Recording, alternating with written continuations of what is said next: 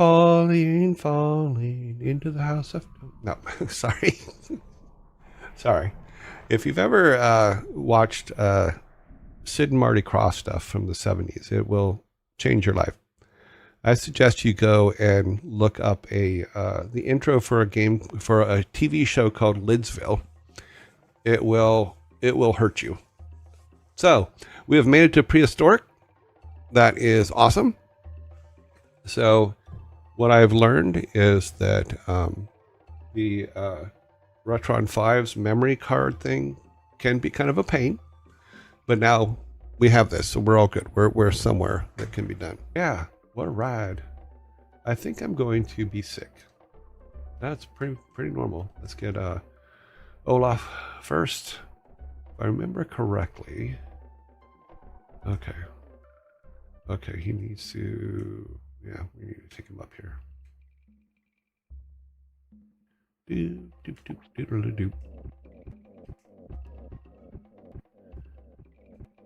Sorry, I got babbling, and we're now back to Doop. We're now back to playing. Eric, get the key. Yes, sir. Eric drowned. Shit. Oh, that was funny.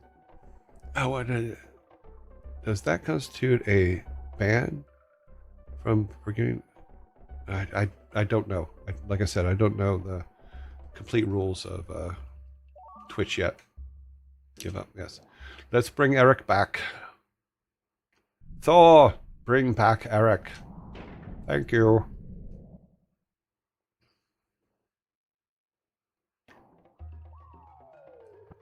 Thor has the power to return Eric to us. Okay. I forget. Let's figure out what the trick is here too.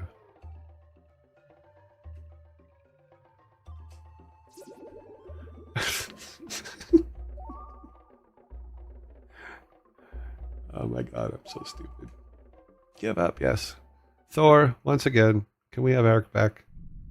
Thank you.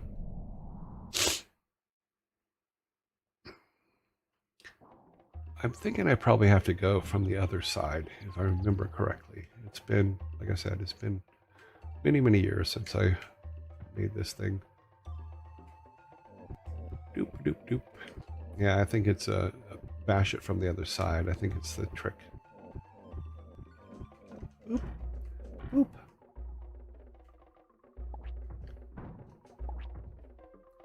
You can't hit me, I can hit you. You dead. I'm alive. What you gonna do? Huh.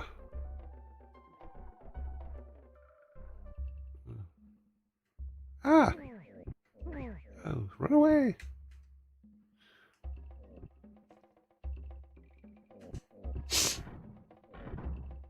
Yeah, we're gonna need some food for Olaf. Huh. I don't quite remember these levels.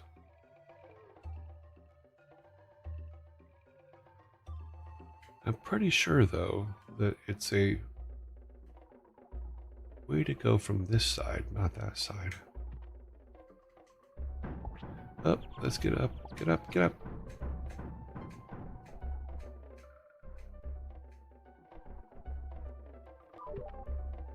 It's not. I have to go back. Okay, let's get up here. Oh, how do I get back in that one? Pretty sure there's a trick. I just don't remember what it was. It's too far for...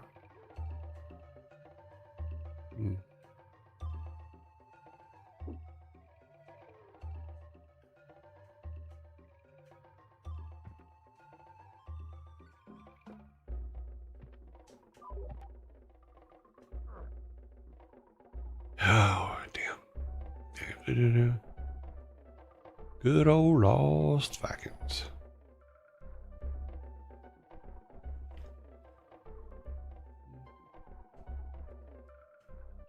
Bloop. Can't get out of the way.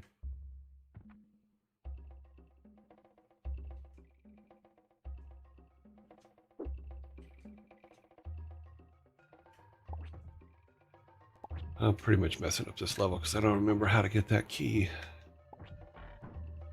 So he can't jump because if he jumps, this one I believe is him going upward. Oop, no, no. Ah, okay. So we need to come back here. In the wrong spot. Okay, we have the yellow key. Okay, we need to go back. At least Eric does. Let's see if Eric goes back. And was it that you would jump up? Oh no, because I can't take him back. Okay, well, more than likely Eric's going to die here again. How do I get him to jump there without hitting his head and drowning? Ah, okay, got it. And he's full. And I can't get anybody up. Okay.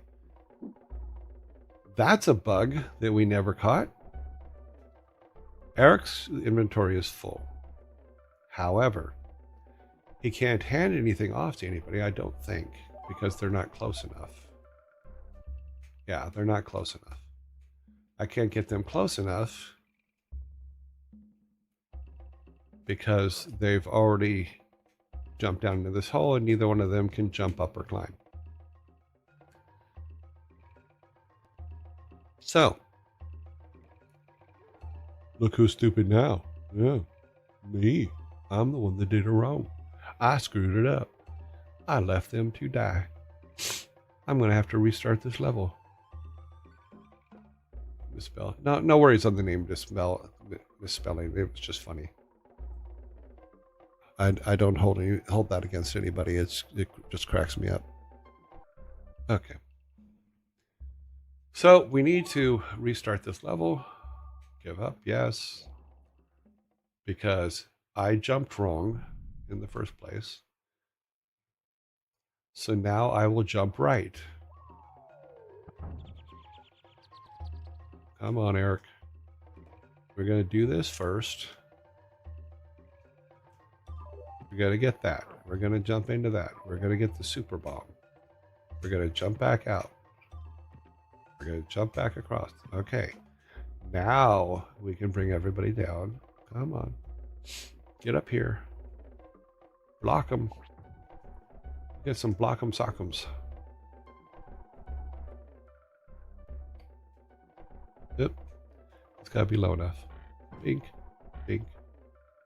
Oh, that's right. His shell protects him. Is he high enough? Yep. Cool. Oop. Another one. This is the one that beat up on Olaf last time.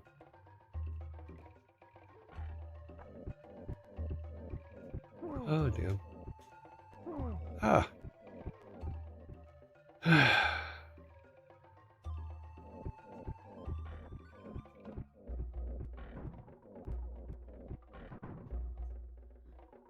So we need to give Olaf some food. Oop-a-doop. Let's grab this piece of food over here. Let's jump back over and give that piece of food to Olaf.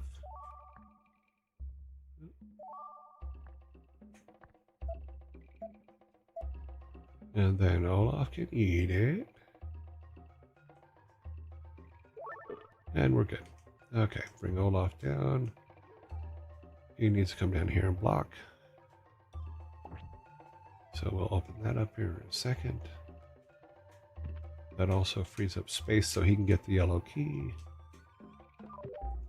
There's nowhere to go that way. Come back this way. We'll bring Baylog down. Okay, now we're back. Well, we're back where we're going. Yes, we're dumb. I keep jumping ahead. It is so funny. I think that's, like I said, I used to drive Alan crazy because I would. I say, you're not playing it right. No, I'm not. Sorry. Come on. Why am I not? I guess I gotta move him a little bit more over here this way.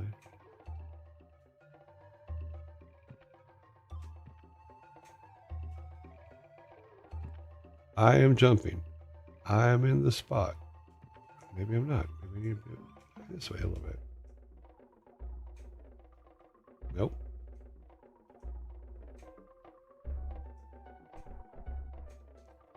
Okay. Now we got it? Now we got it. Okay. We're going to give this shield to Balog.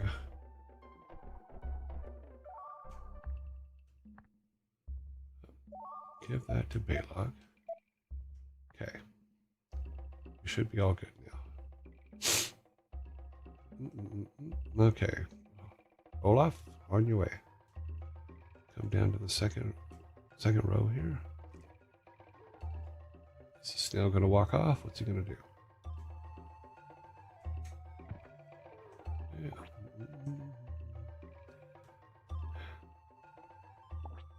It's funny because on these ones, I really liked this map and the colors of it and stuff like that. It was just like really appealing to me. Now, when we get to the bubble crossing one, that one's difficult. That one is that one's a tough one because you got to get everybody across, and they all have to be able to get in the bubbles. And it's real easy with Eric because, of course, Eric can jump, but the others can't. So they have to like walk off onto the bubbles just the right way, at just the right time, just the right speed. So it's fun. Let's come down here. Another piece of food which we can give to Olaf. Give me that. We'll get everybody charged up. How about that? Olaf gets that. Try not to throw it away. Okay, Olaf is full, which is good. Come up here to door, yellow door. It took me a minute to remember how to function the inventories and stuff like that. It's been a while. Okay, we need Balog.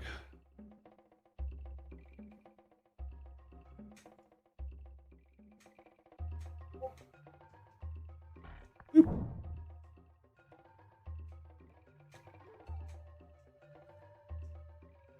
The trick here is you have to get past that button in order to shoot this button. Okay.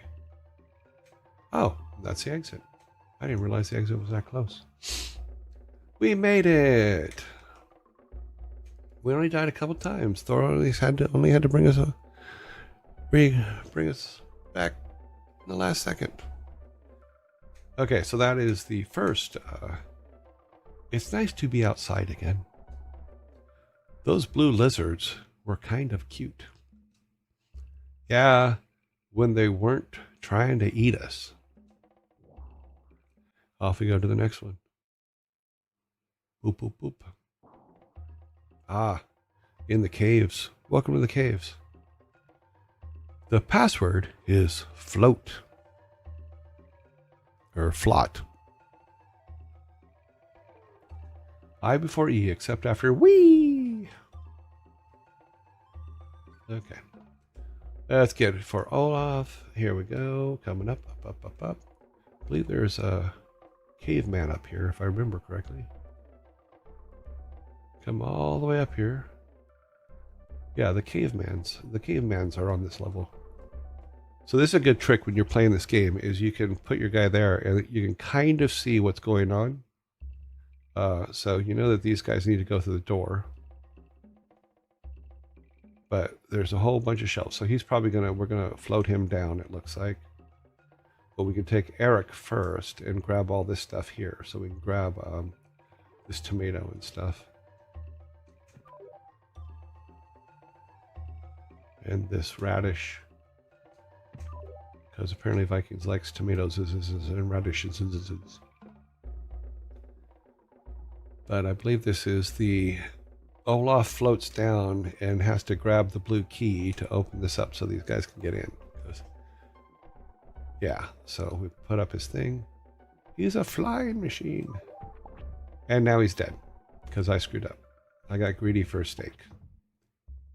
I don't think he can run off quickly enough to get... Nope. So we have to avoid the steak and let Eric go up after it later.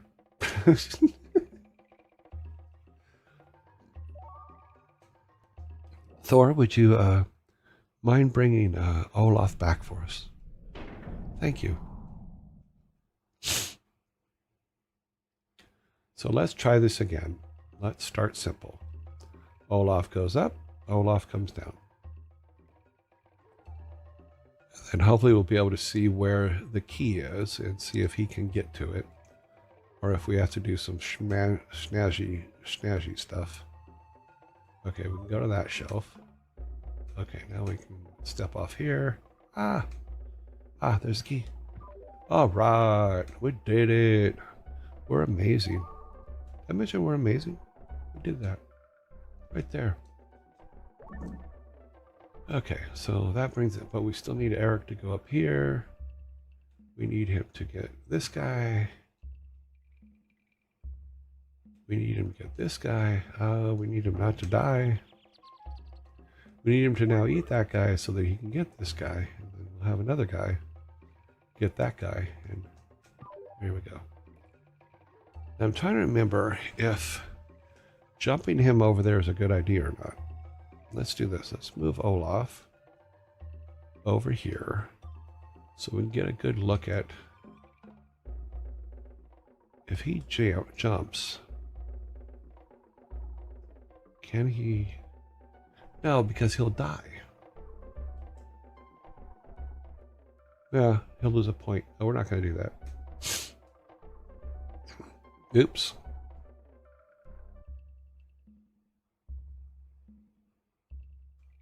Let's do this. We're going to draw this guy over here. He's stuck in some weird loop. Okay, Balog. Be ready to fight. Okay, got him. He got caught on something. He got caught. He was done caught. We're going to go ahead and bring Eric back down here. We're not going to worry too much about the steak. Hopefully we won't need it. So the steaks are worth two health points, and little food is worth 1. So I think we're fine. We'll play this one for a little while longer. Hopefully we'll be able to get through this level. And there's the caveman. Rolling cavemans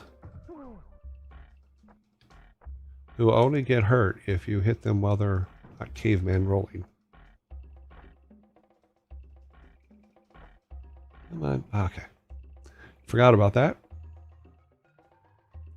Okay, somewhere is a key. Come on, Eric. Let's see if it's in here. Yep. Olaf, come on back. Okay, I need to learn the etiquette for the categories. And I need to figure out what categories I should put this my streams in, because I don't know. We'll see what we end up with here. Okay, he's got the... We got that. Got that. I think Eric can come up here and jump up this way. Can he? Yeah, there's a secret. What was the secret? Oh, a shortcut.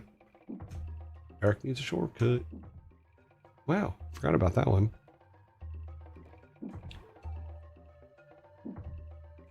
That is a shortcut only Eric can do. Well, that's kind of cool. Blip. And turn. And blip. And down.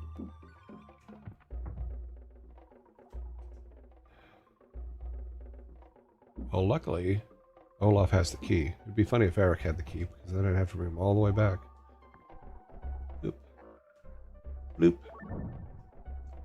Balog, come along.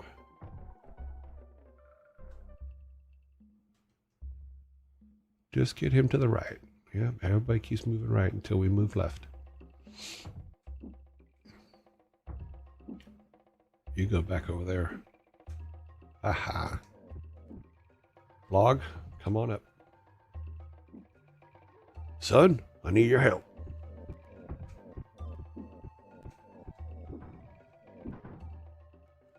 Okay, roly-poly man. Oh, he's behind a door. Okay, we're all good. Where's the yellow key? Eric, you need to find the yellow key.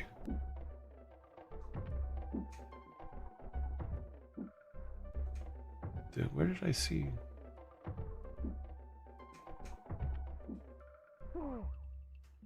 I missed the yellow key somewhere.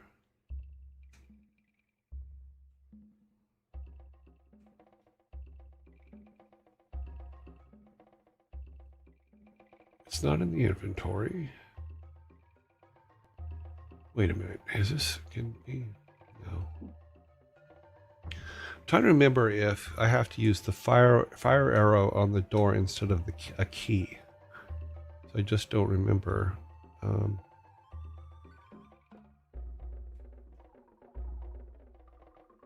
let's do some pan arounds. Ah, there's the yellow key. All right, we need to come back down. Come on, Eric.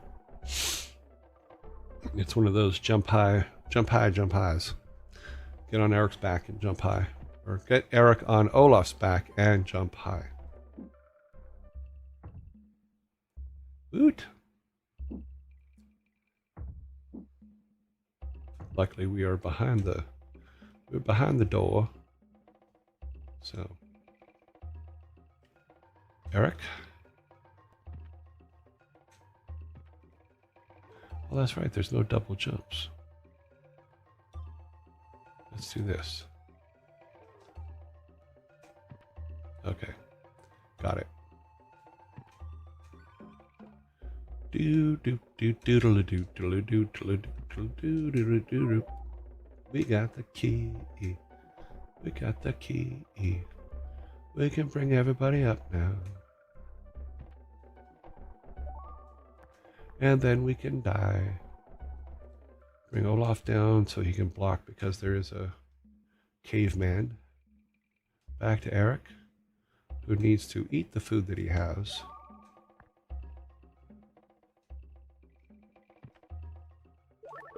Eat that food. Okay, open the door. Door is open. Olaf is in place. Doot, doot, doot, doot.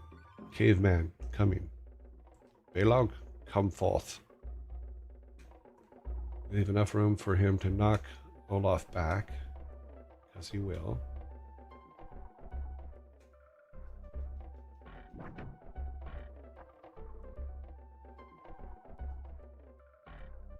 Okay. Good, good, good. Got a shield. Up here.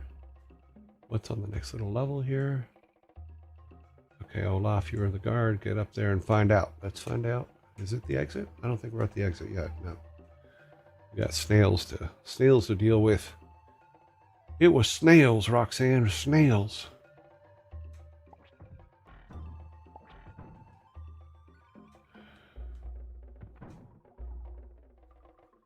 Okay, sorry, let me go over here.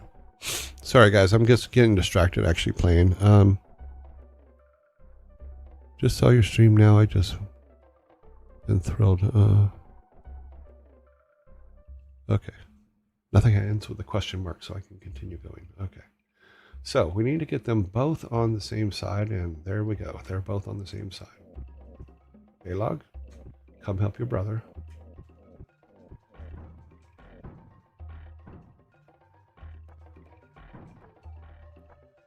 Come on, stop rolling. Okay.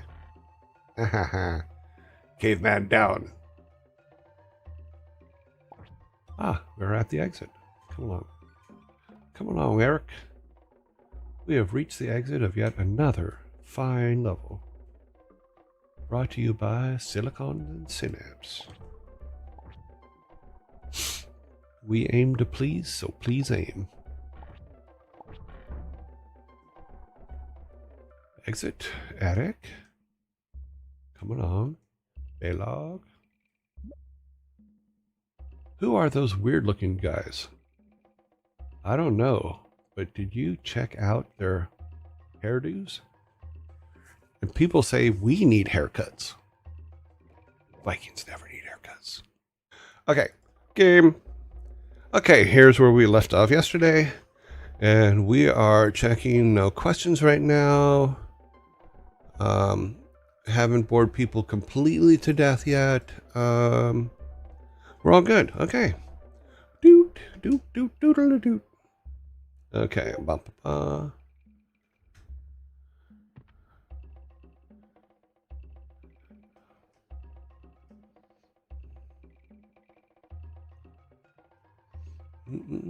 Everything's up above. Okay.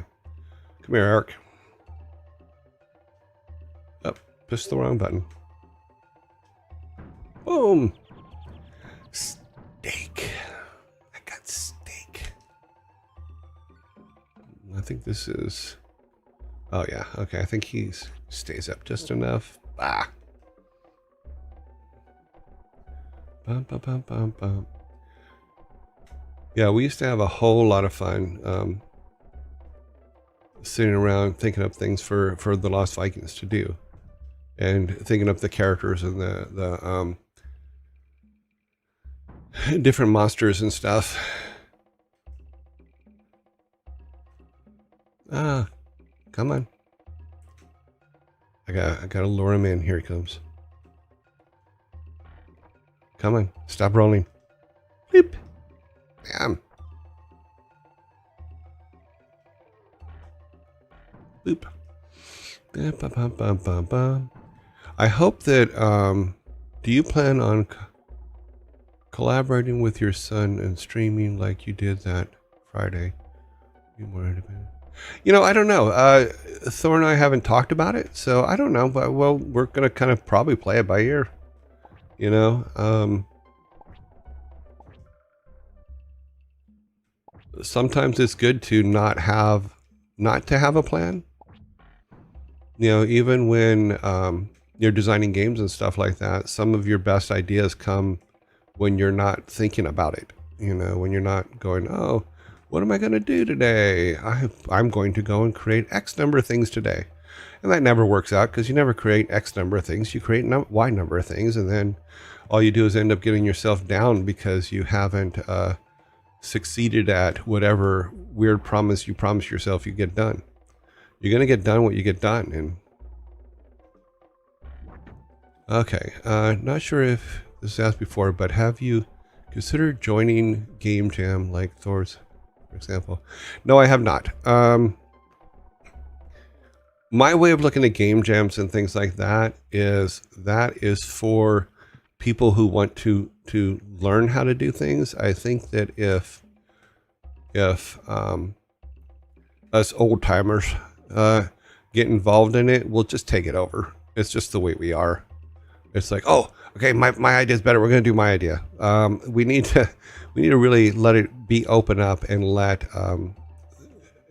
new people try things and do things and watch them grow and things like that. So, and I don't completely understand all of the rules of Game Jam anyways. So, because it's just not something that I've ever, not that I didn't pay attention to it. It's like, okay, you know, that's a cool thing. Cool for you. Well, you know, I appreciate that statement, but what I'll tell you is in two of the companies that I've worked with after leaving Blizzard, I had new game developers and stuff like that literally just say to me, oh, well, you only know the old ways of doing things. We only do things here the new way. And that kind of threw me off because I'm like, but you're doing it wrong.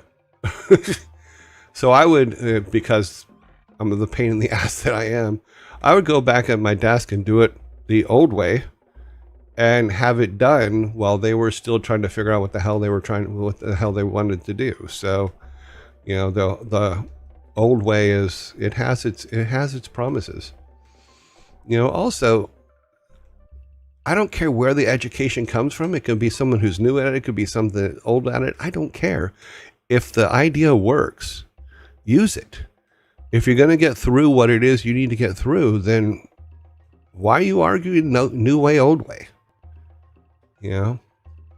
Because like I did events at Blizzard quite a bit. So I did BlizzCons and stuff like that. The main stage and the main show were part of my responsibilities at BlizzCon for years, for all BlizzCons from 2005 all the way to 2014. And when I went to one company, they had an events team, and I said, okay. And I went to one of their events, and I made about 5 pages of notes and gave it to them. And they're going, well, your notes were just you just gave us too many notes. I'm going, at BlizzCon, that would have been 50 pages.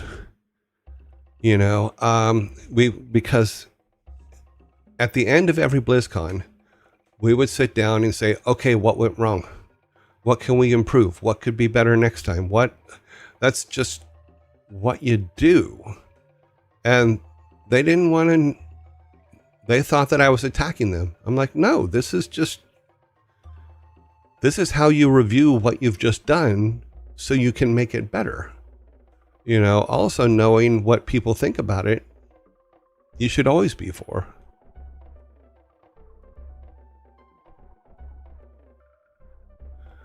No, it's nothing like veterans. Nobody shot at me. Nobody shot at me as a game developer. Only in the games.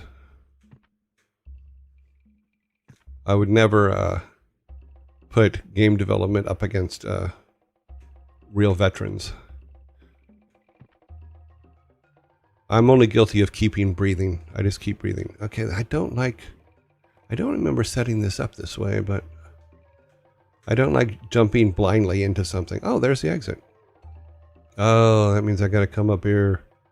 Oh, where'd the blue key go? Where's the blue key? I didn't see no blue key. Oh, I missed something. Dun, dun, dun, dun, dun, dun. It's probably here. No, I got that. Was there a second? I don't remember putting a second in. No. Okay, is there a jump? No. No jumps, no seconds. We are searching for the blue key. Hello, blue key. Oh, that's a good name for a dog. Hey, blue key.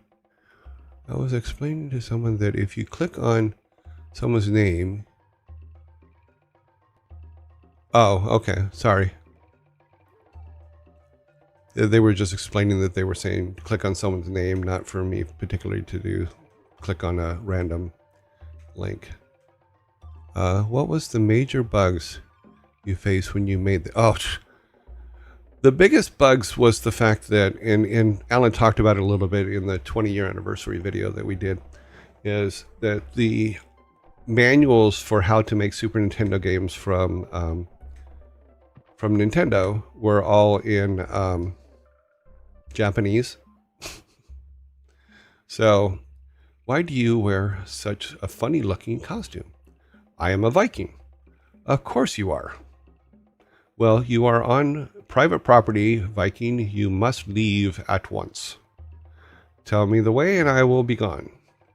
You will find a key to the bridge in the tree on the other side of the waterfall. Okay, now go. Okay, now we know where the key is. Ah! That was stupid. Never run blindly off to something. It is not a good thing. Okay, so the key to that is on the other side of the waterfall. So we need to go here. We do need to jump over there. Yeah, so like I was saying though, to answer the question a little bit more, what were the challenges we faced? We faced is mostly is the learning curve was really high at first, and Mike and them wrote programs that would help us do things like, oh God, why can't I? Ah, it's up there, but I can't double jump him. I need Olaf, but Olaf can't get over here. What have I done? What did I miss? Ah, that's what I missed. Ah, haha.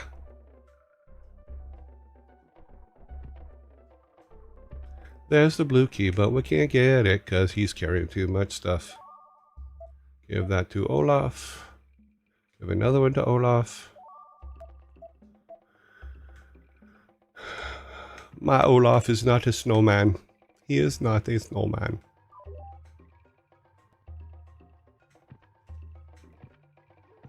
It says, I am not a snowman. I am a no man. Let's see. I had to look down. Hey, Baylog, come join us.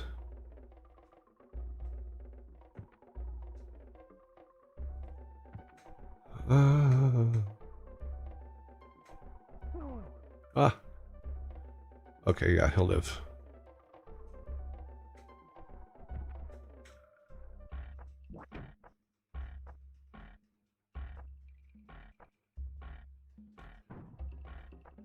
Must hit him one more time. Stop rolling, you freak. Bum, bum, bum. And we have completed another level. At any of the places you work, did you ever give them a note about buying a $3 million bus? I'm not sure what that refers to, but not that I'm aware of and not that I remember. I'm not sure a bus would have been a helpful thing. Not sure where that question came from. But it's good to know that left field is populated with many people. Did you make any arcade games like the Golden Axe? No, not that I'm aware of. Not that I remember. I mean, we did a bunch of ports in the beginning, but nothing like the Golden Axe that I remember. When we get home, we need to... Oh, sorry. When we get home, we need to move. We need to get one of those. Giant snails? Tree houses? No. Those cool waterfalls that hover in the mid-air. Yeah, that's true. I think the next level is the bubble level, if I remember. No, it's not. We're back. We're still in prehistoric caveman times. Okay. I don't know if you noticed, but I always lead with Olaf because he has the shield.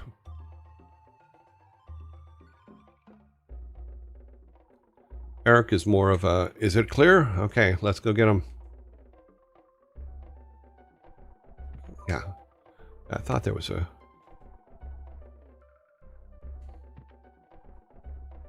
What's up here? Ah, not him. Turn around, guys. Nope.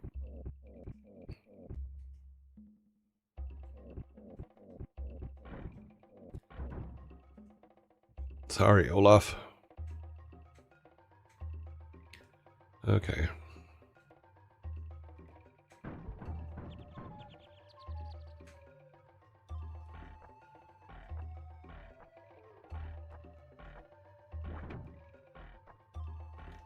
We're gonna get him. Get the caveman. Get caveman. Get caveman. Olaf, since you are down one, you go ahead and get the shield. You go ahead and use it. Okay. Now we're gonna take you down here. Oh wait, no, we need to go up here first. I think we got... No, we did not get everything up here. I think that's going to be a floater. Not that kind of floater. What game does the password for levels originate from? What game? Oh, the passwords in the levels come from everywhere. I mean, we had so many of them. Some of them were funny. Same thing with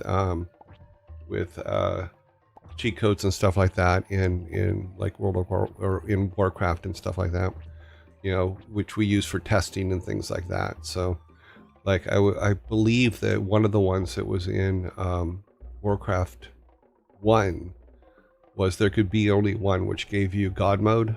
That one was fun. Okay, that right? Yeah. He's gonna knock those down so that they can... Yeah. Beep. Okay. I think we need to go back here first, because there's some underground caveman that needs to be dealt with. Belog, come to me.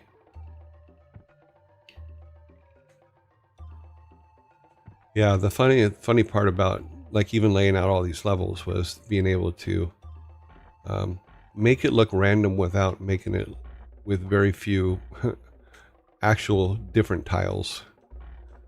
So even the rock formations here, they look like they're pretty random, but it's very few actual new pieces. I don't think you can run through that. Can you play this game with 3 players? I think you could. I don't remember. I know you could play with 2 because I remember that there was a lady that wrote us that said she was very happy that we made this game because it was a game that her sons could play together and they had to cooperate with each other to actually play it. Because as you're playing each of the characters, obviously you can't get through this game with just one of the characters. You need all of them.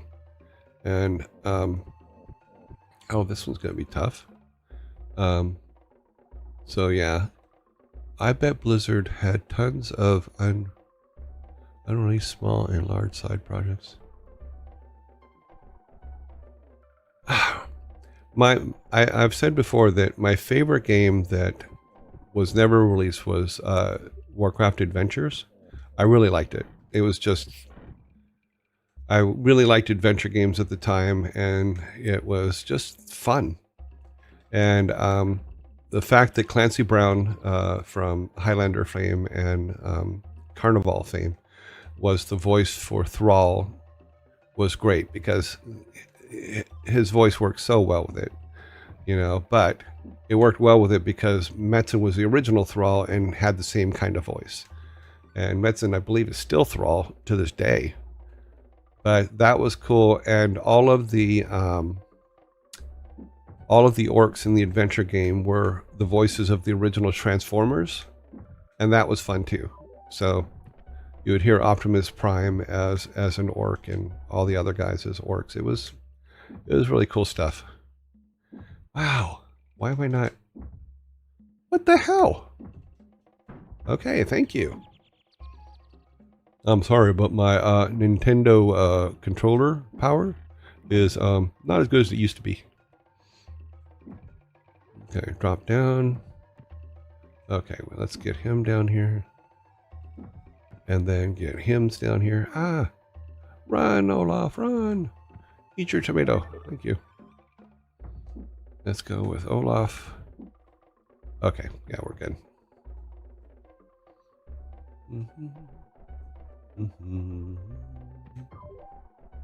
More free stuff. Not sure if it was asked before, but did you directly work on WoW? We all worked on WoW. That's one point or another. Everybody at Blizzard worked on WoW. It was not a tiny game. Also did the editing for the cinematics for WoW and stuff like that. Also did the Wrathgate in-game piece. My team did that. My Machinima team did that.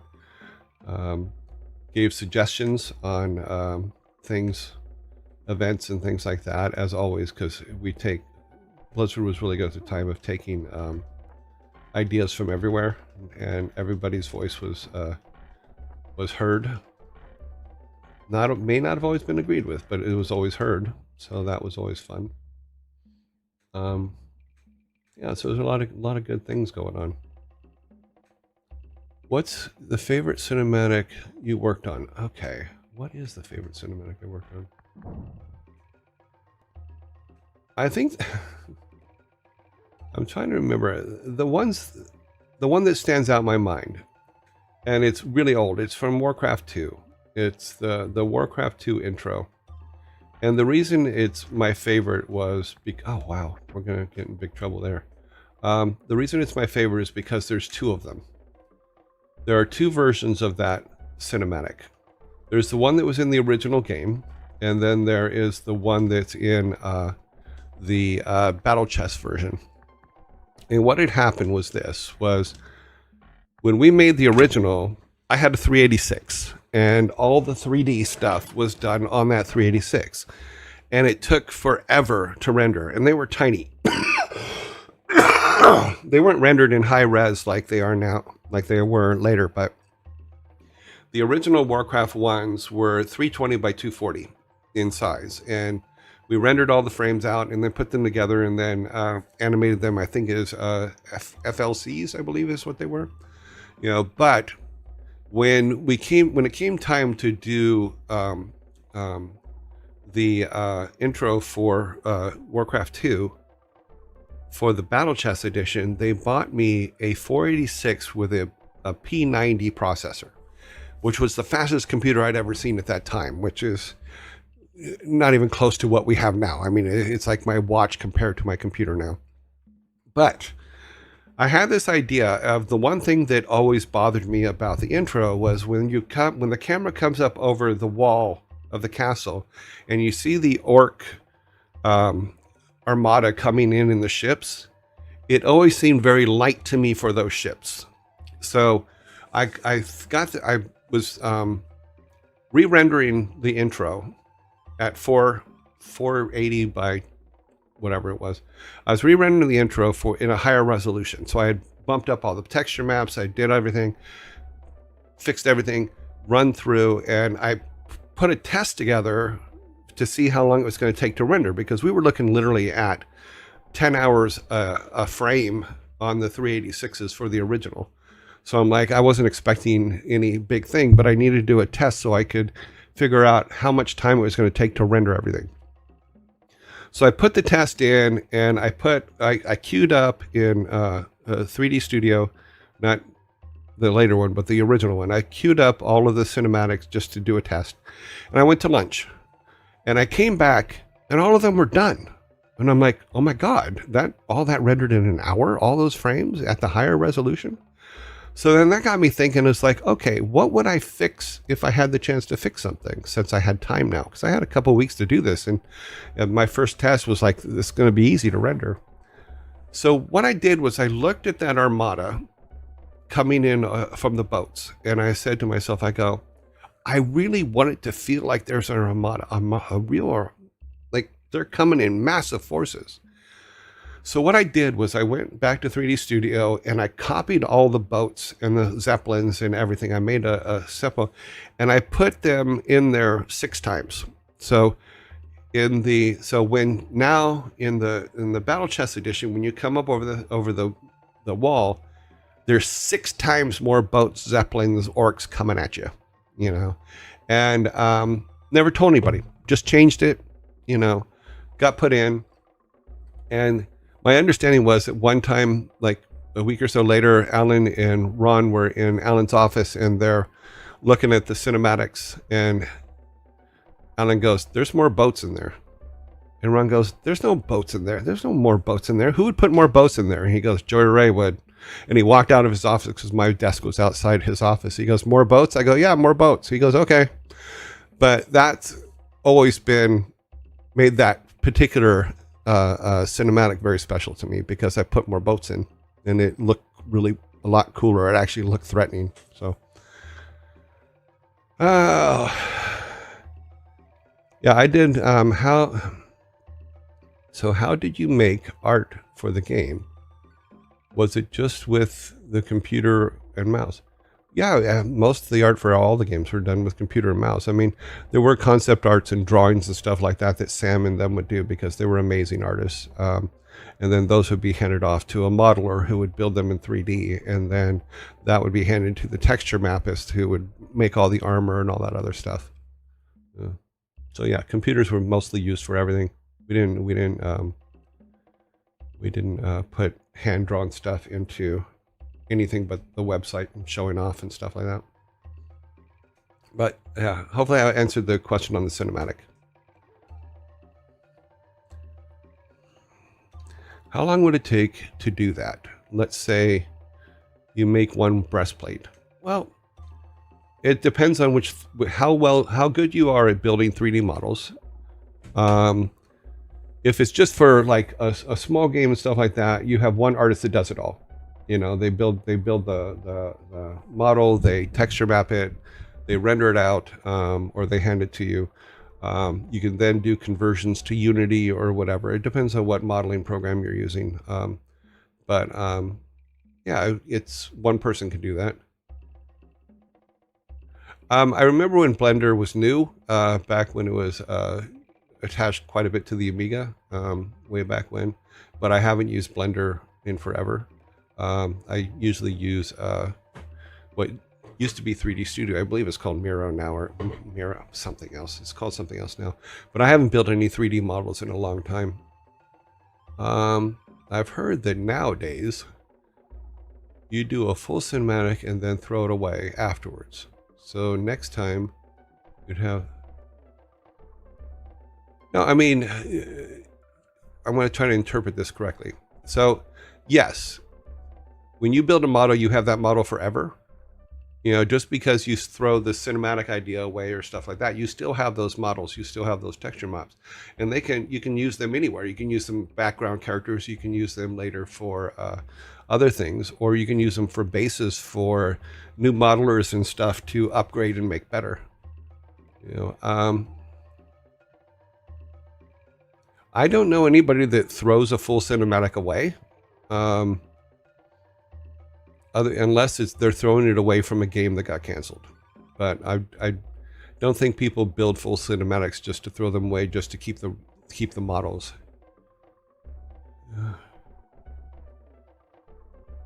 But it depends on how much time is between the model you built for that cinematic and the model you need for the cinematic you're working on then. Because most of the time you've learned so much between the two that most artists would say, I'm remodeling this, I don't care. I'm going to start from scratch on this. And usually they'll get together with concept artists and draw something up first and go from there. Become incredibly good. I have not done any 3D modeling in years. You know, most of the stuff I'm doing is more people management and stuff like that. Yes, there are many Easter eggs and cinematics that people have never found. And I'll say one, I believe it's in, I think it's in the World of Warcraft intro. No. Warcraft 3 intro. And in the Warcraft 3 intro, if you're, I believe it's the Warcraft 3 intro. And see, now I might have to look. If you're very quick, not very quick, but if you're very observant, you will see the Millennium Falcon in the Warcraft 3 intro. And I believe that Nick Carpenter put that in there. But it's very prominent, and most people don't recognize it, but it is there.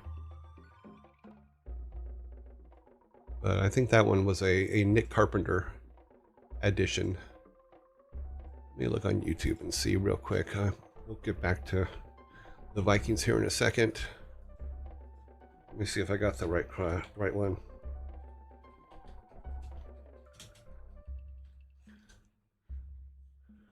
Oh, there's the War 2 intro. That's the one I was just talking about.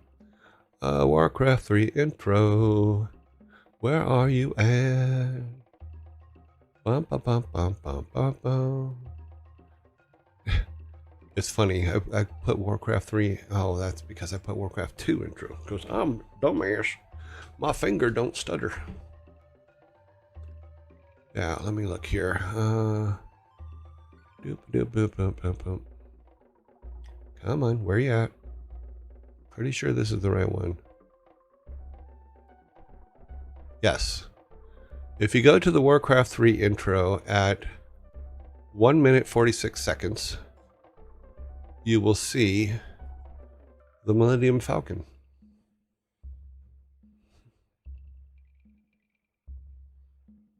I am doing fine.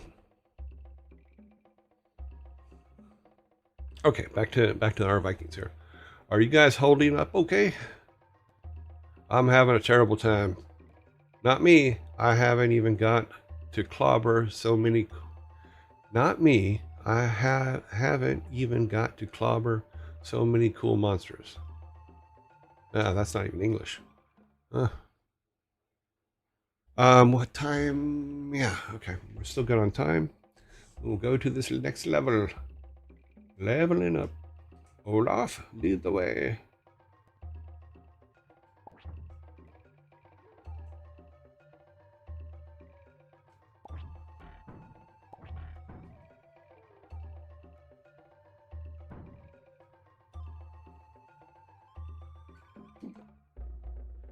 Eric, get the food. Get the food. Don't. Oh, shit. Eric's gonna die. Yep. That's what happens when you overjump. Now, all together, let's ask Thor to... Thor, will you please bring Eric back? Please, Thor. Thor, in your mighty wisdom and strength, bring him back. Thank you. Let's try this again. Okay. Bring Olaf up to block this guy. Balog up to make him cry. Eric jumps.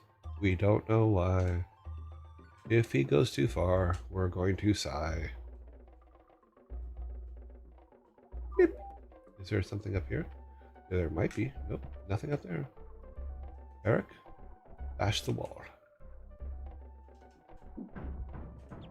Okay, so Balog, you gotta jump down just the right time. Let's see if we can keep okay, that's a good thing. Let's go. Blip. Eric, jump again. Nope, you're not gonna do that.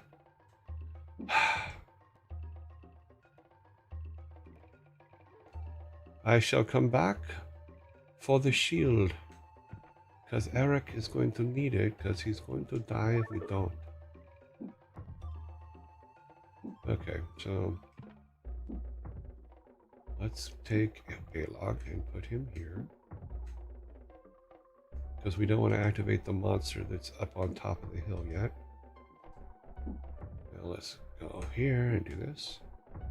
One more and hopefully we'll be out of range. Let's see. Okay, we're out of range of the fireball. Good. Now we can go here and bring him up to block this guy. We can be brave in Dalgop to shoot him. Shoot him in the face. Here, it'll go down so he can shoot lower. Shoot him. Ah, helps if I face the right way, doesn't it? Funny how that works.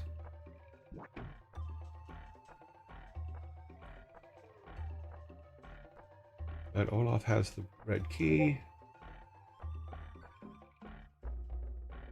I'm good with either coffee or tea. Someone asked me that the other day. So, yeah, I'm good with coffee or tea. I make coffee. I had coffee this morning. I got up and made my kefir milkshake, and then after that, I had a nice coffee. I make a coffee, and then I put in Godiva chocolate milk stuff, and then I put foamy milk on top of that, and that's usually my coffee in the morning.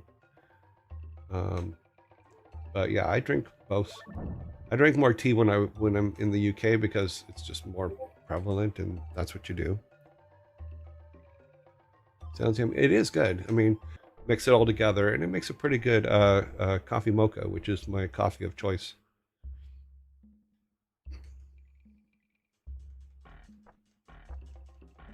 But my regular breakfast is I make a shake because I grow my own kefir. If you know what that is, it's basically a watery yogurt type stuff. And in fact, after I finish today, I'm gonna actually be I have to put some. I make my own yogurt too, so I'm gonna have to put that in the super pot for the next 36 hours or 36 hours, so that the yogurt will firm up. And I do that mostly for health reasons because I'm old. Yeah. But it really helps with arthritis and inflammation. So if you grow your own kefir and you grow your own yogurts and you eat them, they're more powerful than the yogurts that you get at the store, and you have a little bit more control. And they cost damn near nothing when you make them yourself. So that's a promising thing. That's actually great. It's kind of cool that I get to do this. I like it. Okay. Olaf, be ready. Okay, we're all good. Eric, come on down. Is there something over here? Nope. Okay. Baylog. We'll leave his shield up so that you can... Everybody drop. Okay. Olaf, it's up to you again. Lead the way, my friend. Okay, we're still good. Let's go down one more. Put the shield up. Okay, everybody come along. I probably missed a secret room there somewhere.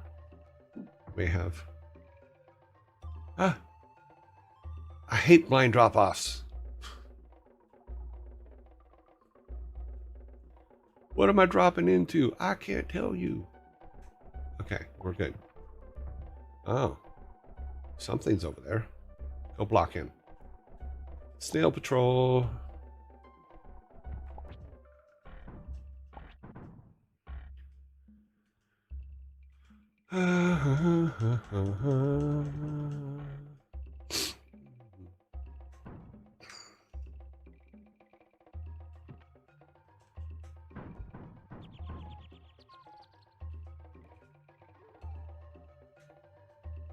Come on. Okay, nothing over there. Okay.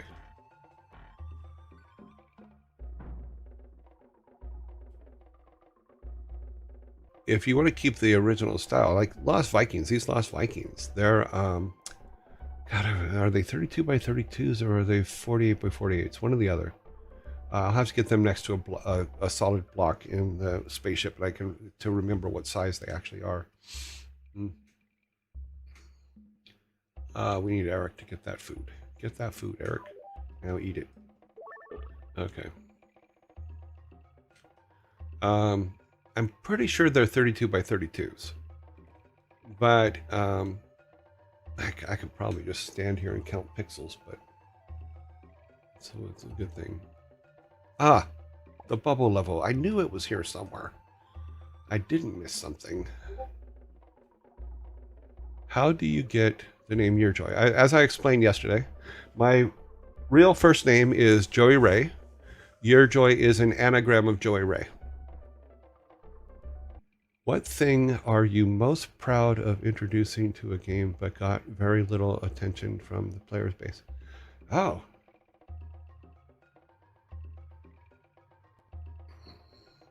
I'd have to think about that. I don't know.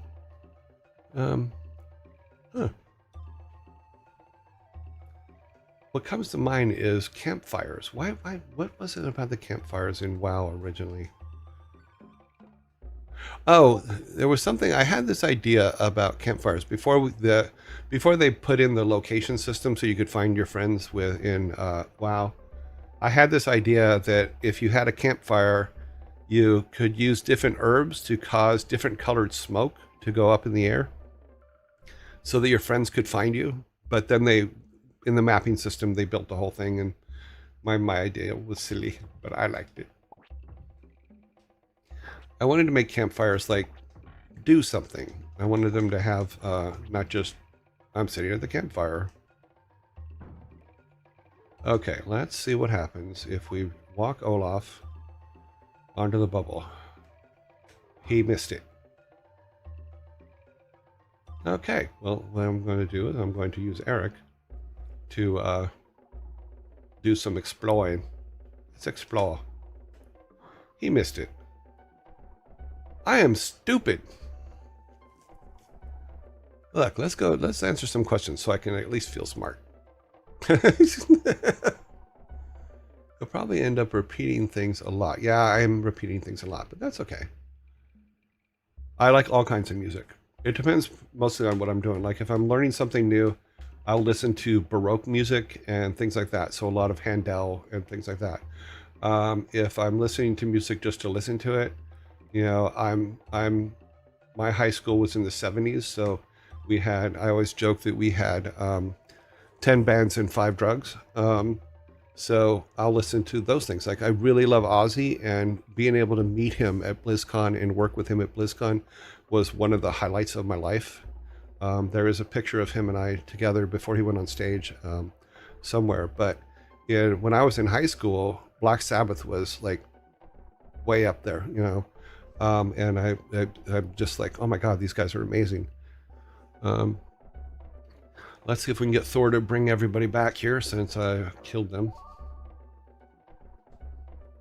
I'm sorry I killed you. Almighty Thor, God of Thunder, bring my friends back. Both of them, please. Thank you.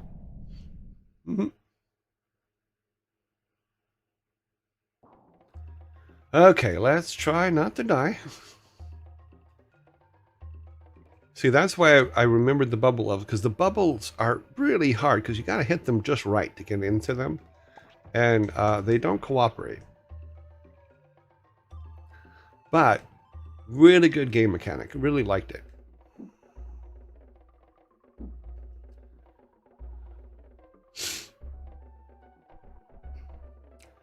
See, that's another thing about this. These early games is they were just so much fun to work on, because you got to try everything. It's good that you screw up and need the tomato to survive. But now what we're going to do, we're going to be a little tricky. We're going to bring him over here while the caveman's going the other way so that he's far away when we jump off this. Okay. Everybody off. You stand there. You stand here.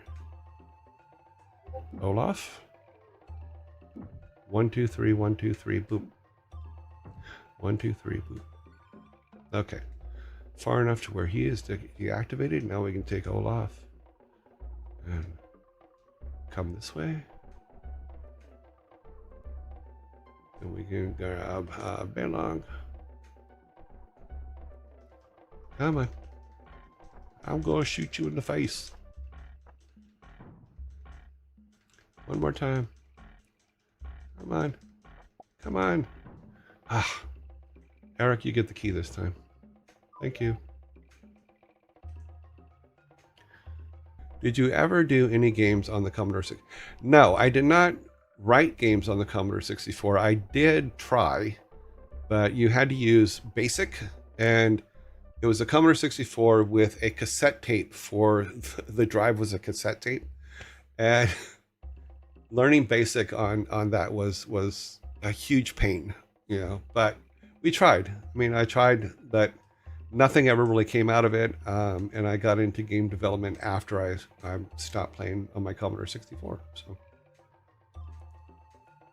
you know, I was really getting into the Amiga because you could do 3D, build 3D objects and stuff in the Amiga, which is what I was trying to learn how to do. And that's what I learned in schools. I went to schools, and schools taught me how to do it. And I would take the vertices, and I would put them all together into little triangles, and those triangles then would become whatever it was I was trying to build. And I was very happy building triangles, because you could make triangle in anything, you know, except corn. You can't make a triangle into corn. It just doesn't work.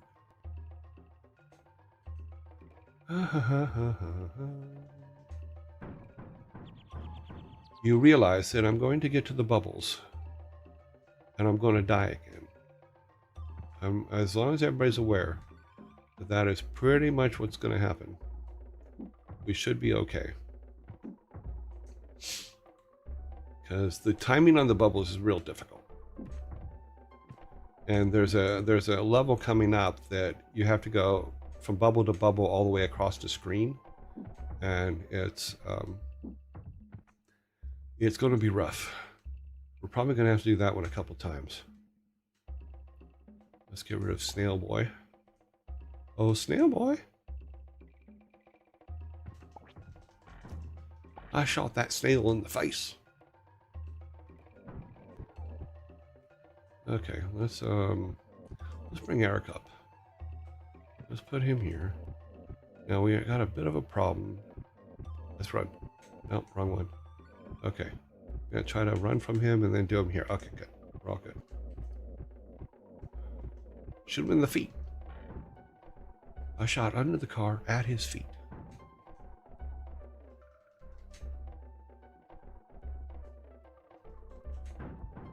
Boop.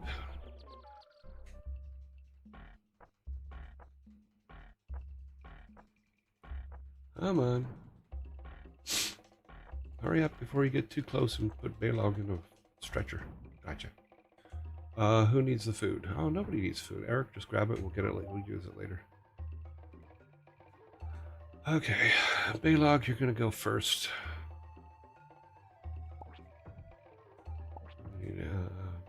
Baylog. Turn around.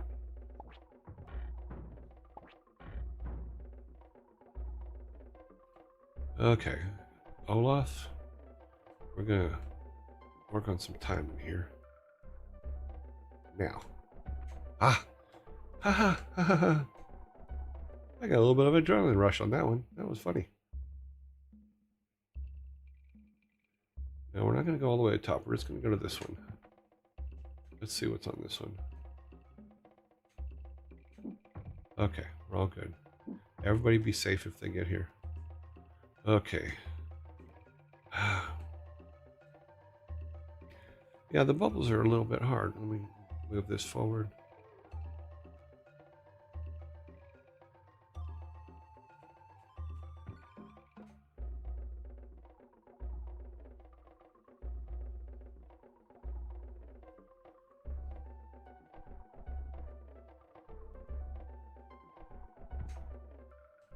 Yeah, all that done by hand way back when. Now it's just like, oh, you have all these presets and you can do all this other stuff. Nope, none of that stuff existed before. Okay, there's nothing over there. Okay, Eric, jump up. God.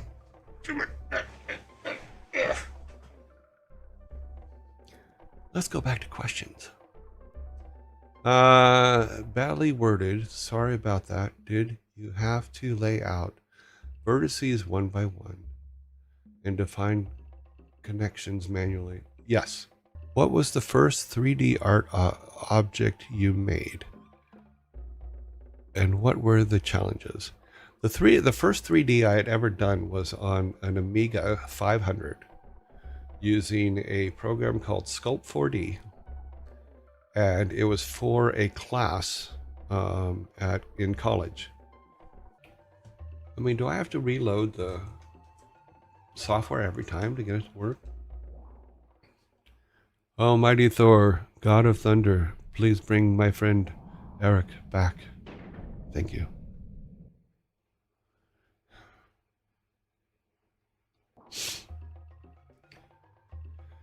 The thing is I'm going to try this a couple more times. If I don't get it, I'm going to have to continue it tomorrow. And I'm trying to be true to not playing these without you guys here. Because I haven't jumped ahead. I haven't gone and practiced on my off hours. And I'm going to try not to. But the bubble thing, oh, it's going to drive me nuts. Especially when we get to the big bubble level. Bubble level. Is there anything up here? No. Now, we need to use Baylog to draw the caveman back this way. Okay, did it. Okay, so now he's off that way. We can go over here and deactivate him so he's out of the way. Get Olaf to jump in front of the fire. Jump in front of the fire. Thank you, Olaf. Eric, grab the shield. Thank you. Okay, everybody move to here. Baylog, drop down and move over. Thank you. Okay. Olaf, let's see if you can. Okay, we're all good. Now we need Olaf to come up here. Grab the key. Baylog, come up and shoot, shoot, shoot. Let's get him a little lower.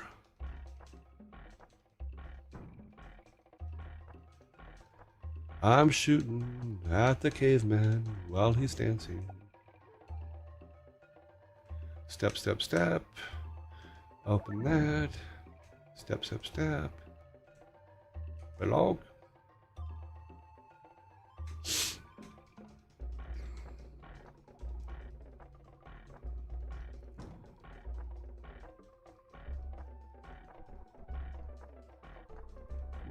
Beep. Beep, bop, boop, bop, bop, boop, bop, bop, boop, bop, bop. Get him up there. Let's trap him in there. Okay, he's trapped. Oop. Baylor got a little too close. Come on. Ah. We'll have Eric. Well, we'll get through the bubbles first. The bubble's going to be a problem. You would think that Eric would be the easiest one to get on the bubble because he can jump. But apparently not. Let's do so. Let's be a flying machine. I'm a flying machine.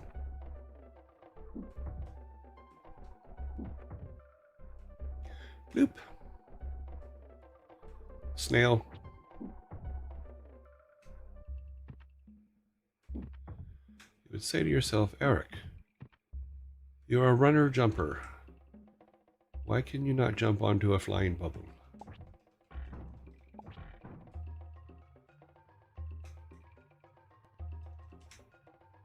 Up. Gotta hold it. Up, come on.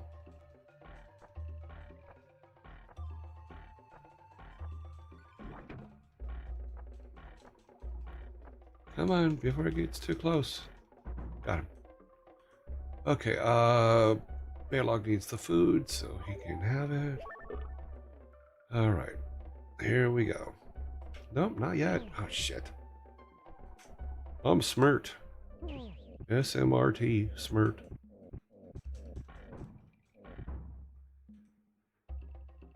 Oh, always lead with Olaf. Always.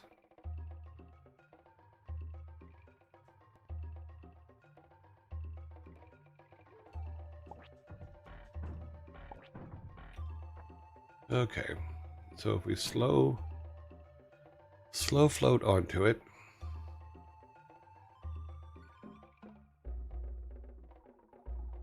And make sure it clears the fire. Okay. Ah. Okay, that's one. Should we take him? Let's take him all the way to the top because he can always float down if he needs to. Yeah, we'll take him to the top. Okay. Well, no, we won't. We will take him to the top next time. This time, we're going to take him here. We're going to need that key. Might as well get it over with Eric now. You got to be dead center with these bubbles, or they just don't know. Ah. Let's try again. The problem is he moves faster than the other guys, so I got it. So it's harder to get him to calmly. Yes, I was the someone asked, did I work on Warcraft 3 too? Yes, I was the cinematics editor for Warcraft 3, including 6 times world champion. Oh, cool. Grubby. I met Grubby when we were. No, I think that was Fruit Dealer in Korea. I forget. Because when we made the announcement for StarCraft 2 in Korea, that was a lot of fun. 50,000 people showed up to that. 50 or 60,000 people showed up to that. That was amazing. That was the first time I ever had to be somewhere with a bodyguard. That was, they had set bodyguards for us, and they would, you'd be sitting in the auditorium, and you stand up to go somewhere, and a guy in a suit would stand up like a row away from you and follow you around. It was like, okay. But everybody there was pretty good. We had God, what was his name? The guy that does Gangnam Style. He was one of the acts that was there, and that was fun. But his big song then was a song called Jump. It inspired me to go back and play this game. I played it for a couple hours. Oh, cool! It's a good game. I love it because it was literally, like I said, this is the first game that I made, that I was part of from conception to final product, and it made it extremely special to me. It's always been like, when I think about, people ask me, well, what about the games that what of your games do you like most? And this is always the one. Always the one. Oh, I think what I'm gonna do. No, I'm not gonna do that. Let me take Eric. Can he? Is this a float over? Or is this a jump? So once again, we're in a blind spot. Okay, it looks like there's a door there. Okay, we're gonna float Olaf over there. And now he's stuck. Damn it.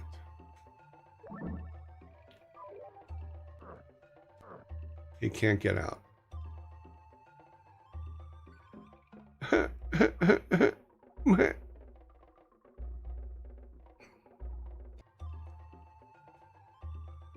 I have put Olaf in a position where Olaf can do nothing but die. I don't like that, but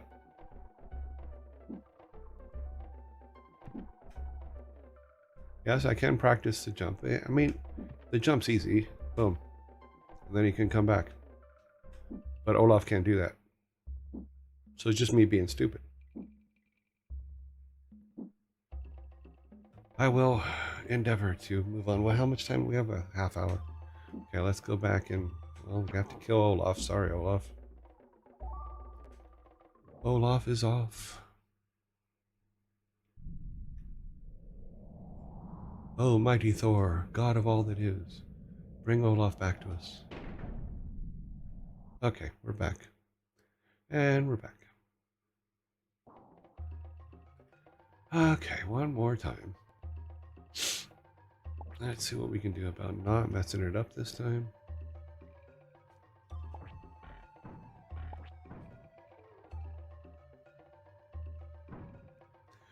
See, but what just happened there is what someone asked about yesterday is why didn't, when one of them die, why doesn't it just reset the level?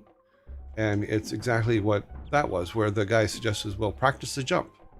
And that's exactly the thing to do, is you can use that extra time to have Eric or one of the other guys practice something for when you come back in. Ooh, almost ran him off the end. Grab that. Okay, jump off. Eric, grab the... Oh, don't get hit. Okay, well, apparently we don't need the shield. Because in order to get it, we would have to raise Balog's shield so that Eric could jump back up there, and that ain't gonna happen. Okay. Balog needs to walk this way so we can get Caveman. Haha. Tricked you.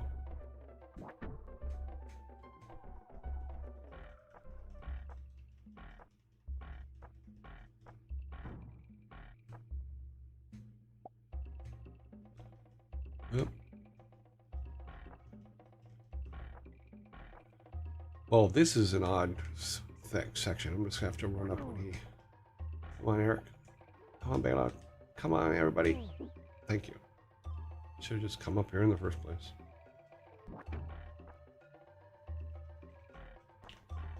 So I don't know if it's my computer or if it's is he gone? Oh, I guess he's gone. Or if it's something else, but Twitch stopped and says it's buffering. Hopefully you guys are still out there. Yep, someone's still. Do you have a favorite shirt? I don't know. I actually, yes, I do. And it's a silly shirt and it's got nothing written on it whatsoever. But it was the shirt that I wore to South Park when we did the South Park episode. And it's the shirt that He Who Has No Life wears in the program. And it was my sleeping shirt for years. And I literally just replaced it about a month ago. But I didn't throw it away because I'm keeping the original no matter what. Because you always keep the originals. That's just the way it is.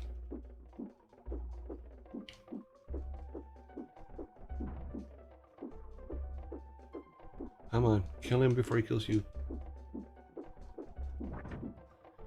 Okay. Eric, you need to give Balog some food. We could have really used the shield right now, but so yeah, that's my favorite shirt. It's a black shirt with gray arms, whereas in South Park he made it a gray shirt with black arms. He also put me in Birkenstocks, which I'm just like, I've never worn Birkenstocks in my life. I'm not a Birkenstocks guy. I come from California, but I'm not a tree hugger.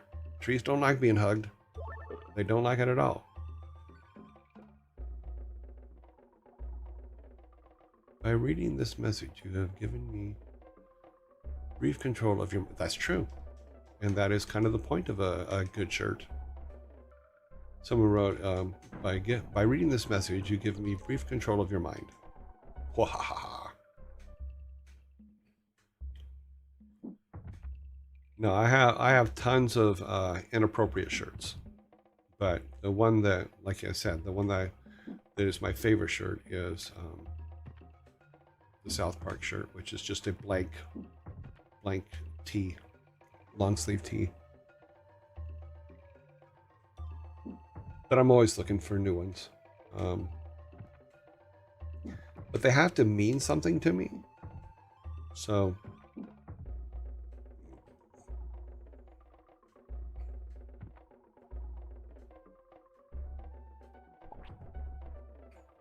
another shirt was way back when, before we became Blizzard, when we were Silicon and Synapse. I had made some shirts, some Silicon and Synapse shirts, and I went and bought the iron-on stuff, and I printed on it, and then ironed it on some T-shirts for us, so that we would have Silicon and Synapse T-shirts, and it had the little brain on it, stuff like that. Because we never thought to make T-shirts, and we never had the money to do it, so I just like, okay, well, I'll just make some T-shirts. They seem to go over well. And then my ex-wife, Thor's mom, had sewed a hat of the brain with its glasses and its arms and stuff, and made me a hat, which I always thought was cool. I still have that in storage somewhere too. I really like that hat. That was cool. She did a good job. I always appreciated it.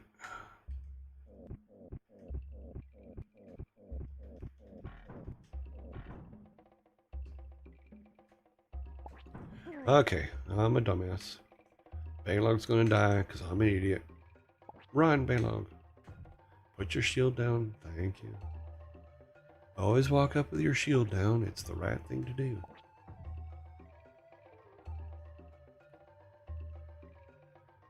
Okay, we got very little power. Everybody's down. 2 people are down by a third. Let's take a look here.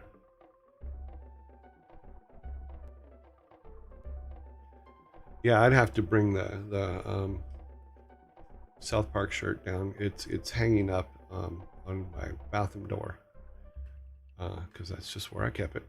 Let's go. Oh, he needs to jump over there and get the key, doesn't he? Nope, no key over there. Okay.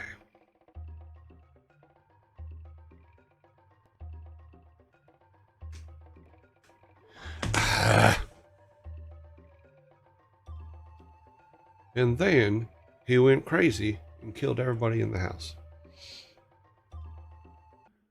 Oh, let's see, where are we at? We're at 17 minutes.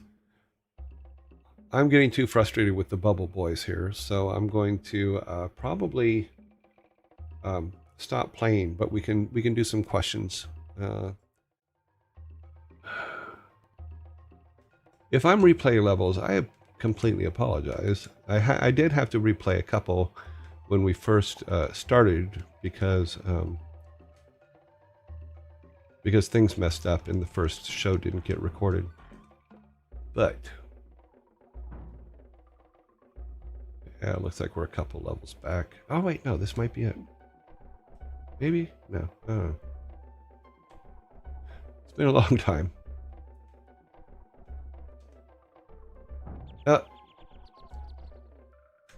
Oh, my dog ears.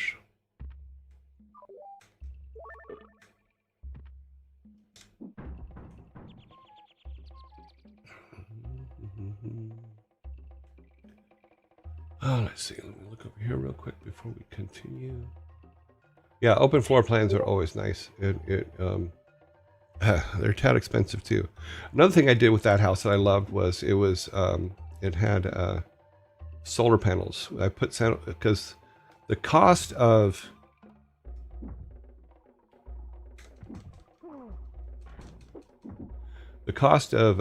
electricity was about $600 a month for that house. So I had solar panels put on, and basically what ended up happening is at the end of the first year, Edison owed me money, which I'm just like, oh my God, so the solar panels covered all of the electric that I needed. Plus Edison had to pay me some money back, which I thought, wow, cool. Electric company paying me, so that was something I liked. I like that. That's why he loves 90s games. But that's true. Games are not supposed to be. They're supposed to challenge you. They're supposed to put you, like, make you uncomfortable. They're supposed to. That's what they're there for.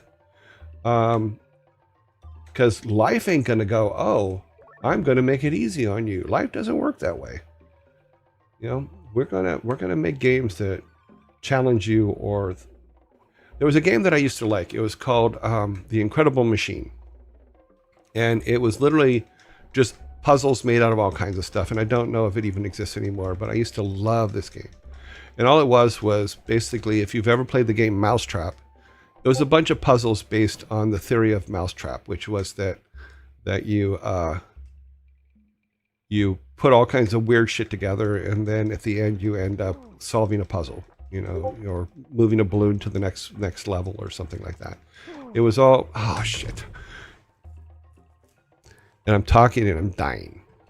So, but yeah. The Incredible Machine was a great game. Someone just said that they had but I'm surprised it doesn't exist anymore. That makes absolutely no sense to me that it doesn't exist anymore. And whether it's the company, I don't know what company made it, but it was just a really fun game. We need to bring Baylock back and go back. I think we're 2 levels back.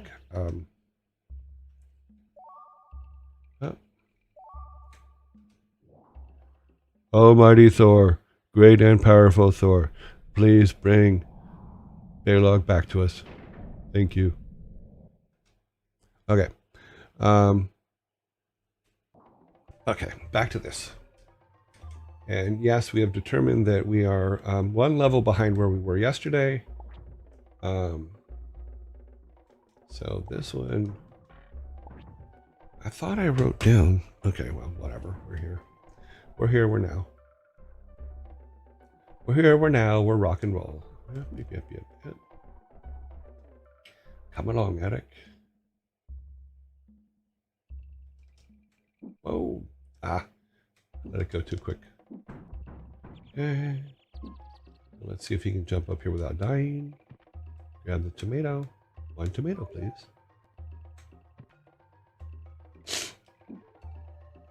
Eric?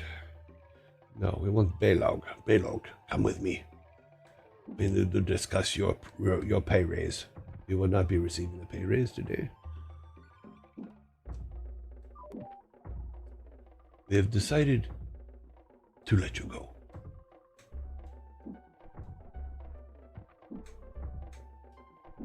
God.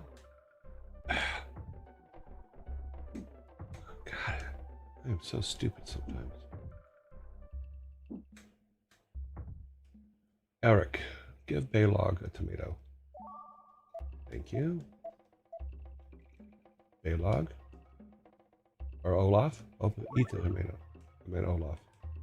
Trust me, I know who they are.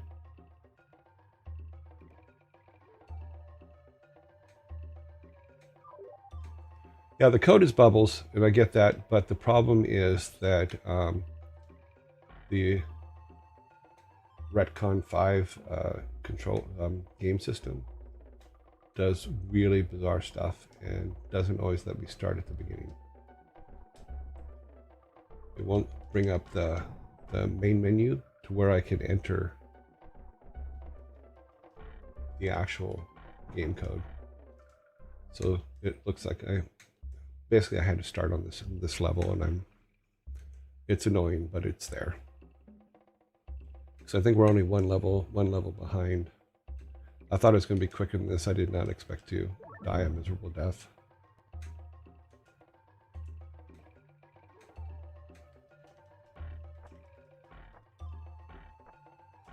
Come on, stop rolling.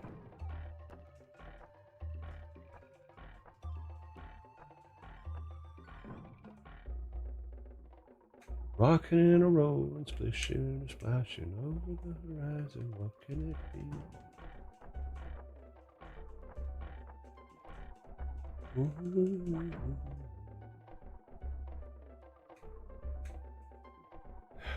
Did I? Yeah, I did.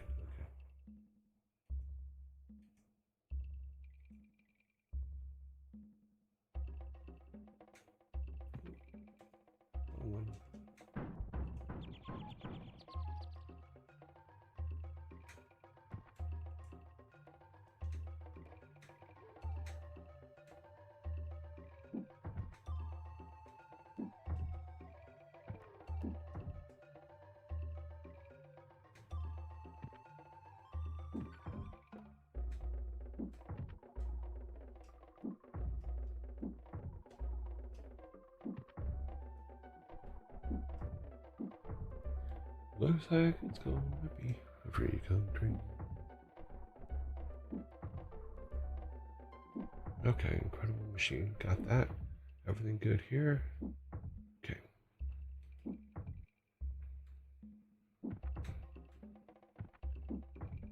Okay, jump down. Jump down, turn around, make it.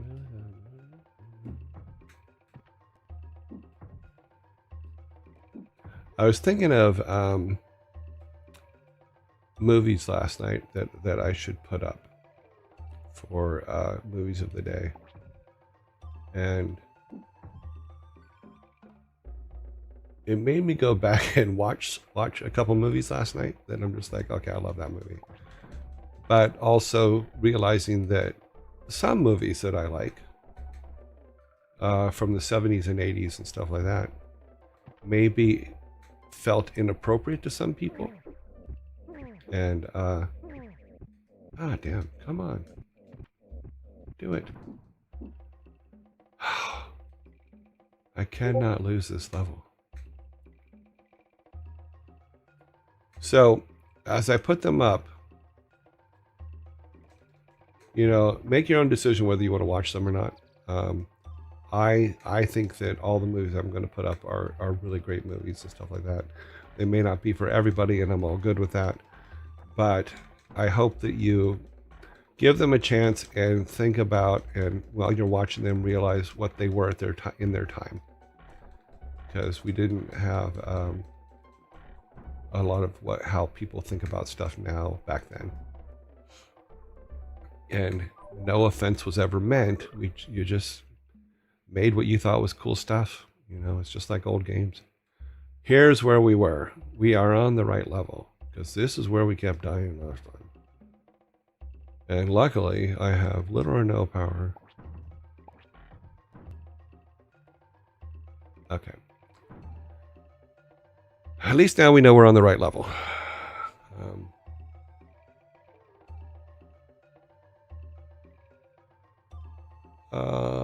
Best I can do. I'm taking a brief moment because I know that once I start trying to get in these bubbles, it's going to irritate the hell out of me. I'm going to throw the controller, and we go back to the conversation earlier. All games back then were hard. They were supposed to be hard. You were not supposed to get them the first time. You know, so what we're going to do is we're going to take Olaf all the way up to the top. I'm pretty sure we can do that without messing anything up. What we'll do is we'll walk him over here. Okay, well, we'll leave him here. Eric needs to go, and he's the hardest one to get on these things because he moves so fast. Because you can jump up. Okay, good. Almost missed it. Eric needs to get the blue key.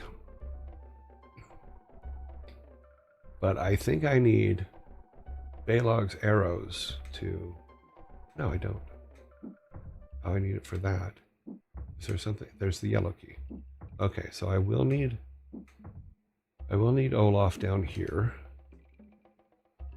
Shield up.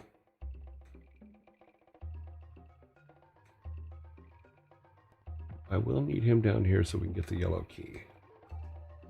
The odds of me killing him are great. So what we'll do, okay, walk him closer. We will have him hand the key to Eric. Oh, Eric's not close enough. Eric, come over here. He's got one thing. Okay, we're going to switch. We're going to have Olaf hand Eric the key, and Eric hand Olaf the shield. That'll give Olaf an extra life point. Then we will exit out. Olaf will eat the shield. Now he has 2 points. Eric will take the yellow key and go down here and jump over there. Open that up. He will get the blue key. He will jump back. He will head over here so that the fireball's out of the way. Olaf will wait for the fireball and then walk this way. And, oop, aha, missed me. All right. We are now technically farther than we've been on this level. For some reason, between yesterday and today, it didn't. It decided that where we left off yesterday, which is this level here, wasn't correct.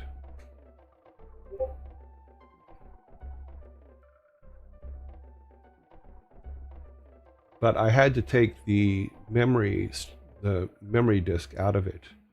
I'm going to go ahead and get Balog off right here, because I don't think we need that to exit. I think we can exit without getting the meat up there, or the... Thought I was going to fall, didn't you? Well, so did I. Want to hear it? Here it goes. All right, now we should be able to... Yeah. Open the door and see all the people. Okay, I don't trust this. Balog or Olaf, come here. It cannot be this easy. I may be on the wrong levels. No? Well, I can get the smart bomb. Let's get the smart bomb. Oh. Well, that was stupid. Okay. That means Olaf should have put his shield up and stepped underneath it. Okay, that's a new thing. We're going to go up here. Go all the way back up. Bring Olaf all the way up. We did not get the smart bomb because we did not think to put Olaf underneath there quickly, because I didn't realize that puzzle was there. Yeah, like I said, after 30 years, you forget shit. Okay, we need Balog. Balog, come forth. Kill the caveman. You must kill the caveman. Do not let him kill us. You must kill him. Come on. Come on. Ready to roll out. I like that I fail 1,000 times on something, but then but the second I get through it, I like that even more. You know, because you're just like, wow, I overcame it. I figured it out. It wasn't easy. And that's how the original Super Nintendo and all the original Ataris, all those games, they were not easy games. And when you accomplish something, yes, you had a right to go out to your friends and say, I beat that. I'm so surprised. Okay. I'm surprised the bubbles held you up, Olaf. Watch it. I'm very sensitive about my weight. How did I manage to get stuck with these two? Yes. The banters. So it's we'll talk about it one day. I'm not ready to talk about it yet, but eventually, yeah, we're gonna make some cool stuff. Okay. Did I just set him up to die? Not possible. Well, no, we're all good. Okay. Boop. Boop. Because this guy can't get off, we can.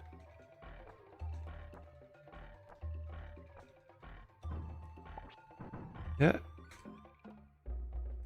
Yeah, I think I was just being stupid there. See, here's the bubbles, and you gotta jump from bubble to bubble before they pop to get to the other side, but we need to clear this side first. Oh, the red ones. The red ones are terrible. Balog, bring your sword. We want the sword this time. Yeah. Beep. Actually, we'll let Balog get this one. Okay, now the main part of this one. We'll take Olaf first, because if he gets in trouble, he can float. So we can float him into a bubble. We can float him to the next bubble, and then we can float him into death.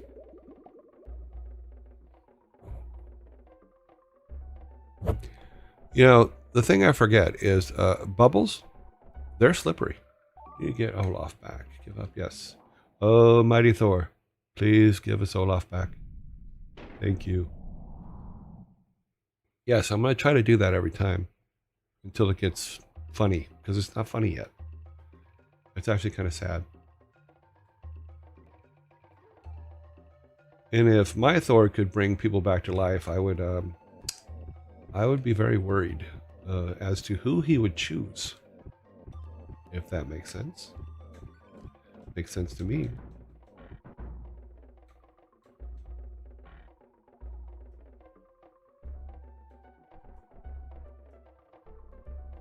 Let's just take him up there.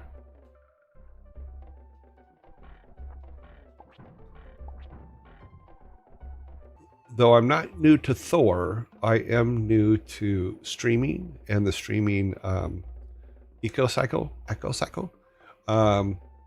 And so far, everybody that I've talked to in regards to streaming and stuff like that has been very friendly, very helpful.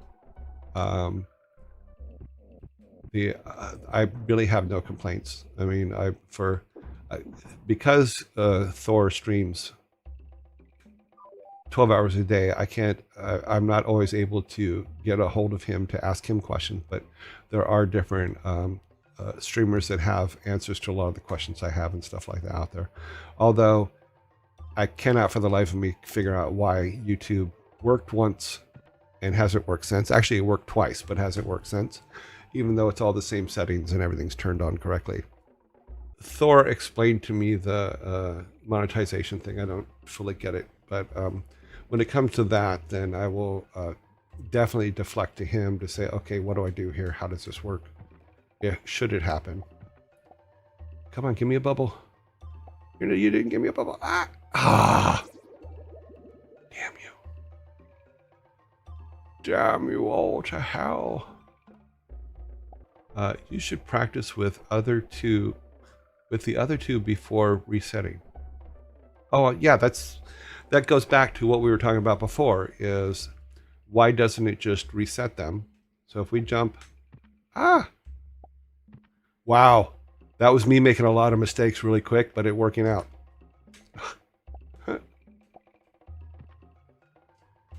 Woohoo! Eric can make it, but he has jumping abilities, so.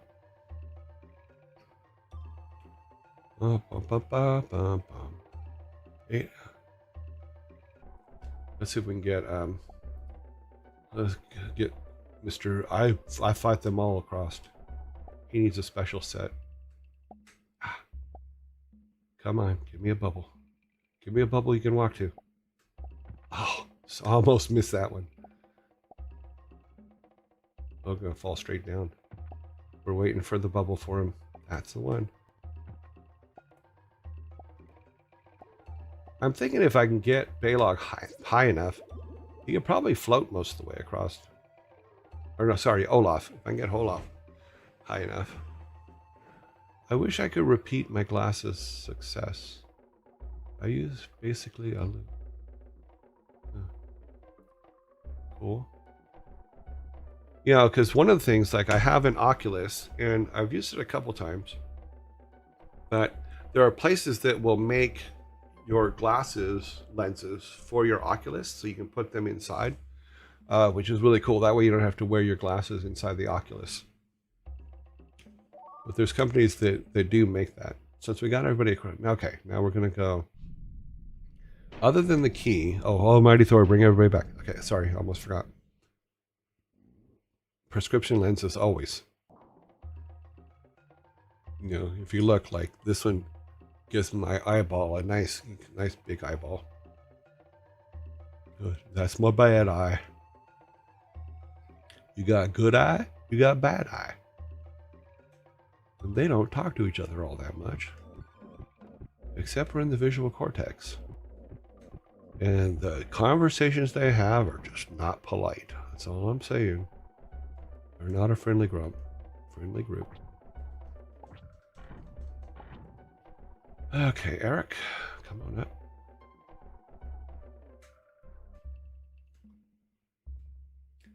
See, another thing that I had on the perfect glasses was it would not reflect the lights on it because I would do interviews and stuff like that. So the yearling sounds cool. Yearling. And so we say goodnight to the yearlings.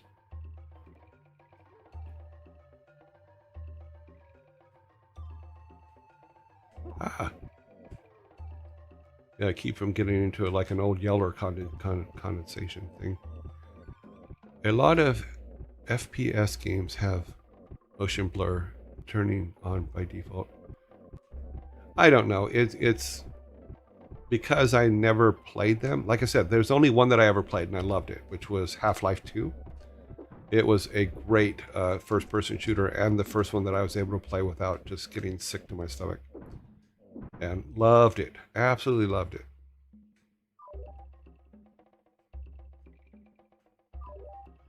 Okay, let's see about getting everybody across. Olaf, you were the problem child last time. Let's see if we can float you onto. Damn it! Every exact same thing every fucking time. So let's get on to playing Lost Vikings. Like I said, I got back to the bubble mode because I just don't know. I like the fact that I can play any game system on this Retron. But the controls, the actual menus and stuff for the controls and where it starts and stops and all that stuff, it's driving me kind of batty because there is times when you want to be able to just go back to the beginning and enter new stuff or enter a code to go to the level you're at, but it just won't let me go back to the beginning and do that. So let's see if we can get past this level. Obviously, I've messed it up a few times now. So we will see. Let us jump up here and put the barrier up. Hey, log, come along. So to go on with the stuff we were talking about in regards to stories and stuff like that, let's talk about how, and I talked a little bit about this. I don't remember if I went all the way through it, but I know that everybody asks everything 2 or 3 times. So we're going to go ahead and cover the same ground just a little bit in regards to, oh, I thought he could get away with that. In regards to the story is, at the time I was, in 1990, I was working in Beverly Hills, and driving up there every day, I'd have to get up at like 6:30 in the morning and to be at work by 9 or 10, because anybody that lives in LA knows LA traffic is probably the worst thing on the planet. Or at least, let me rephrase that. It's the worst kind of traffic on the planet until you go to other cities throughout the world. Because the most entertaining worst traffic I ever watched was actually in Seoul, Korea, when we announced StarCraft 2. I didn't watch TV while I was there, but what I did watch is my window in my hotel was pointed out at one of the main intersections in Seoul, and I watched traffic. And my problem was I was trying to figure out the rules, and I couldn't figure out all the rules of traffic in Korea, because a couple people literally drove up on the sidewalk to go around traffic. And that was interesting. I was just fascinated by that. Okay, here comes the hard parts. Now let's see if we can get Olaf across first. Do some bubble busting. God, I make the same mistake with him every time. We know that we can get Eric across, but let's... Okay. We did get them both across, but until we can get Olaf across, it's not going to work. So we're going to do it again. Hey, do you still work at Jagex? No, I do not still work at Jagex. I left Jagex about a year ago, and been just kind of bumming around doing some stuff. But yeah, Jagex, I left a year ago. In all honesty, I accomplished everything I wanted to accomplish there. I got there. The team that I had was absolutely amazing. A lot of the people on that team were in the wrong place, or there were all kinds of issues and stuff like that. But it's because it was a very young team, although some of them had been there for a very long time. But we got all the people in the right place. And I told them when I first got there, I go, look, once we get everything kind of settled and get you guys everywhere where they're supposed to be, you're not going to need me anymore. And I'll be more than happy to leave. And that's exactly what happened. Is the team... I took a team that needed me when I got there and turned them into a team that didn't need me, and then I left, because that's the right thing to do. But like Matt and Nikki and all them are absolutely amazing, and I don't think that they fully got all the credit for all the things that all the greatness that they actually hold before. And I think that they are. I think now that the credit is going to the right people, everybody is in the right place, and I'm really very proud of what I was able to accomplish with them there. And we made some cool stuff while we're at it. So, and the leadership of the team is, like I said, right now you could not ask for a better leadership for that team.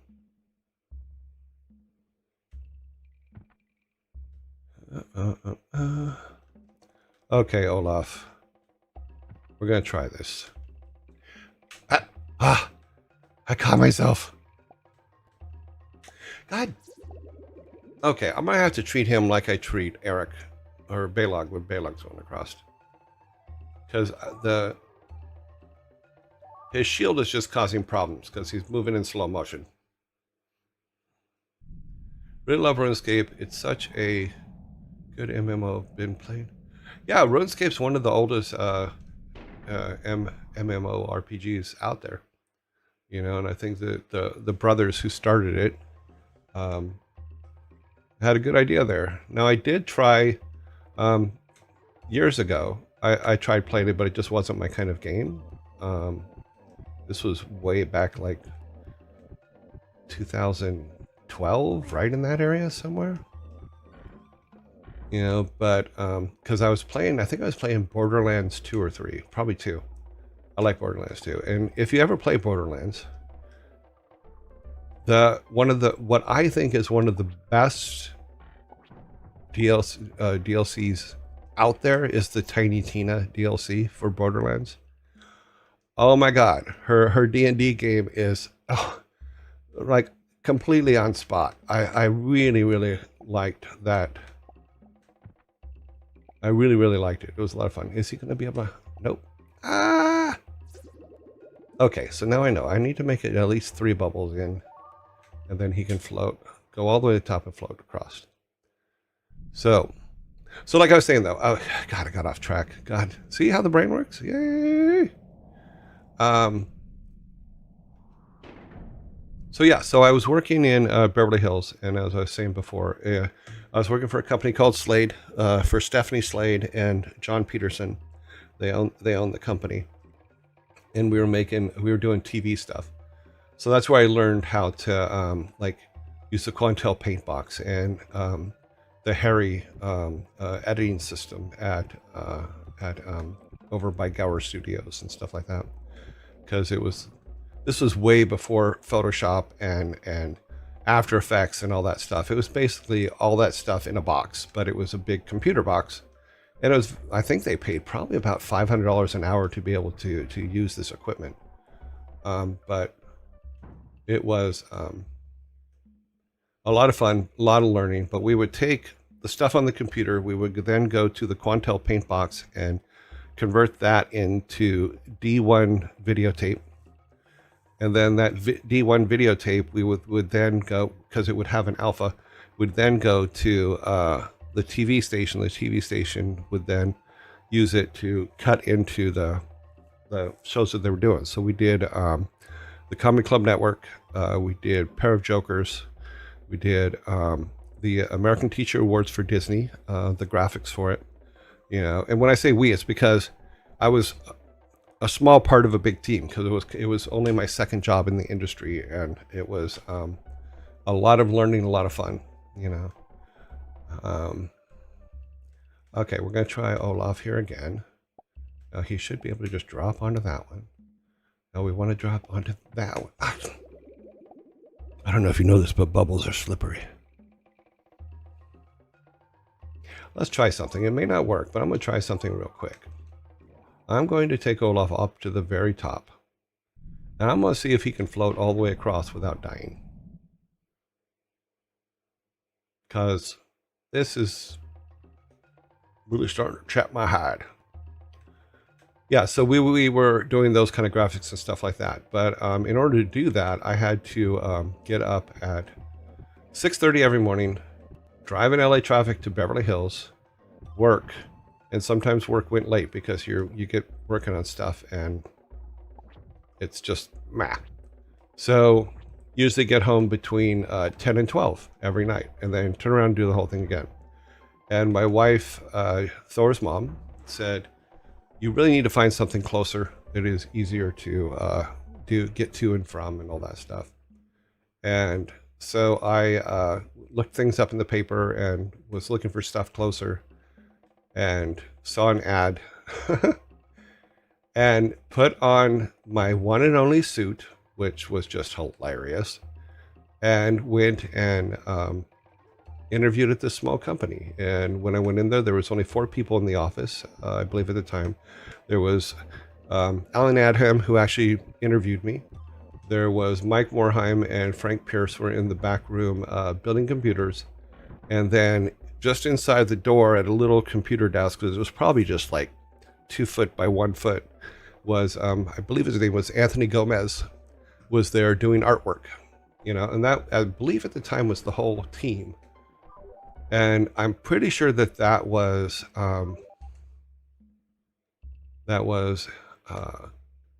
in February, because they opened their doors on February 8th for Silicon and Synapse.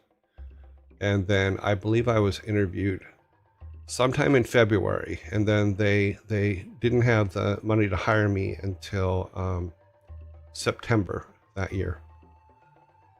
Okay, let's see what this is going to do. Am I going to die? I'm going. Oh, you see, if I would have stopped. Okay, now I know.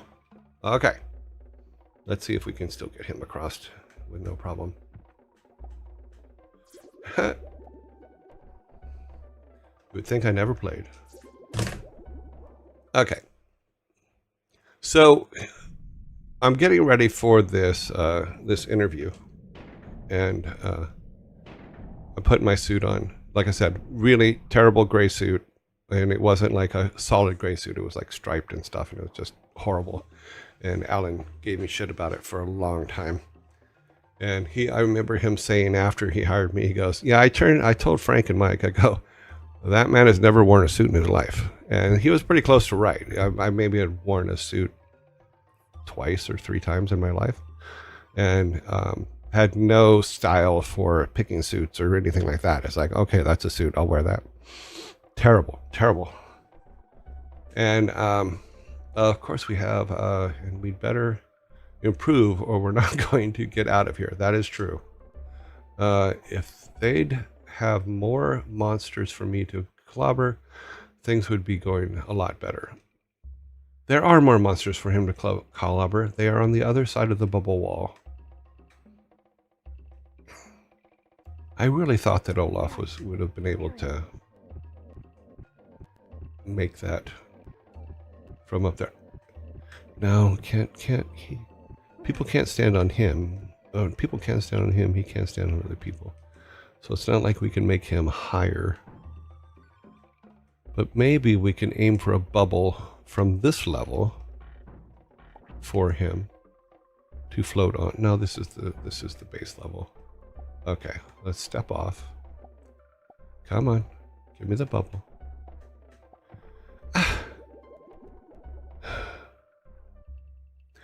This is either going to be a very long thing, or I'm going to have to learn how to pass this thing in the in my off time. We just forget everything else. We just worry about getting Olaf across.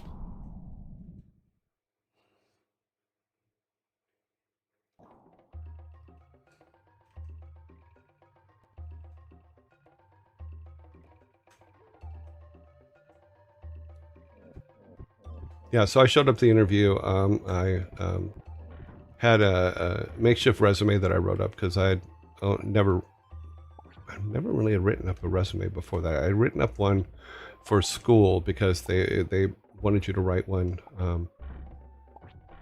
but I never wrote one that actually got me a job before that time, and it was only my second job in computer graphics. Or sorry, Slade was my second job. Silicon and Synapse was my third, and we'll talk about my first in the coming months, or the coming shows. But it was, let's just say that everything that could go wrong in your first job went wrong in this job, and it to this day is still just one of those things that I'm just like mentally messed up about, because I really wanted my first job in this to work, because like I said, I was a plumber before this. So we did the interview. I left and Alan said, okay, as soon as we have the financials, we'll hire you. And it took them till September, and they hired me on September 13th, which was 5 days after I turned 30. Which made it obviously, for a team that was literally in their early 20s. I think Alan was the oldest. He was 25. I think Mike was, I could probably do the math, but let me just guess. I think he was 24, 23. And I think Frank was around that age too. But because I was 30, it threw the average age of the company off. So when Alan went and said, we're a young team, the average age is 22 or something like that, I messed that all up because I was 30. It also just meant that I was the old man sitting in the corner, but that was okay too. But I was hired on a 5-week contract to build the cars for rock and roll racing. And so that's what I was doing. And the first one I built was a Jeep, and it was terrible. Oh my God! And what I mean by built, I mean it was a early 3D. So I built all the models for them. I put them together in this Macintosh 3D program, and I still can't remember the name, but it was something like Sphere or something like that. But I built the first car, which was a Jeep, and and I even remember to this day the mistakes that I made on it. Is I put the center pivot point in the wrong place. It was too far forward, so the Jeep never moved up and down right or turned right. But lucky for me, the Jeep company refused to let us license the Jeep image, so the Jeep never got in the game. You know, which kind of works too, because you couldn't put, we didn't have people in the cars, and all the other cars were covered, so you couldn't see the people in them. But if you had the Jeep, you would have had to put a person body in there, and we just didn't. And I messed that one up completely. But what was cool was Mike and Alan and them went out and bought me all kinds of toy trucks, toy cars, all kinds of stuff in them to inspire me to make cool cars. So I just started building cars, you know, and then putting base colors on them and making them rotate correctly, having the correct center of gravity in the center of the car underneath so that it went up and down correctly and turned correctly. And then started building those and pumping those out. In the middle of that, we went to, while we were doing that, we went to a CES in Las Vegas. And I think we stayed at the Motel 6. Yeah, I think it was the Motel 6. And it was like literally 10 people per room or something like that. So it was like, it was a lot of fun, but we had to do it on the cheap because the company had no money. We just didn't have money, you know, for all the niceties and stuff like that. But on that trip, I remember Ron Miller saying that he was talking to somebody, or that he was looking at how the sunlight hit the cars on the highway and stuff like that. So I was listening to what he was saying, and then and he was talking to somebody else. But one of the things about being the oldest one there, nobody expects you to talk a lot, and I don't talk a lot, but I do listen. So what he was talking about, I can't, because he was talking about how the light reflected off the cars and stuff like that. So I started looking at that, and then came back and started doing the paint overs on the cars, because I would build the cars in 3D, then I would take them into D-Paint Animator, and then I would paint over them so that they looked like cars that fit inside a Super Nintendo game. And I probably should start playing again. Okay, we're going to try this one again. But we're going to see if we can stop on a bubble somewhere. Let's stop on bubbles. And then float again. Stop on bubbles. I think we've made it. I think we've done it. Olaf has left the building. Of course, now the hard part again. Now, one of these guys is going to die. Simply because it's just the way life works. We're going to go very slowly with them. Okay, give me that second bubble. God damn it. So as I was saying, I came back and started doing the paint overs for the cars because we wanted them to look like they belonged in the Super Nintendo color scheme and stuff.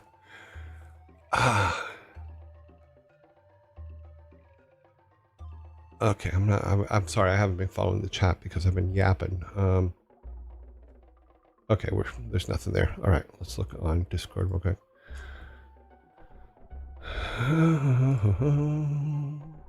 Happy Monday. Okay, we're all good. So, working on the cars, and then at the same time, the company was also like interviewing other artists and interviewing things because they had other projects that were coming up, and so I remember once that Sam and I were in the back room. We're working on the monsters for Lost Vikings. So Sam would be drawing them. I would animate them and teaching Sam to animate and stuff like that. And it was a lot of fun. But one guy came in, and he came in, and what we did was I'm getting a little ahead of myself because there's a reason for the art test. I'm going to explain that first. We had several artists that worked with us, and One of them was a guy named Danny. I'm not going to say his last name, but this guy Danny, and he worked for us for a while. He was a good artist. I remember one time, because we used to go like once a month, the whole company, when I say the whole company, all 5 or 10 of us would go to the movies. And I remember one time we all went to the movies, we went to lunch, we all got back to the office, and then we realized nobody brought Danny back from the movies. So we actually left Danny at the movies, which I thought was we thought it was hilarious at the time, but because everybody thought, because we went in several cars, everybody thought he was in one of the other cars. But we have left people at the movie theater more than once, but Danny was the very first one. Danny also was sadly one of the first artists that left us, from, not left us as in died, but left us as in from the company. And he had a lot of home issues and just had to leave, to take care of them, and we were all good with that. But one of the things we learned was when Stu Rose was hired, and this is mentioned in Play Fair as well, is when Stu Rose was hired, Alan was cleaning out all the portfolios that people had sent him, and he came across one and he had it open at his desk and he was looking at it, and Stu goes, "Why do you have my portfolio?" And Alan's like, this isn't your portfolio. This is Danny's portfolio. That's when we found out that Danny had used Stu's portfolio to get the job. And we were just like, oh my God, why would people even do that? But it was done. But that led to us doing art tests. If someone came in and said, here's my portfolio, we would sit them down and say, draw something. Later on, Sam would decide what it is that they would draw, but in the beginning, it was just like, okay, draw something. And one guy came in and he had really good sketch art, all that stuff, and he sat down at the computer behind Sam and I, because we were in a room with 3 computers. And Alan sat him down there and said, okay, draw me some trees and other things. He gave him a list of things to draw. And the guy drew them, and Alan came back and he turned to us. He goes, guys, can you look at this? What's wrong with this? And the tree was brown on the top and the trunk was green. And we looked at it and I'm like, well, the colors are opposite of what they should be. And the guy turns to Alan and he goes, oh, I'm colorblind. Is that going to be a problem? And Sam and I both, trying hard not to snicker under our breath, turned around back to our computers and started working again. And Alan goes, okay, let's go to my office and talk. And we never saw him again. So that was fascinating to me. That made me laugh. Now, along the lines of color blindness is we have to think about, everybody always asks, why is Blizzard stuff so bright and vivid and oversaturated and all that stuff? And it's because Alan was colorblind. And we had to keep bumping up the colors until he could see them clearly. So everybody goes, Blizzard's artwork's always so distinct, even going back to the Super Nintendo game. And it was because we were trying to bump up the colors so Alan could see them, And that's how we got. I knew it. Haha. I worked with a guy who's colorblind, and he used to tell apart ketchup and barbecue sauce by smell. Yep, that does happen. So yeah, but that was always fun. But that is why, even with Lost Vikings here, they're so oversaturated. It's very vivid, and it was just to help Alan see them better. Yeah. And I don't know the full extent of his colorblindness, and I don't mean to speak for him, but I just wanted to say this is why a lot of our colors are the way they are, is because we wanted. Okay, come on, we can do this. Yes. Okay, now the other ones. Oh, wrong level. Okay, Eric. Come on. You just got to get to... It's always practice with old Balog. He should be pretty much the same thing as we just tap, tap, wait for the next bubble. Come on. Ah, it bounces off it. Did you contribute any creative decisions to early? We all did. Everybody worked on everything. Everybody was listened to. Everybody's ideas were 100% part of the conversation always. Because someone asked, did you contribute any creative decisions to early games such as Lost Vikings, Rock and Roll Racing, Warcraft, and change something, or that changed something major? I would say this: in the early years, and you'll see this on the early games, it's Alan chose to put design by Blizzard because all of us had huge input into everything. So he didn't want to just say one person designed it when all of us were pretty heavily involved in it. Imagine would just get all the socks in one color. Well, as a person who has all their socks in one color, so I don't have to worry about matching them, I'm all for that, but I'm not colorblind. Another thing we had, oh, I can talk about that when we get to Rock and Roll Racing, but so as I was saying is I had a 5-week contract to do the cars for Rock and Roll Racing, and then we stopped and they extended it because we had stopped and made Lost Vikings and Rock and Roll Racing wasn't finished yet. So then we went back to Rock and Roll Racing after Lost Vikings was finished. And I keep having to look up because it gives. I have my notes here. But after my 5 weeks was up, or the contract was up, Alan came and goes, "Okay, thank you," and I go, "Well, there's a stack of art over there that I can do if you want me to," So that's where we got into like battle chess and castles and Dvorak on typing and all those other games that we were doing as ports to keep the doors open. But those of us that were there, we honestly did not know that Mike and Alan were using their credit cards and stuff like that to keep us paid, which we really appreciated once we found out. I mean, but that tells you what kind of bosses they were. They were awesome. I say to this day that I will put anybody up. If you want to work for the best bosses, work for Mike and Alan. The people that are at Dreamhaven are really lucky because Mike's amazing.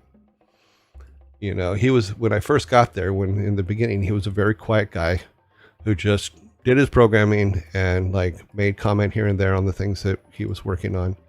But he turned into an absolutely exceptional boss. And can't argue that. That's there's a lot of pure love there, and both he and Alan did a lot of stuff to help all of us throughout the years to grow and like just as artists and everything else. It was, can't argue that one. We helped make them who they are, and they helped make us who we were, and we are, and that's a whole bunch of cool stuff. Okay, let's go over here. One of the things we had in the office is, because we didn't have like vending machines and stuff like that, but one of the guy's girlfriends, and I'm not sure which one, I don't remember, but her dad had a business of putting boxes of candy in offices where you would put your money in the little slot and then you would just take a candy bar or stuff like that.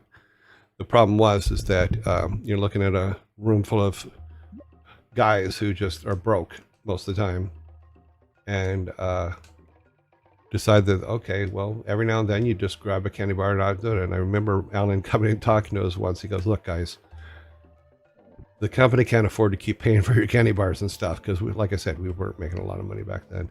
I remember him coming back and going, "Stop taking the candy bars." And I know I did, and I did try to pay when I could, but there were times when I took one here and there when it was like 2 or 3 in the morning and we were working and just forgot about it, You know, thinking, oh, I'll just put it in there tomorrow, and then literally just forgot about it. But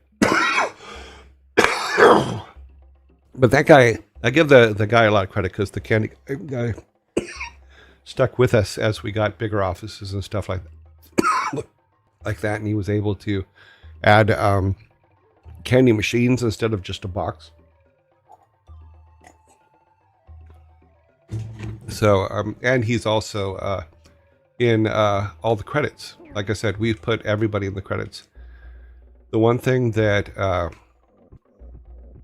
I've been in a lot of arguments about games, but the biggest arguments ever about games is the credits, and making sure that everybody's getting the credit that they deserve.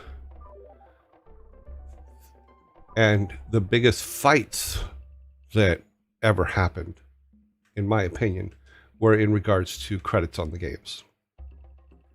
So there's a really good thing. I don't know if you haven't seen the TV series or the internet series Staged with David Tennant and Michael Sheehan. One of the first couple episodes, they argue about credits, and it's for anybody that's in a creative field that has to deal with some kind of credit. It is a must-see. Oh, that was cool, and it was completely accidental. Good thing I recorded that. I'm gonna save that one. Like, look at that. Oh no, he goes up there. All right, Baylog. Could this be the one? Just gotta tiptoe. Just ease your way onto it. Okay. Ease your way onto it. Okay. Ease your way. Oh, that was close. Ease your way onto it. Come on, give me that middle bubble. Oh, yes. We're going to get right to the end and die. Little bastards. Oh, we're so close. 2 bubbles away. Give me the bubble. 1 bubble away. Is it a bubble? No, we're just getting high enough. All right. Okay, Olaf. We've been able to do this with you twice. Okay, here goes. He's on his floaters. Give him a race. Come on.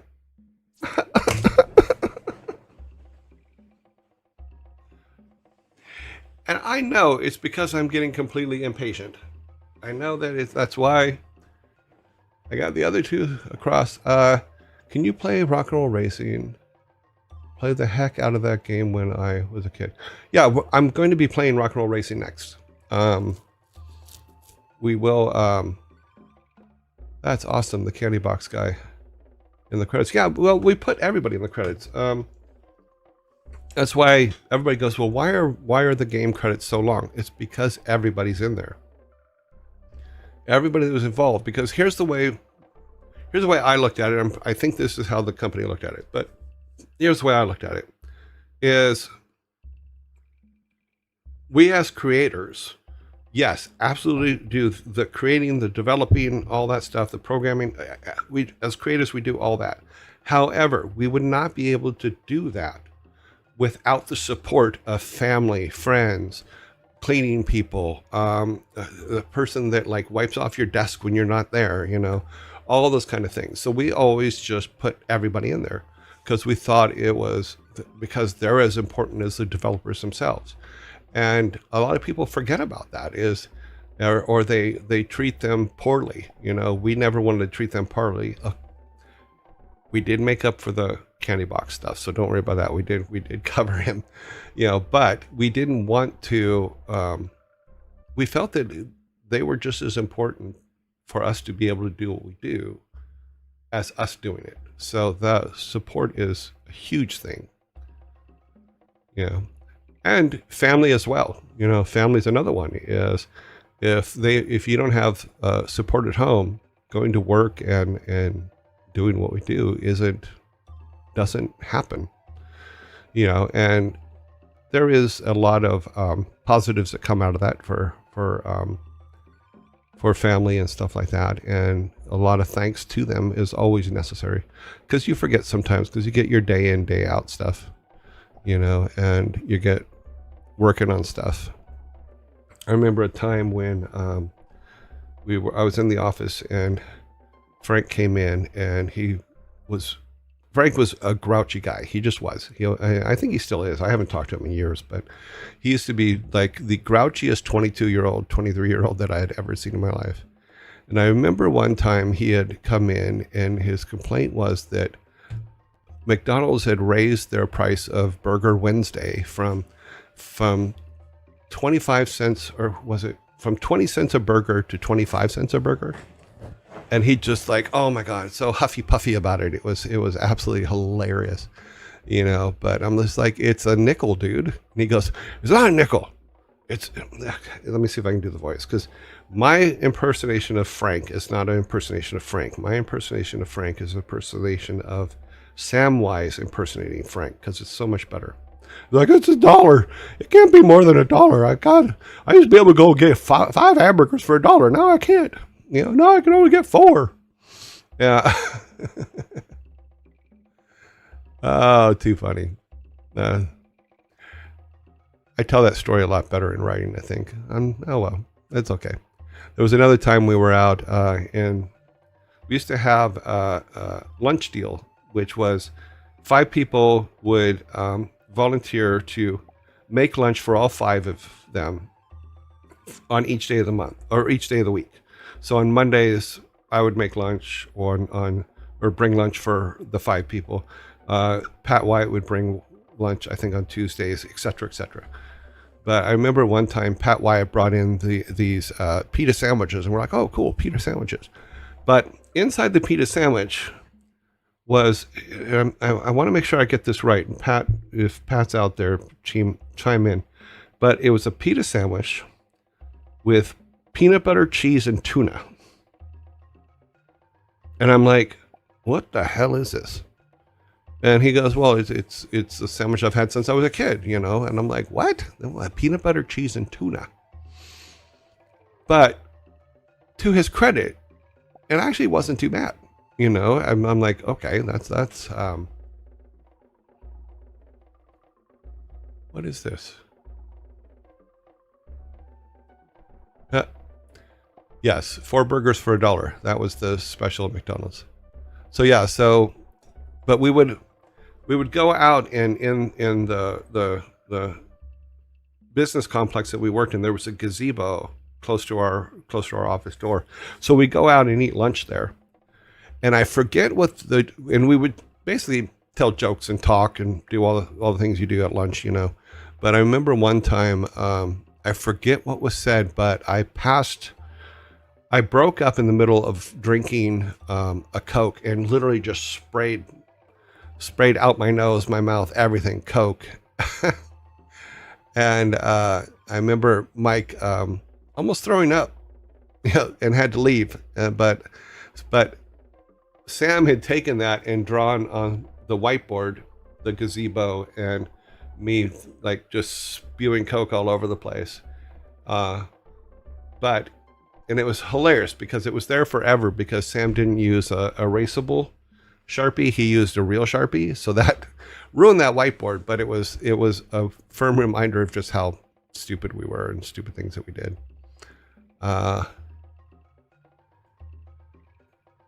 Okay. This level's really starting to piss me off. I got everybody across except for Olaf. Here, let's take a quick look as to what we can do after this. I think we just need to go up here. Okay, there's a key. Do I not have the key? Is the key up here? I did not get the key, did I? I was so concerned about getting across, I did not get the key.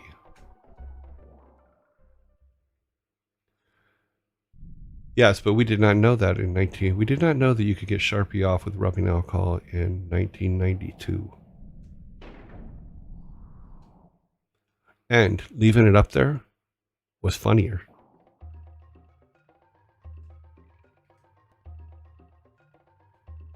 So where was the key? Was it up on this side? Okay. Now I gotta figure out where the key is. Are you the key master? Turn around, snail. Okay. No key here. If it's up here, it's not up here either. Interesting. I missed a secret somewhere.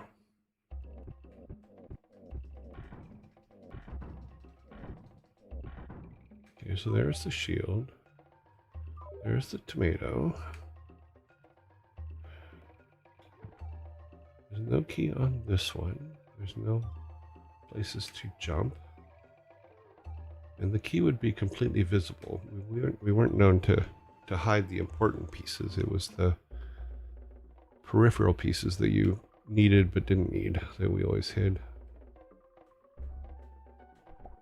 It's got to be on the other side then.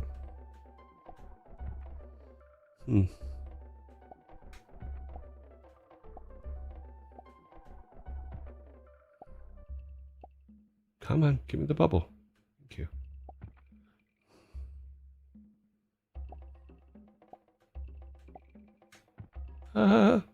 Don't step off. Ah, damn it. Okay, well, let's take Olaf over there and see if we can get him over there without dying.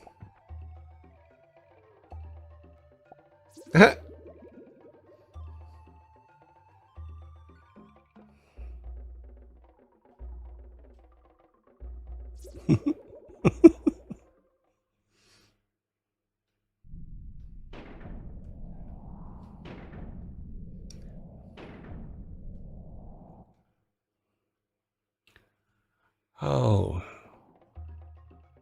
Have art duels on my office whiteboard that have been there for 4+ years. Yeah, that happens. I'm a mom. We learn how to clean all sorts of things. Yeah. Dads usually just go, rub a little dirt on it. It'll be fine. You know? But then again, that's also with scratches and bumps and bruises. And yeah, just rub a little dirt on it. Don't tell your mother. That's another one. But Dad...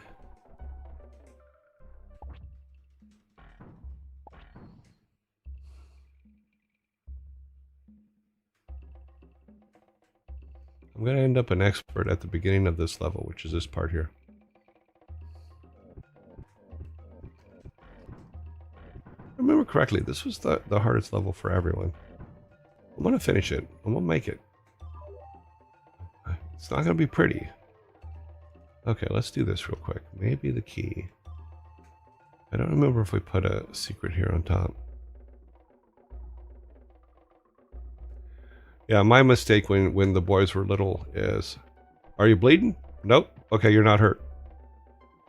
That was a mistake, because the first time they got hurt and bled, oh my God. You would think they were dying, and they thought they were too. But you gotta love them, because they won't let you leave them on the side of the road. They just won't. It's just not how it all works.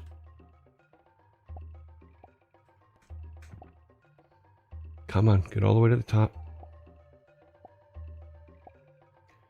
Woohoo!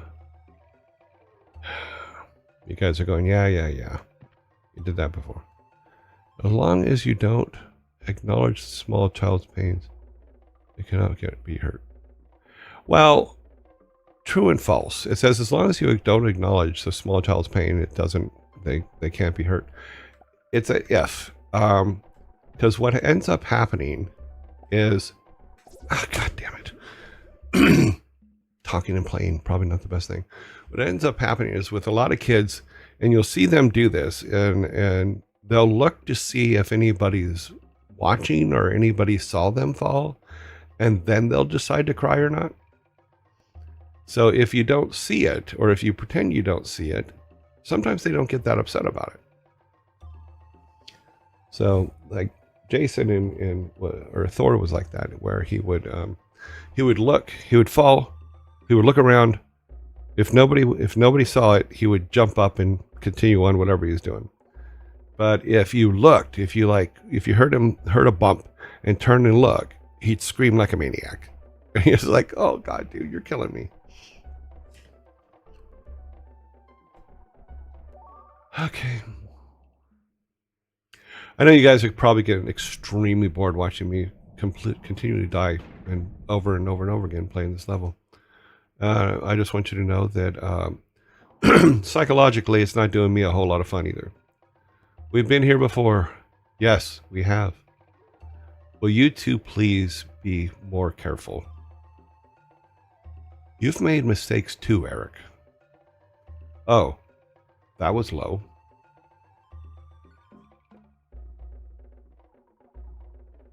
The very first pissed lines. Way back when. They're in every Blizzard game. Heck no, we are having fun. Okay, as long as you're having fun. As long as you're laughing at me dying, I'm all good. Hey Thor Dad, this is the game that inspired my entry into the last Pirate Jam. Cool. Very cool to see you play it. Oh, thanks.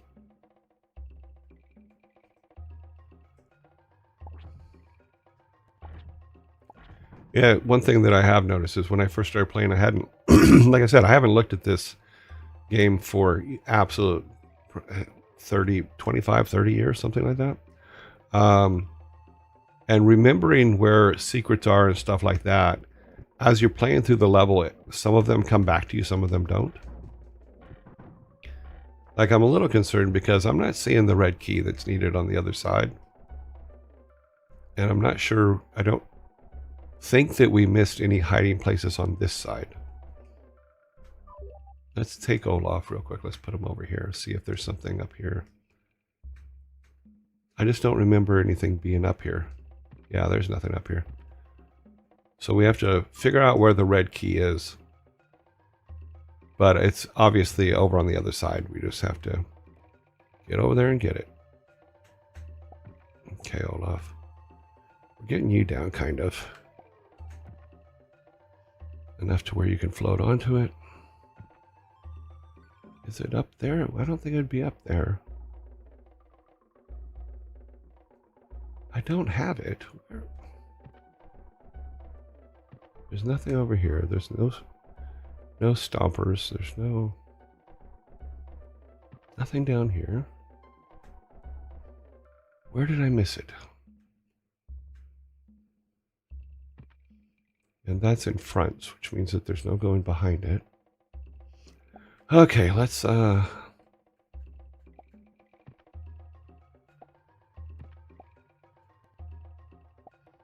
on, give me the bubble.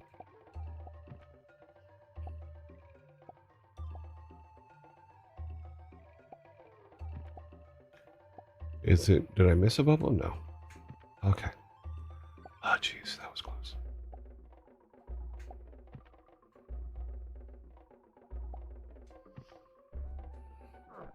Okay, there's no jump. Oh, maybe I have to.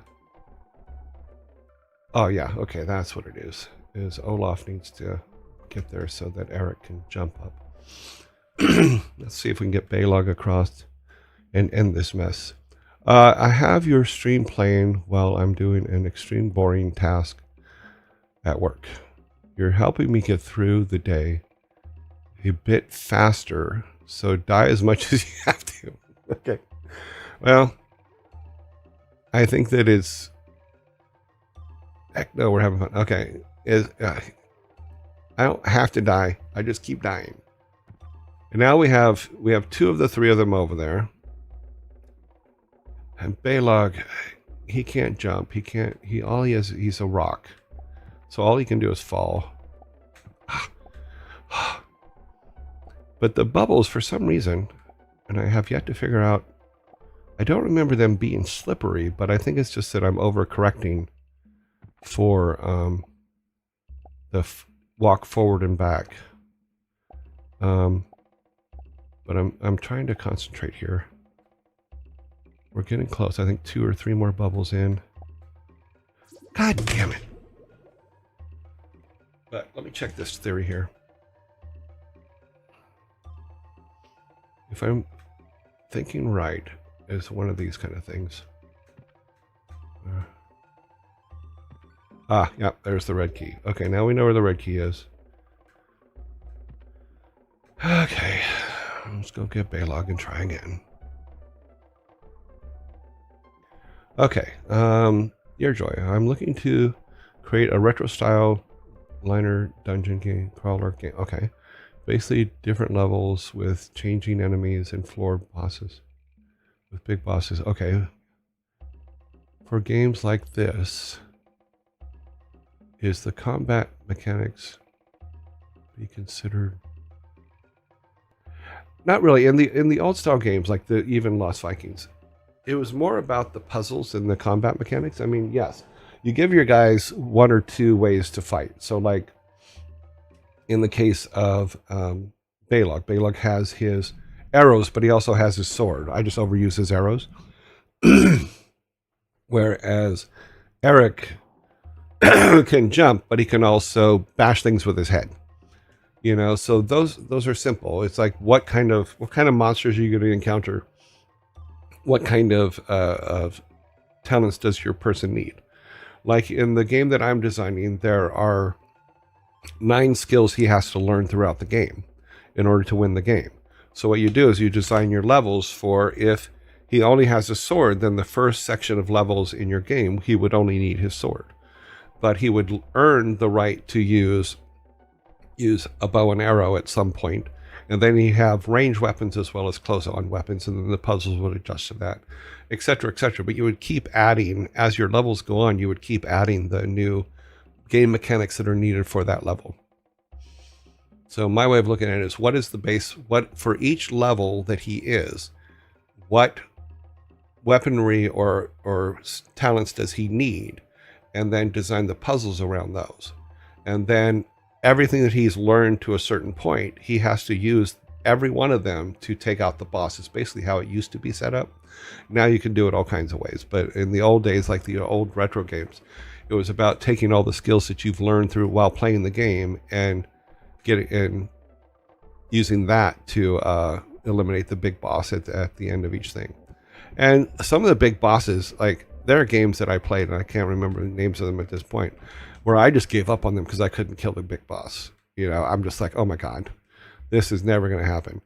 Now, in the case of like puzzles like this and stuff like that, it's literally just, you just keep going until you figure out what the right combination is to get through them.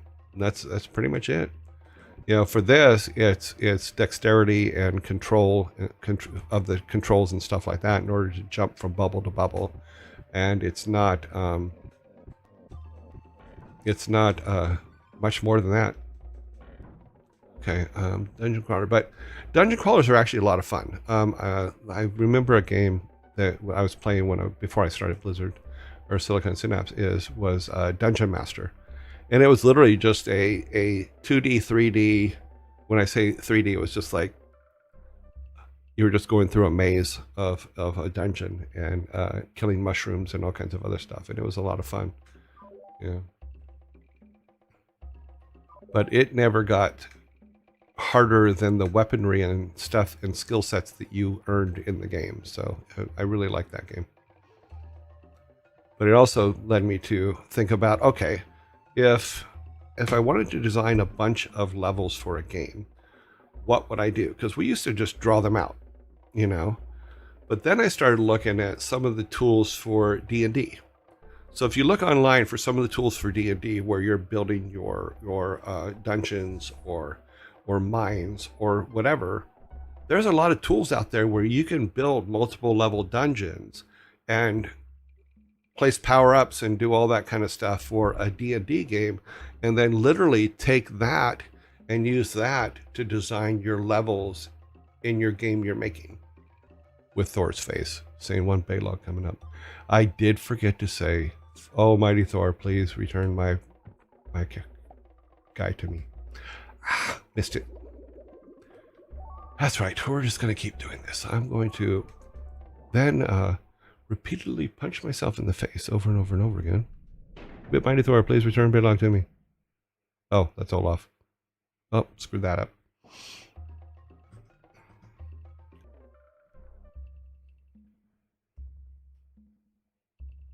Doop-a-doop. Yeah, there's a lot of silliness. This is really starting to bug me. That's right. I just got Olaf. Everybody's gonna die.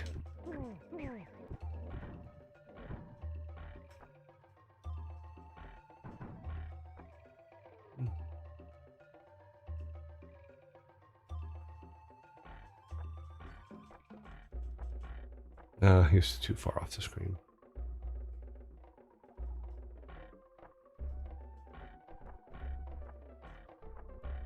Oh, not high enough. Okay.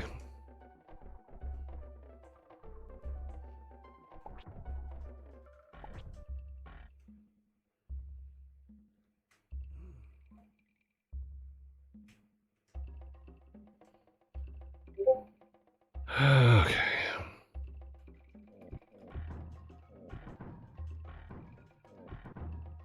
Okay, Olaf, you get the shield. Take it. Balog, you get the apple or the tomato, whatever it is. Eat it. Olaf, you're first.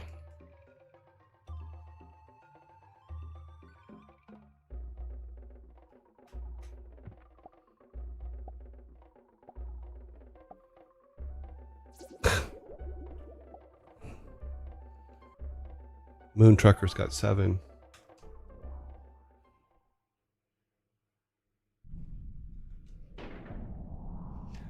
Yeah, we were playing Cranium last night, and one of the questions was, what are the names of Frank Zappa's children? And it made me laugh. Because my girlfriend's daughters had no idea who Frank Zappa was. That made me laugh even harder. My favorite line from Frank Zappa is, "You may go where the Huskies go, but don't you eat that yellow snow."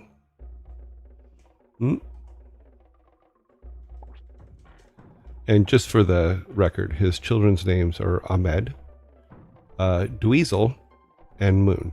His daughter's name is Moon. And his daughter had a hit song called Valley Girl years and years and years ago. You know, so if you look up Moon Zappa, Valley Girl, that's his daughter. And then Dweezil Zappa was in Running Man with Arnold Schwarzenegger. He was he was one of the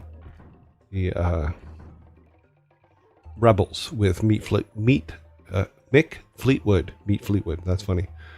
So they were the rebels. Hey there. Grew up early days of gaming. Loved Lost Vikings. Cool.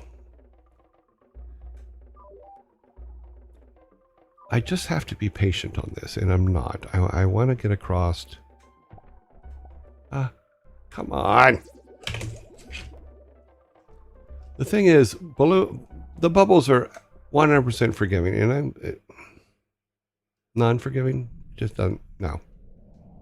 Hola. Please come back. Thor, send him back to me. Last time I popped, we were talking movies and things. You recommended Altered States. Yes. That's a great movie. Yeah. But I was wondering if you ever done an isolated tank. Huh? But I was wondering if you've ever done an isolation tank. No, I have not. But I do... I've thought about it. I just never have done one. It was not something that was ever available to me. Would you want to be seen with Vikings that have failed 15 times to get through?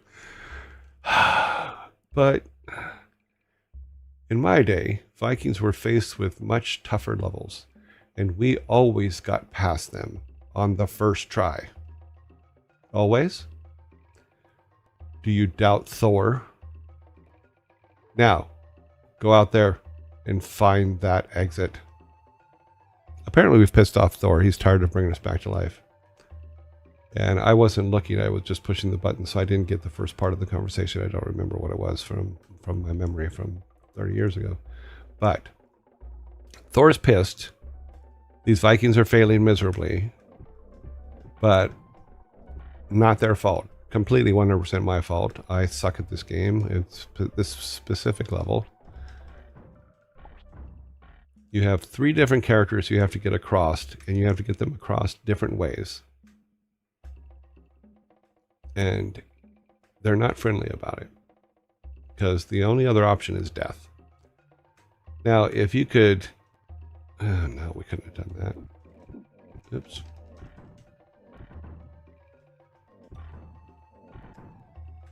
And even though I'm grabbing these, they don't really do any good, because you're stuck. Let's get Olaf over, or try.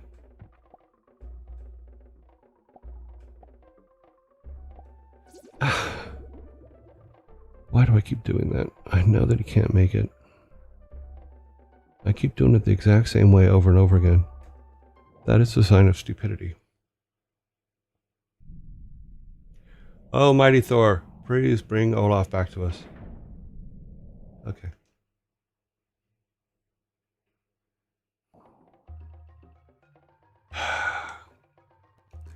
I have been trying to get past this level for 1 hour and 15 minutes. Now, I know it's not the level. I know it's 100% me, and I'm pretty much an idiot, but we will... By the time we do get it, then we'll be going, oh, okay, yeah.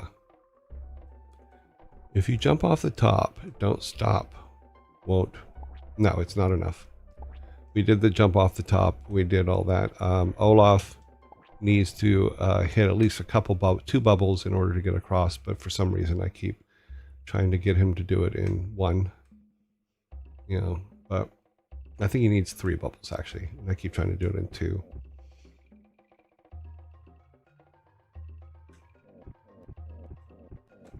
Nope. Eric can't jump off the top here and make it all the way across either. So Eric has to get at least halfway through the bubbles, then he can jump. But he can't just jump and make it. Here, let's go have him grab these things. So he has to do a tiptoe through the first couple bubbles. And then he can jump. But the problem is, he runs, he doesn't walk. Yeah, Olaf is the only one that can come up here on top and float, but he does need to stop a couple times because he so he has to stop at least twice, and then when the bubble starts shaking, then he can make it the rest of the way over. So that's with Olaf. The problem is every now and then I don't do it right. I forget to make him stop for the second bubble. Or Balog has to walk, but because he doesn't run, he doesn't run past the bubble when he's falling for it. You can just kind of tap him into the next bubble. But Eric, because he literally sprints off the line, so to speak. Oh, shit. No, it's okay. We had to redo it anyway. Because he sprints off the line, he can overrun the next bubble as opposed to just tapping into it. Oh, mighty Thor, please bring Eric and Balog back. Thank you, almighty Thor. So yeah, it's a little bit tricky, obviously, and it's extremely annoying. And I can see a kid. Now, I don't think kids had trouble with this, and here's why.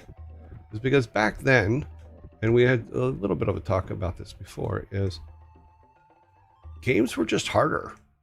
So you were used to this kind of stuff where something was hard to do and you just kept doing it until you got through it, you know? Or you were so well practiced that getting through it wasn't an issue. You just kind of go, okay, well, that's another puzzle. My problem is in my old age, I get excited about, oh, sorry, I should be shooting arrows. I get excited about making it, and then I overdo, and then I overdo again, and then I overdo again, and so on and so on. And then I tell 2 friends, and they tell 2 friends. Now, when this one starts shaking, I should be able to make it. Yep, okay, that's one. This is my next difficult one. So let's get him. He needs to get to at least the 3rd bubble, and then I think he can jump to it. I'm pretty sure it's the third one. No, it's the fourth one because the third one's pretty close. Come on.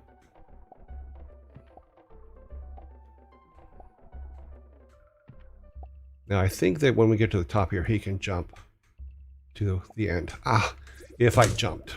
Damn it. I didn't jump in time for the bubble to... not only were the games just harder, but also even in my era, PS1 onward, is that if I had a game, that was it.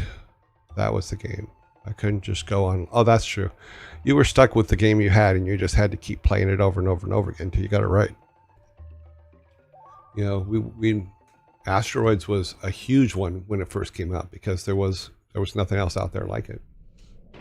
Oh, Mighty Thor, bring him back. Thank you. I have played this level 17 times and have not won or not got past it. I would completely understand if every one of you gave up on me. I am a loser. This is not the way I wanted this to be.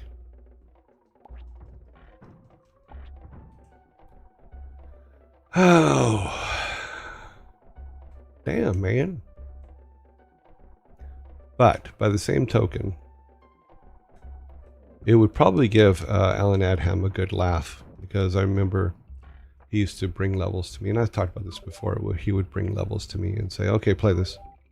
Test this. We're testing this one today. And I literally would just walk off the edge of a like this, walk off the edge of this and die. And he would just look at me like, what the hell's wrong with you? He may not remember it, but that's the way I remember it. That reminds me, all stories I tell are from my perspective. It may not be 100% true or accurate based on the perspectives of other people in the room at the time. Does that make sense? Hope so. Let's see if we can get Olaf across this time. Stop at that bubble. Come on. Ah, we missed it.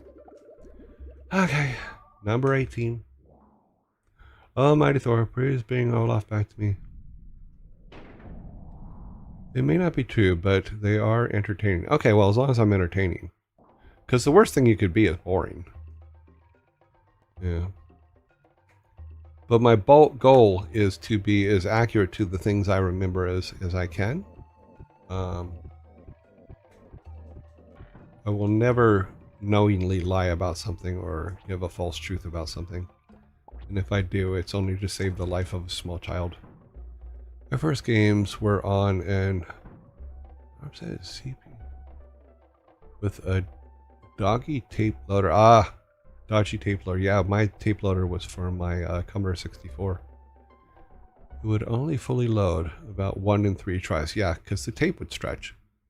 So I spent a lot of time playing games to completion just because I didn't want to load again. Yeah, that's awesome.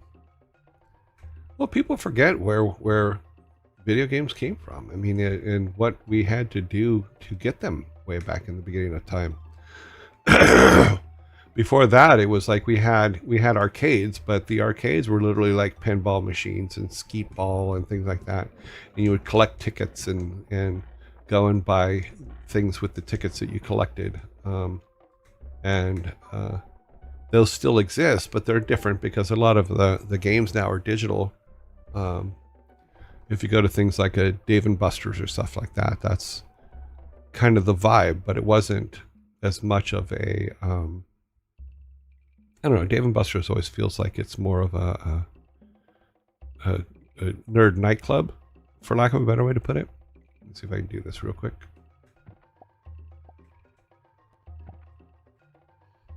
Bum, bum, bum, bum, bum. And here we go.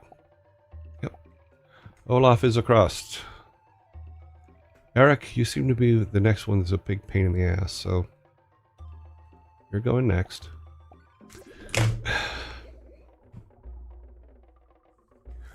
Is there someone that can come here and play this level for me? Because we're now at 20 tries here.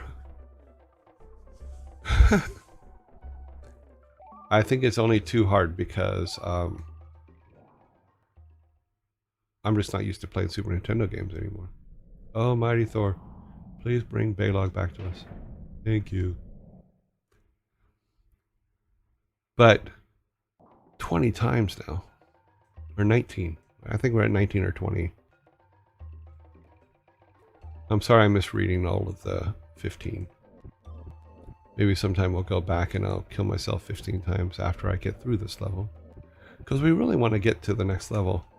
And I'm sure that you guys are just like, geez, dude. Call yourself a professional? Yes. I'm a professional game maker, not a professional game player. Haha.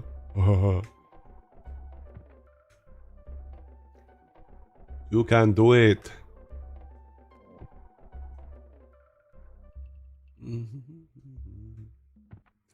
Sully, remember when I said I'd kill you last? I lied.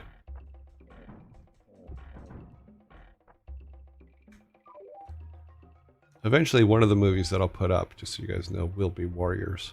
If you haven't seen The Warriors, it's a really good movie.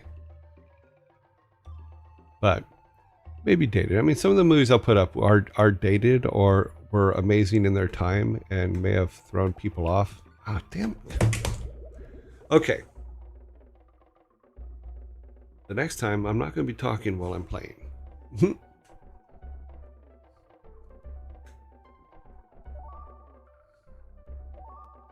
Yeah, but the guy that plays Sully in Commando is the same guy that says, Warriors, come out and play. But he was also in a movie called Dreamscape with, God, what was the guy's name? But it was like you could enter people's dreams and do stuff. If you haven't seen Dreamscape, it's really good. Was speed running a thing back in the day? No. Speed running wasn't, because you couldn't speed run games because games were like this, where there's one speed and that's it. You know, that came, I think, in the late 90s is when speed running started, or early 2000s, maybe late 90s. But this one was way early. This was like 1991, 92 is when we were making this. But I don't think you could speed run this game. If you could, you'd have to be really good at it. I'm sure there's somebody out there that plays this thing all the time and is just laughing at me, and that's okay.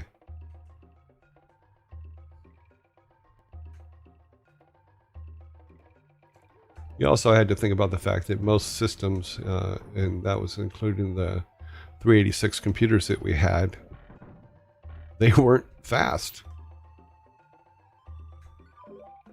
What's your favorite pinball machine? I've talked about this before. Is the Tommy machine, which came out after the movie Tommy came out, was my favorite pinball machine.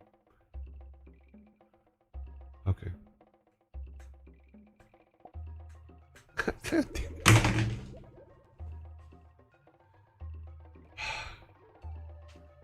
we'll just talk for a while. Where are we at? We've been doing this for an hour and a half.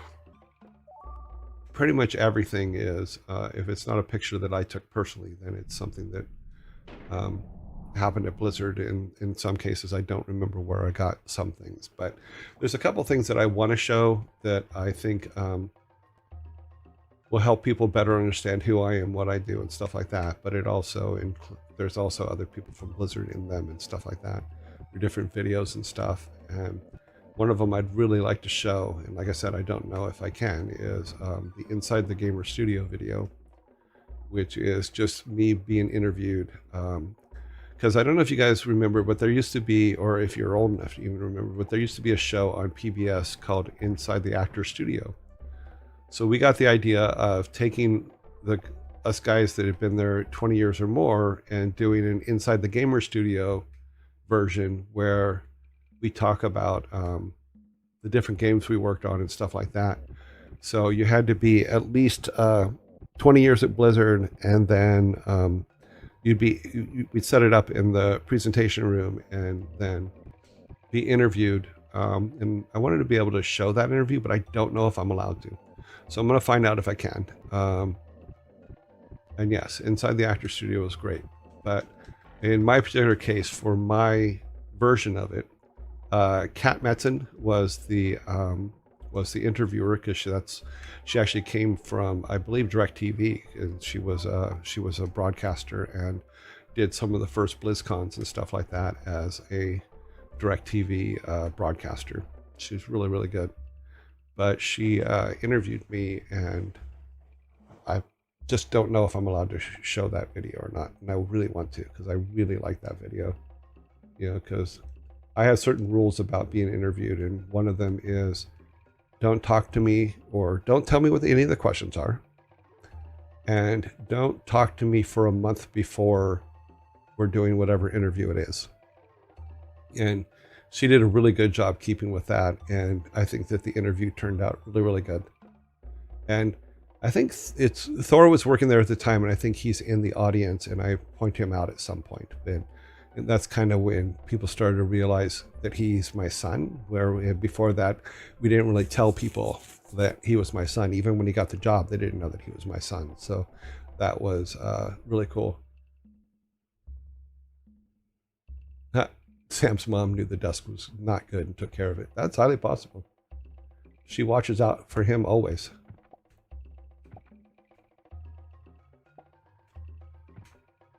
Come on. You got this. Yes, you do. That's one. Okay, Eric. Just slow the hell down.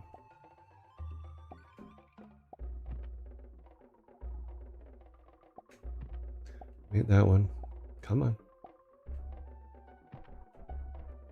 Can I jump from here? Yes. Okay.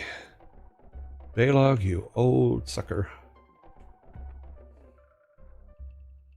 Okay. This is a slow stepping. Don't be stupid.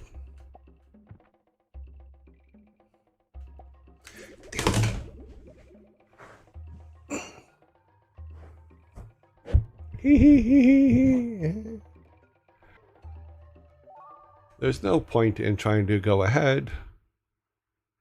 The goal is to just, oh mighty Thor, please bring Eric back to us. Or, oh, Baylog back to us. I forgot what order they're in. Okay. We believe in you. Okay, thank you. I appreciate it. At this point, I am finding it hard to believe in me, but I will get this.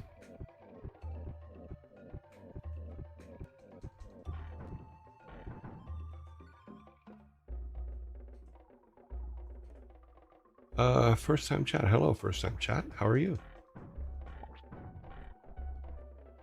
And what are those? Oh, they're little dinosaurs. Cool. The All-Father Odin. We know he ain't throwing bubbles that fly. This time you won't die. Oh, wow. Prayers. I get prayers. Odin gets prayers.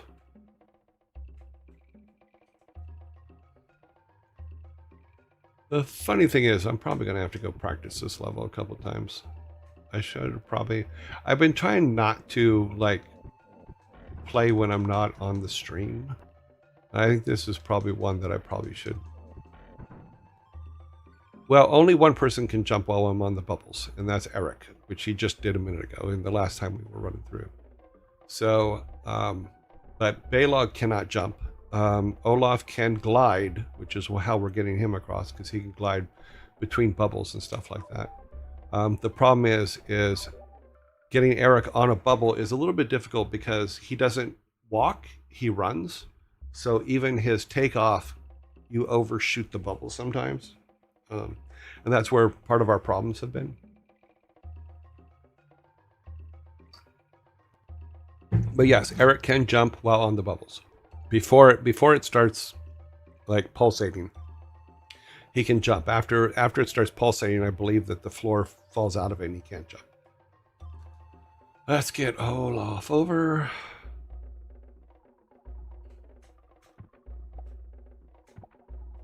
So with Olaf, it's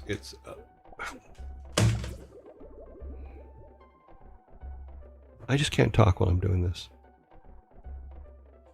But no, Olaf, only one character can jump. So that makes it difficult for the bubbles. I think we're at 23 attempts at this time. Oh, bring Olaf back to us. Thank you. Let's see if there's... I don't think we have any more smart-ass sayings about it. I think that 15 or 20 was the final one where the game just goes, you're not going to do this. One Olaf coming up. Thank you, Thor. You got this, Yearjoy. Take a deep breath. Focus. Ignore chat for a bit. And knock it out. Because you believe in me. I still don't know what you see. There's some bubbles that are a pain in the ass. And I won't last. This part's all pretty straightforward. Yep. Nope. You need to run up the hill. Run up the hill. Thank you. Up.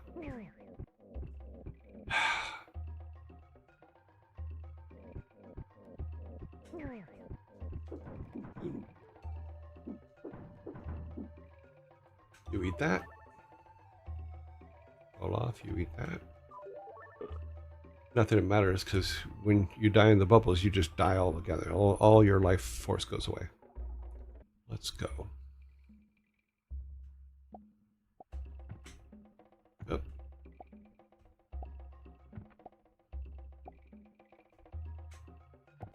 Damn it.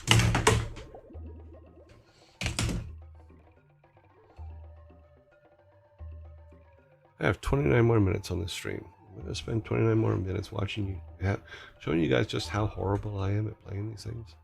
I'm sure that there's some old school Blizzard people, the old Silicon Synops times. Oh, Mighty Thor, please bring Bela or Olaf back to us. That are laughing their asses off at this. And I'm okay with that. Laugh all you want. But 20 plus times, I think we're probably, I'm just going to say we're at 25 times. I don't know how many times we're at, but a little bit much.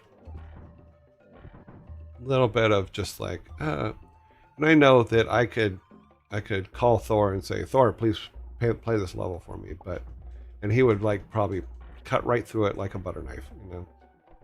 But the rest of it, like the base game, I'm having no trouble. It's the bubbles. This bubble level's always been a bad one for me, and I'm obviously willing to prove it at least 25 times in public. So forgive an old man. Okay, Olaf, let's see if we can not kill you this time.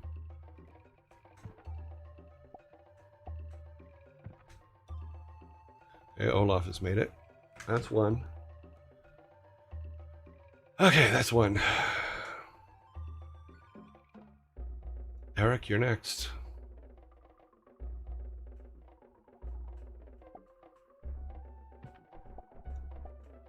Just gotta inch him over. God damn it.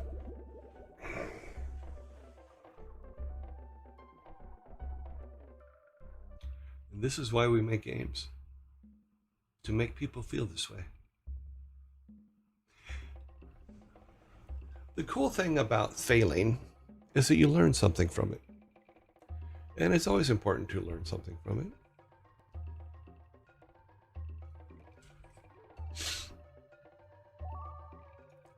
But that's the like we were talking about earlier, is each of the three Vikings is so unique. Oh, Mighty Thor, please bring Eric back to us. Every one of the way they play, the way they feel, how they move, all that stuff, is each of them is 100% unique from one another. And that was always fun. You know, but I will say this, and you know, I was talking about this the other day about how hard games were then to where they are now. When we get through this game, or this level, I'm going to be very proud of myself, even though it's taking me, we're now at 26 tries. You know, so anybody, like I said, anybody watching from old school Blizzard is probably laughing their ass off. But then I will say this. I challenge them to get a recorder, get Lost Vikings out, and play this level. Because this is not an easy level. I don't care what you say. I don't care how good you are. This is not easy.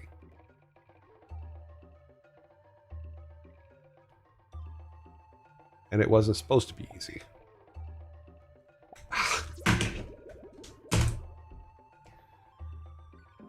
Hello and welcome to tonight's broadcast.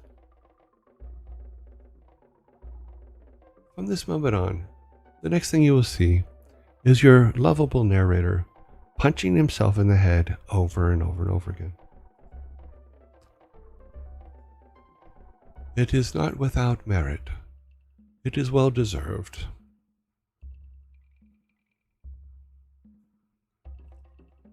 Ah. Oh my.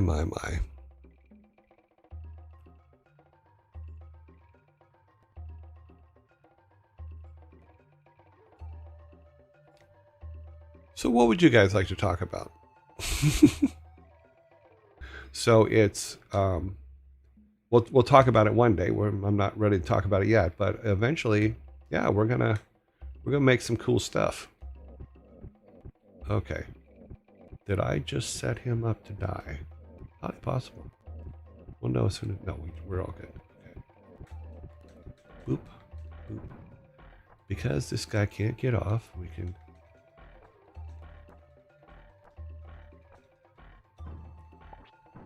Yeah.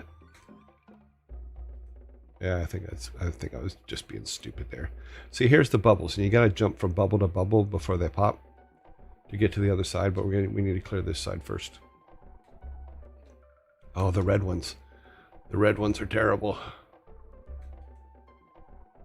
Baylog, bring your sword. We want the sword this time. Yeah. Beep. Actually, we'll let Baylog get this one. Okay, now the main part of this one. We'll take Olaf first, because if he gets in trouble, he can float. So we can float him into a bubble. And we can float him to the next bubble. And then we can float him into death.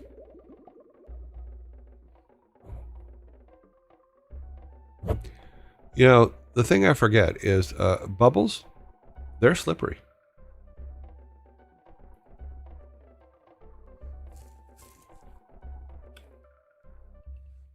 There's a question on the board that says, not sure you can answer this, but how close was StarCraft Ghost to being finished? You know what? I don't know. All I know is that there were huge pieces of it that weren't fun yet, and I'm not sure how long it would have taken to make it a true Blizzard product. So I don't know. I'm sure that there's developers that actually worked on it at not Condor. Condor was Diablo. Swinging Ape, which became Blizzard Console. If there's people out there that were on that team, they could probably answer that. You know, my job was making commercials and cinematics and stuff like that. So at that time, oh, sorry, we need to get Olaf back. Give up, yes. Oh, mighty Thor, please give us Olaf back. Thank you. Yes, I'm going to try to do that every time until it gets funny, because it's not funny yet. It's actually kind of sad. And if my Thor could bring people back to life, I would be very worried as to who he would choose. If that makes sense. Makes sense to me.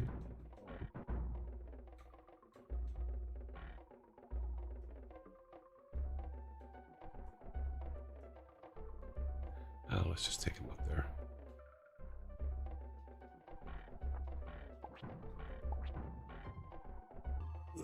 though I'm not new to Thor, I am new to streaming and the streaming echo cycle. And so far, everybody that I've talked to in regards to streaming and stuff like that has been very friendly, very helpful. I really have no complaints. I mean, because Thor streams 12 hours a day, I'm not always able to get a hold of him to ask him questions, but there are different streamers that have answers to a lot of the questions I have and stuff like that out there. Although I cannot for the life of me figure out why YouTube worked once and hasn't worked since. Actually, it worked twice, but hasn't worked since. Thor explained to me the monetization thing. I don't fully get it, but when it comes to that, then I will definitely deflect to him to say, okay, what do I do here? How does this work? Yeah, should it happen? Come on, give me a bubble. You didn't give me a bubble. Ah! Damn you. Damn you all to hell. That goes back to what we were talking about before, is why doesn't it just reset them? So if we jump... Wow. That was me making a lot of mistakes really quick, but it working out.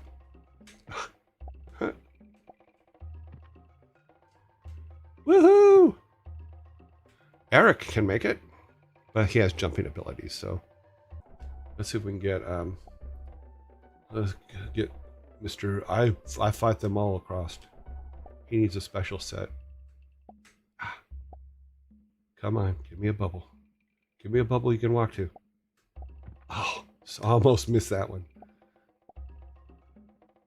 Oh, gonna fall straight down. We're waiting for the bubble for him. That's the one.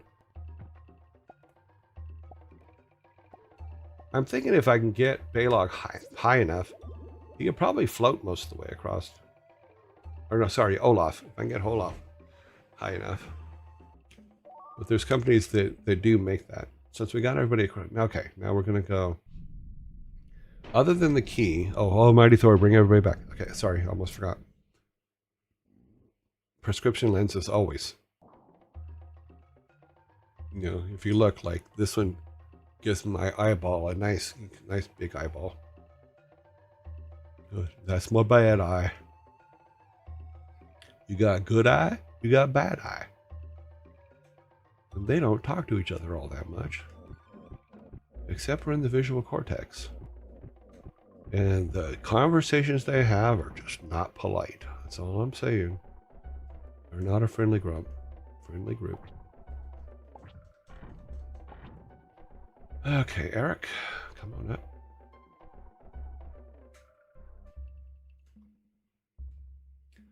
See, another thing that I had on the perfect glasses was it would not reflect the lights.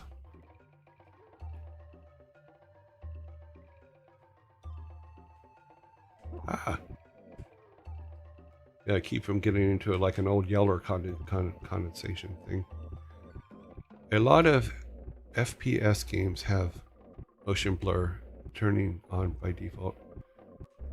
I don't know. It's because I never played them. Like I said, there's only one that I ever played and I loved it, which was Half-Life 2. It was a great first-person shooter and the first one that I was able to play without just getting sick to my stomach. And loved it. Absolutely loved it.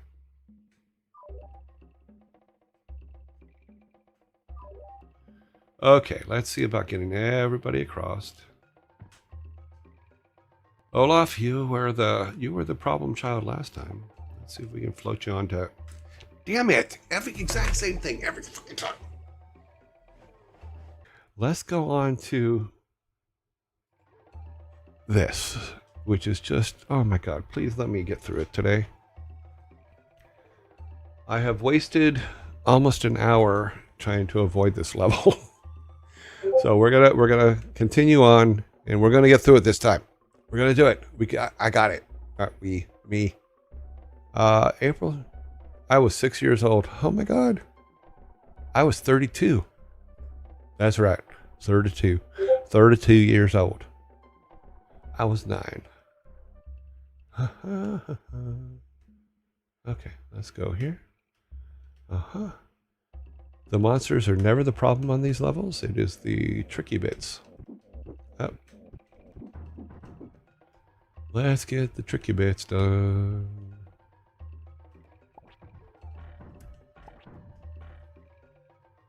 And let's not jinx it. Let's just go. Okay, we're gonna do the best we can.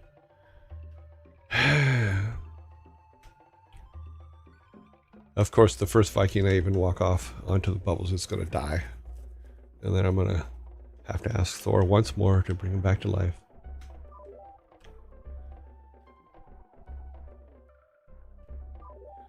All right, Bela or Olaf. 93 was a great year. I was 3. That's okay. 3 is a good year. Okay. Okay. Woohoo! Olaf has made it. Eric. You fast little demon, you. Just don't fall in. Water. We got to get him close enough to where he can jump it.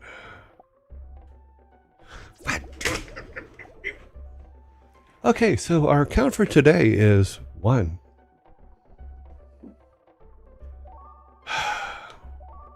Might as well not even argue with it. Say, "Oh, mighty Thor, please bring Eric back to us. Thank you." 1 dead Viking. I killed a lot of them yesterday. A lot.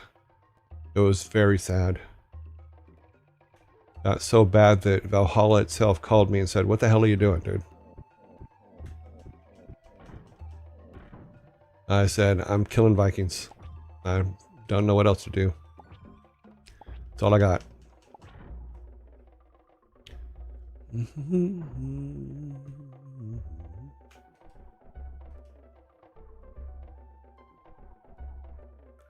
Olaf, Eric, and Balog are the names of our Vikings. They're a fun group that something you hear about every day. Oh, I almost missed that one.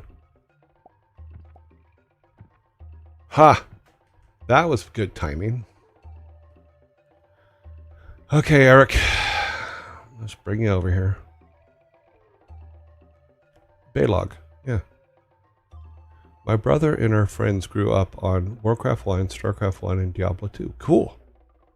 Yeah, I'm actually mentioned in the intro for Starcraft 1. What you got for me out there, Joey, right? It's got Zergling for sure. I don't know about the rest. I broke my rule. I talked while I was playing. I think that I'm gonna not talk during the bubble part. And we're not gonna waste time. We're just gonna go and say, okay, oh, mighty Thor, please bring Eric back again. Thank you. And then let's go back in. The thing is all I really need, no, you need to, in order to get Olaf across, you do need to go up. We do have to do this preliminary stuff. Unfortunately, you can't save it after you kill all this stuff. That would be kind of cool. But old school games, we were talking about it the other day about the fact that old school games are hard, you know, and this particular puzzle is quite hard because each of them moves at different speeds, at different, every character is so different. So even getting them across something like the field here is kind of hard.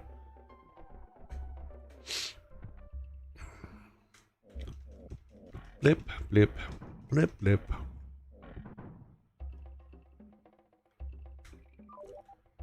Yeah, it's called a challenge not to have the gameplay itself. True. I don't think you can make these ones play themselves on the, because I'm actually playing it on the SNES cart. So I don't think they can play themselves, this one.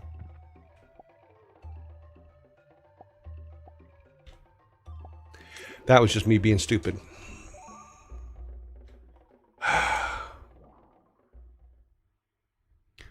So yeah, today is starting out just like every other day.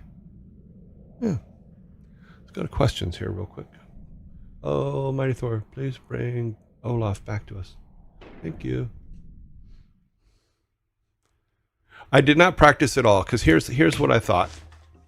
Because I was going to, but then I realized that because the Retron 5 won't let me enter the code at the beginning to go back to this level, I was worried that I would have to play through the 4 levels before it again to be able to get back to it to play it with you guys.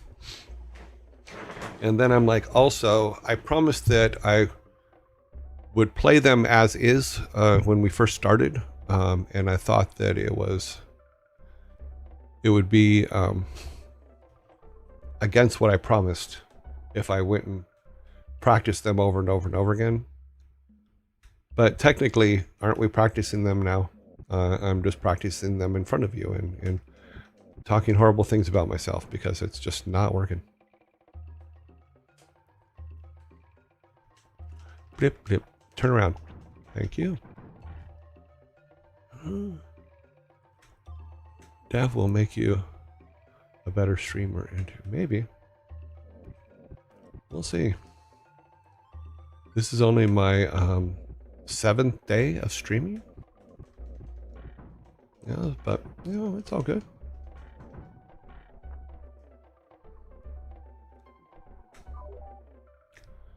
Okay, Olaf, let's take it easy. Go slow. We're going into quiet time. Take a breath. Breathe out. Okay.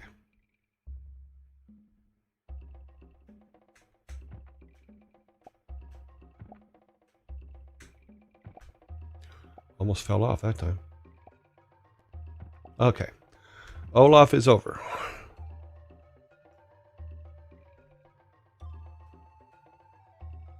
Okay, Eric. Your turn.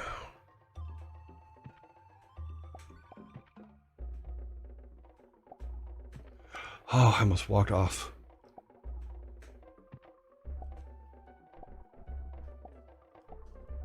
Ah! That's okay. He took a hit, but that's okay. He made it. Baylog. It's all you, buddy. It's all you. We're going to miss that bubble because we're going to take a time and take a breath. Okay. Drop off.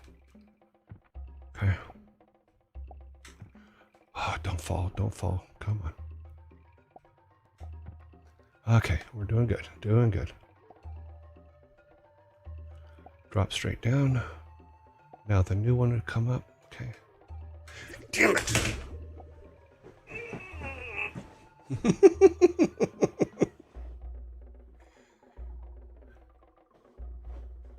I don't know what my Twitch emotes are going to be. I don't know a whole lot about that, but I will have to find an artist to help me with them because of the other things I need to take care of day in, day out. I don't have time to draw a bunch. Thor's beard. That's funny. Maybe it'll just be a dead Viking. I don't know, because I seem to be really good at killing Vikings. So since Eric... Okay, Baylog. Thor, bring Baylog back. Thank you. Maybe I should take Baylog across first. And just save us a lot of time and suffering of watching 2 of them make it and him not make it, because he seems to be the one that dies the most. He's also the one that you need the most skill and or timing for to get across, because he doesn't have like a special jump ability or a floating ability or anything like that.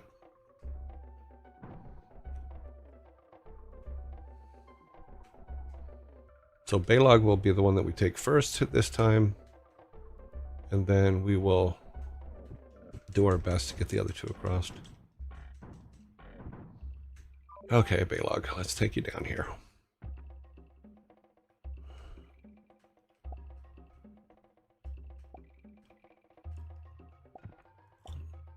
Just really inching our way up or down.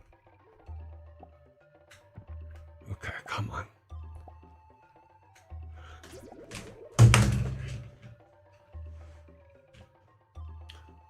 Olaf is always happy. Yes, he is. He is just a happy guy. If you could go back and talk to the folks who made this troublesome level, is there anything you would like to tell?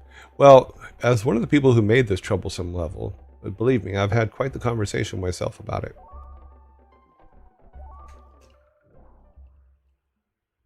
But what's weird, though, is I remember... Almighty Thor, please bring Baylog back. I remember it being difficult back in the day as well. But I don't remember it being this difficult. But I was playing more SNES games at the time, so maybe it's my controller thing. It could be anything. I'm gonna do what everybody used to do back then. It's the controller's fault. It's not me. It's the controller. Because that's how you did it. It was always the controller's fault. How dare you me? Yeah. Talking to yourself in the mirror. No, I don't talk to myself in the mirror because, quite frankly, I can't stand looking at myself. But yeah, I did have a discussion with myself as to why is this so difficult. Yeah, it's always technical issues. No, believe me, I did rationalize this last night after yesterday's fiasco, where I'm like, okay, the Retron 5, even though I am using a SNES controller, maybe there's a delay between the controller and the game that is causing a problem, which is why, because you have to be so accurate on the bubbles that it's kind of not easy. And if there's even a minor delay, then, oh shit. See? Even a minor delay causes problems. Oh, we're dropping straight down. Okay. Sadly, he can't jump.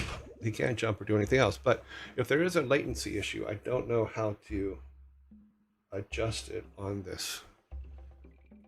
What happens if I pull the menu up here? Will it even pull up? It may not. Come on. Okay. Okay, filters, load state, save. This is probably going to screw something up, but I'll go. Scan lines, no, this is all that. Return to main. Game menu settings. Let's look at settings. Scan lines. Display, this is all video. Let's go back down. Let's go down further. Audio, I'm not too worried about. Controls. Manage. Button mapping, hotkey configuration. Control player mapping. Let's look at this one.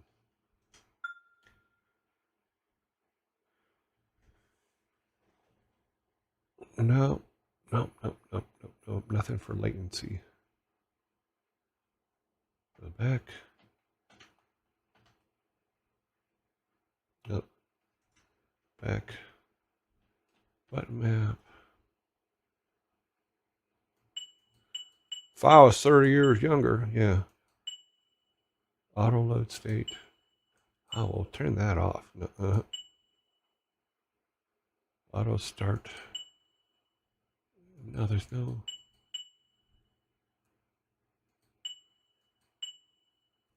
Yeah, I'll have to go through this later today and figure out if there's a setting in there somewhere. Let's go back. And then back to play. Okay. So what I'm going to do is I'm going to go later today and try to find an old Super Nintendo, which I think I can find, and then come back and see if removing the Retron from it and any delays that it may have in latency. So in the meantime, what we will do, we're going to enter the password. Don't tell anybody this password. Helps if I actually put it in. We're doing the bubbles level, so hopefully we can figure out what the password is. Oops. Okay, once again, last week when I was playing this, I died 30-something times. It's very possible that I will die 30 more times, but we'll do our best. Also, because of the way the SNES does it, it actually puts it in a 16:9 window, whereas the emulator only put it in a 4:4 or 4:3. So I had to change the screen up a little bit at the last minute just to be able to show it all. So this is a temporary screen for all the games that we're playing from the Super Nintendo, and then I will make a better background screen for the 16:9 versions. It feels a little bit more responsive, so that could be good. Huh, that's me. Look at that, Olaf catching a bullet. Dumbass.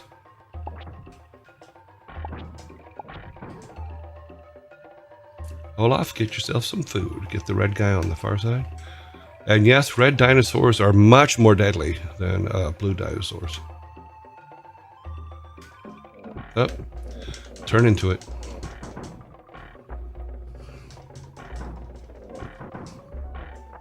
Okay, let's get Olaf some food. We're gonna eat it.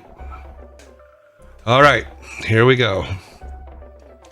The part that killed us so many times last time. I realized that if I completely screw this up, I can not use the excuse that I was on an emulator and it wasn't responsive. So I'm not looking at it. Oh, let's grab that. Although if he gets hit, if he doesn't make it through the bubbles, he's going to die anyway. So let's see what we can do here. Oh, get back up there. We want to use his ability to float.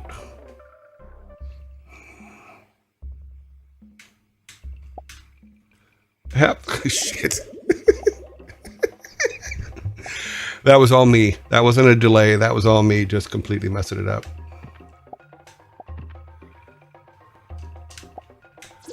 They're all gonna die. One dies, everybody dies. Okay. And as we learned last week, Almighty Thor, please bring my Vikings back to me.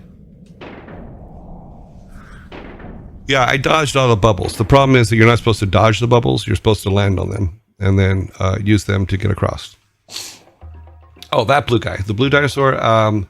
I believe Sam did the original artwork for the blue dinosaur, and then both he and I did all the animations for all of the bad guys. All the monsters.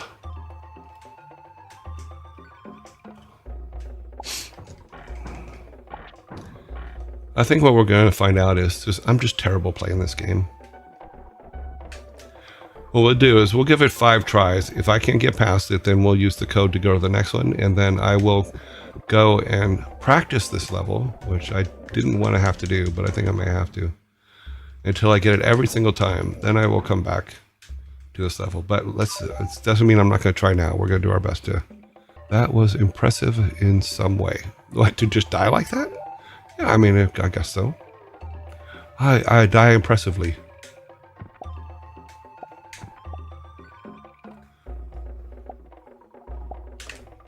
Oh, missed it. Oh! Let's see if we can get Eric across.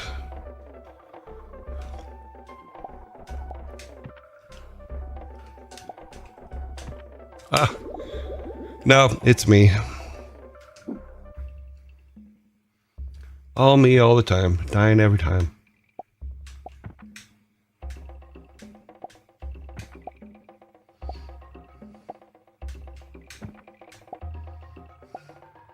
This one should be a bubble underneath. It's not. It's the next one. Okay.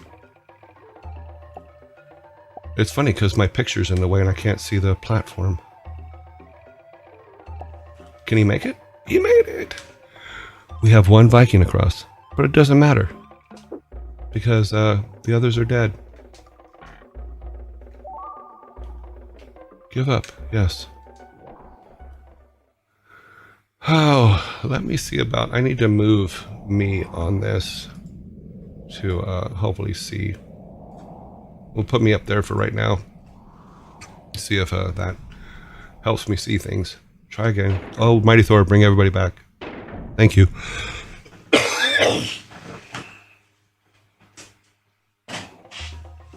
That was juicy. Slow and steady. I think that's part of it. Is I keep rushing through.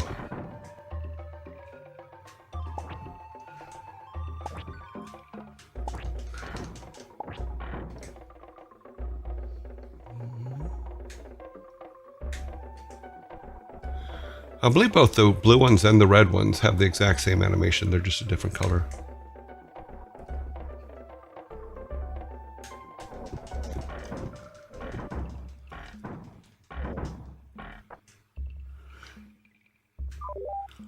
Okay. How are you supposed to know that they are there? Yes, we had talked about the fact that back in the day, Super Nintendo games were hard. They were not made for the weak.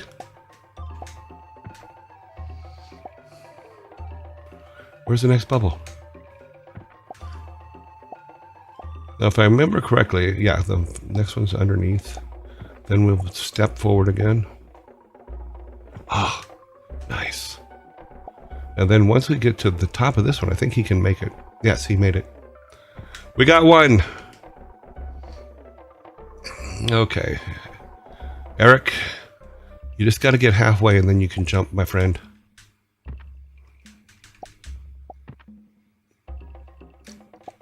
Damn it.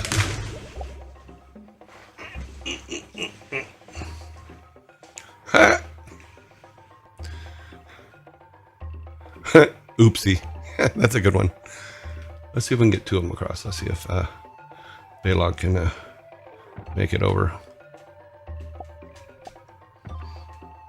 And step. And step. We need the practice, basically.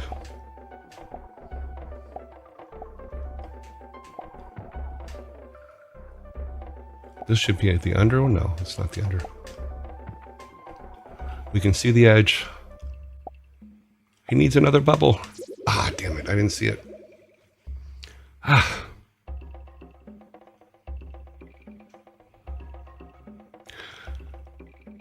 Yeah, the Eric is the red one. He is fast. Because he runs, it makes it very difficult to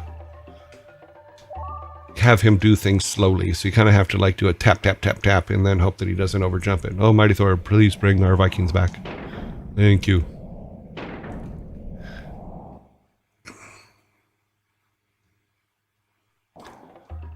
So I may have to go practice this one for a while because it's really hard. Like I said, most games of that time were very hard.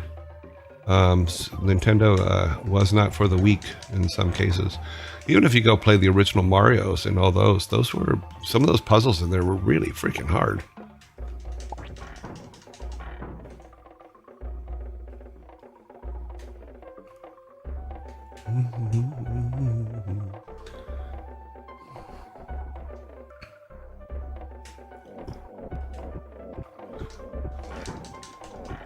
What's sad is I laid out this level. I should be able to do it without thinking about it. And the pattern is the same on the bubbles every time. It's just getting them to land properly is not an easy thing. So you gotta kind of, if you see, you'll see me just like kind of tapping him across. Oh, that was close.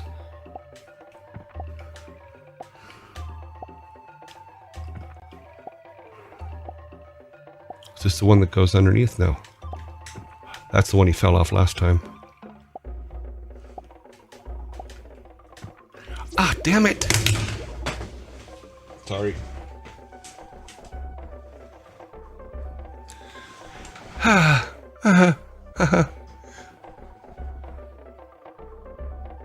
Things like this, honestly, why old games were just amazing. Yeah, because, and we had talked about this, about the fact that you're so happy that that it was hard and that you succeeded at it, that when you finally do succeed, you just like, oh my God, I'm going to go tell all my friends I beat that level.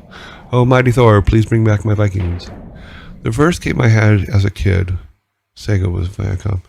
I still, to this day, I struggle every time I play to get past more than a handful of levels. Yeah, they are not, the old games are not easy. They're not for the weak.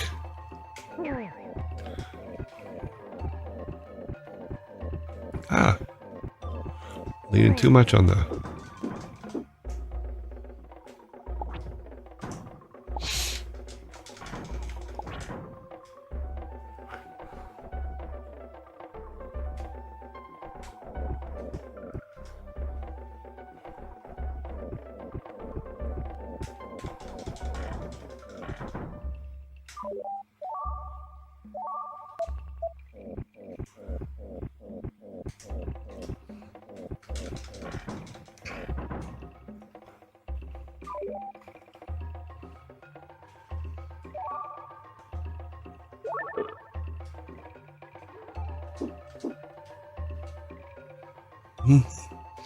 All right, here we go.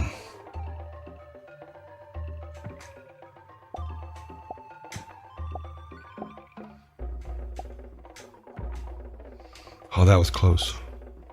He should be able to make it. Yep. Okay, that's one. Eric, you're always a pain in the ass, so yeah, you're going to go next. And step. Come on, give me the bubble. Oh, shit. I think if I get past two more, he can jump and make it at the top of the bubbles arc. Damn it.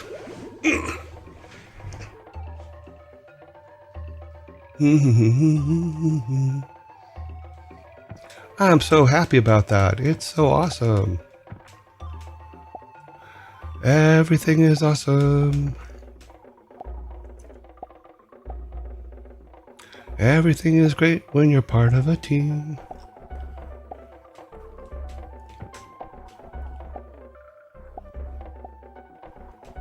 Oh, you haven't seen the Rage of Odin yet. I haven't thrown anything.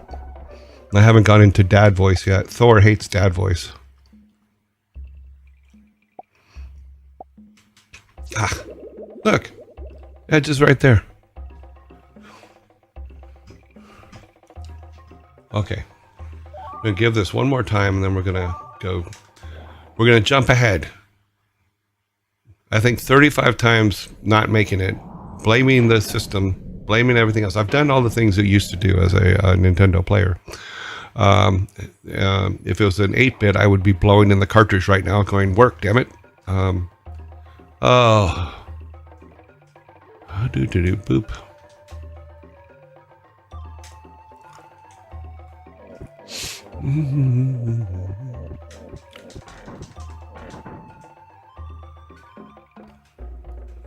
And here we go.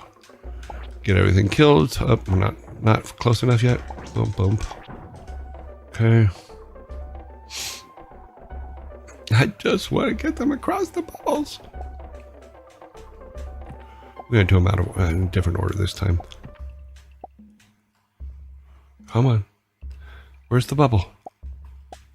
Ah, I didn't see it in time. Made by and for gamers. Yep. We were amazing creatures back then.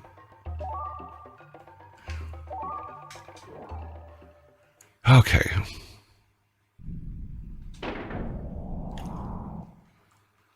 Let me see. Is that all yearlings? Here we go. The bubble level of death. Bubbles! Woohoo! Okay, let's get all the monsters killed and out of the way so that we can get our way through it. Hit me with some bubbles, boys. We want some bubbles. It's going to be very funny as if I can't get past this in 5 levels again. And it just becomes a thing where every single stream we start out with playing 5 levels of this level. It's going to be absolutely hilarious to me. So we have for Lost Vikings now we have bubbles. For Rock and Roll Racing we have the ferret swinging his tail around his butt because it goes with the music. We're building a thing here. We're building all kinds of things here. Okay. Here they are. Oh, I should go back and fix that bubble. I didn't put the reflection in right.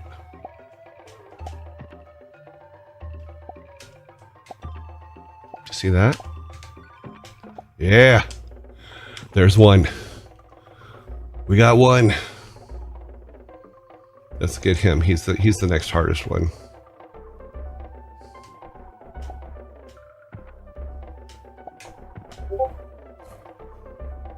Someone. Oh, almost lost him. I think this is no. I've got to jump. Ah! Attempt 1 has failed. You have chosen poorly.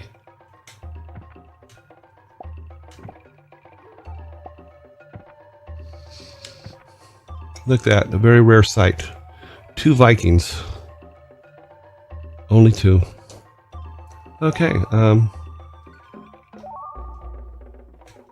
all together now, everybody join me. Oh, mighty Thor, please bring back the soul of my poor Viking. Thank you. Thor's the only one that throws thunderbolts, so as long as we're using thunder to bring them back together, I might as well say, Thor, please bring them back. Because that was a point of contention the other day. Why am I asking Thor to do it? Because it's lightning. Just makes sense. Now that's what I call yes. Two Vikings on that side. That is progress.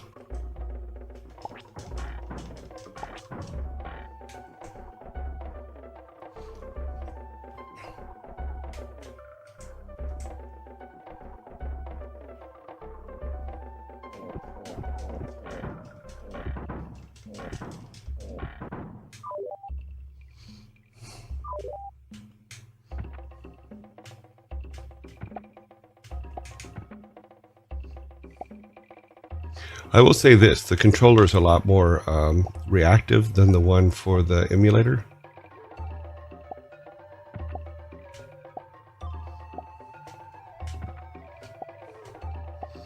Come on, we can do this.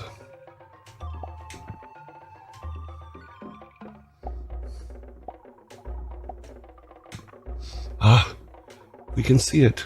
Don't fuck it up. God damn it.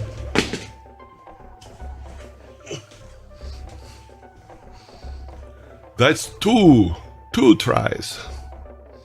Yeah, the kids back then they played all these games to death, and literally were so much better at them than all of us.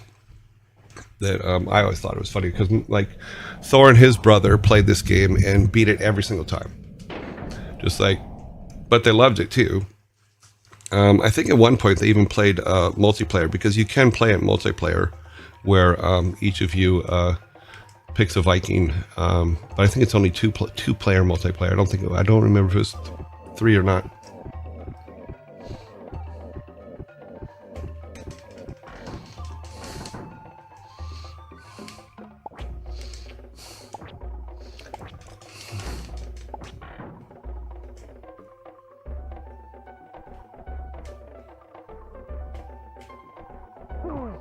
Oh, the angle was a little bit too high for him. So he got bit in the head.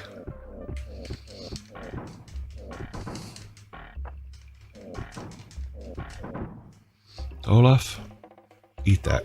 Thank you. Okay, you're good. We'll take Olaf first this time.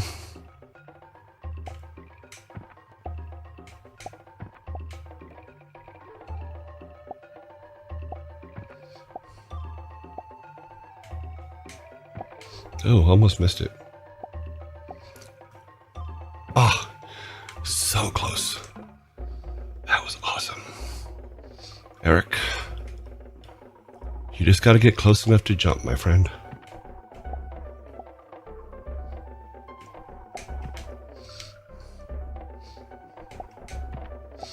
The problem with him is he goes instantly into a run, and that run, oh, was one bubble short. Need one more bubble.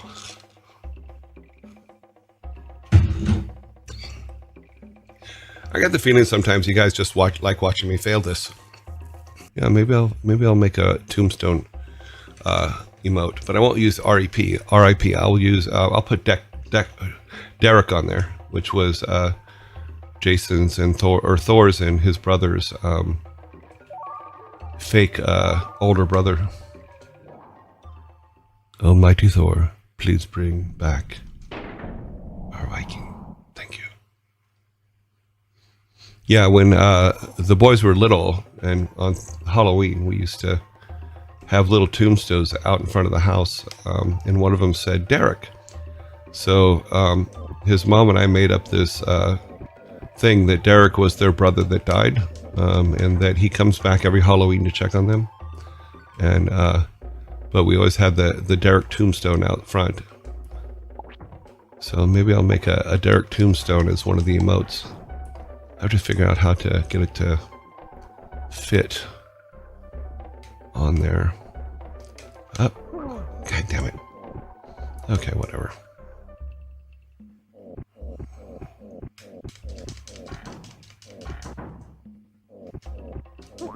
Why did I do that?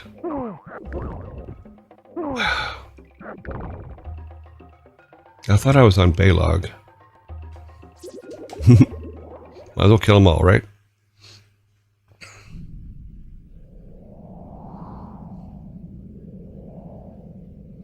Oh, okay. Achilles says that Twitch chat likes watching their streamers fail and get a little angry. Ha ha ha. Okay. Well, you've come to the right place, because I am going to fail constantly. However, I'm going to keep trying. Yeah, I didn't know what to expect. Oh, Mighty Thor, please bring everybody back. I didn't know what to expect doing this. So it's actually, to me, it's been very, very positive. It's been a lot of fun. It's also fun just going back and seeing the old games and remembering them and playing them. You know, we will go back to Rock and Roll Racing once we get through Lost Vikings. Now that Lost Vikings is working, and we realize that the bubble problem is not Lost Vikings or the controller, it is me. And we'll get there. But Thor is troll now. Okay. Is he? Is he a troll now? I got news for you. Thor's been very supportive. You know, when I don't understand something, I call him, and he's very quick to help me understand why something's happening or what I should worry about and things like that when doing this stuff. It's very nice to be supported by your children. Yeah.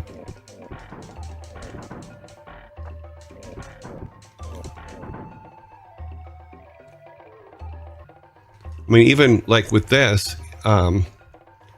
it's not easy to not say something stupid, if that makes sense. Because I'm spend my days saying stupid things. Okay, I need to be quiet for a minute.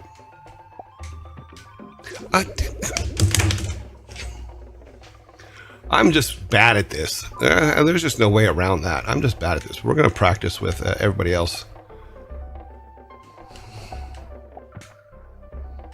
If I can get the right pattern for everyone else, I think Eric's going to end up being the one that's the problem all the time, because he instantly goes into his run. There's no real way to make him walk. I have to get him through, I would say, probably 4 bubbles, and then he should be able to jump. But we will see. What number are we on? I think this was 5. I will have to get a counter and keep count tomorrow.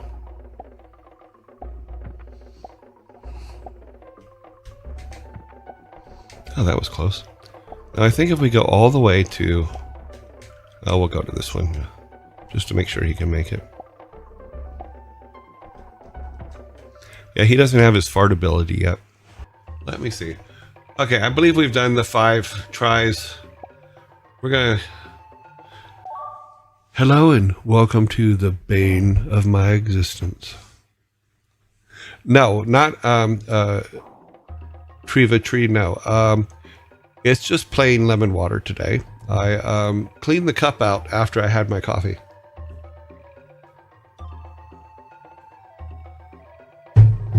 Vikings is a classic. Yes, it is. It was my very first game as a developer that I did from beginning to end. So it holds a very special place in my heart. I think it's just an amazing game anyway, because it's just fun. And they're goofy, and they can't jump from a bubble to a bubble to save their life. Quite literally to save their life. Okay. This is now, I believe we are on try 33 for this level. I think it is. Yeah, we'll just call it 33. I'm not going to go back and count.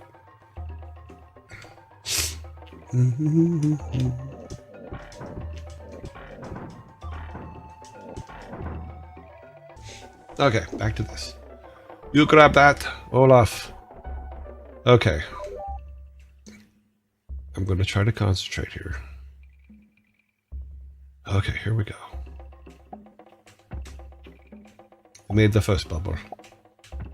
We have made it to the second bubble. We can see the edge. We have the angle of attack. Olaf has made it to the other side. Of course, he's one of the easier ones to get to the other side. Now, Eric, our fast-running freak.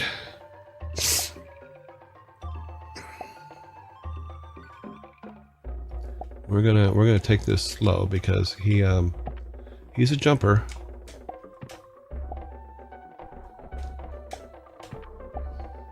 Okay, give me a bubble. Give me a bubble. Okay. Can he jump over? Oh, we made it. Oh, that's okay. He took a hit. That's good. Two Vikings across. Okay. Okay, you. Take a breath. Yeah, he is the hardest one because he's just a lump. He can't jump, he can't fly, he can just fall. That is all he can do is fall. Come on, give me a bubble.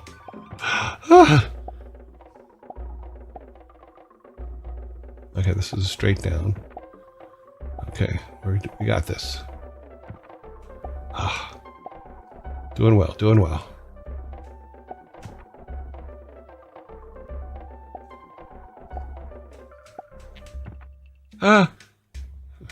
Get back on there. Oh, shit. I think he can do that. Oh.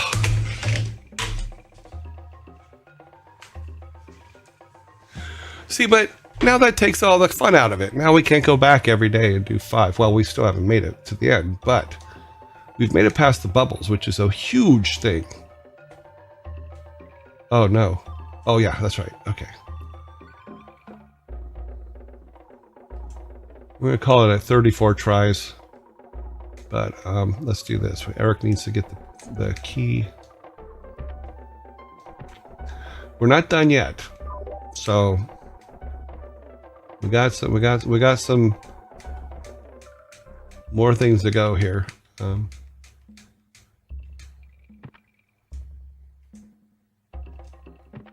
Okay.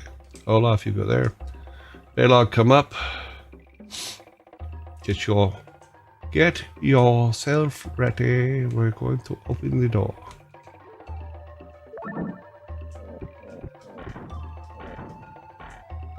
Okay, is there anything?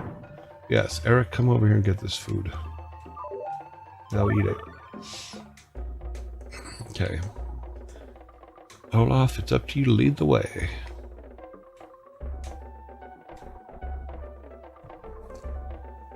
Okay, so if I remember correctly, he can push us off the side.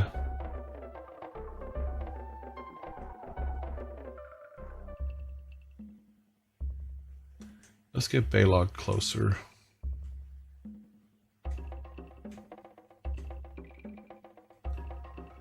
Okay, let's give him that. Let's just get him up there and swinging.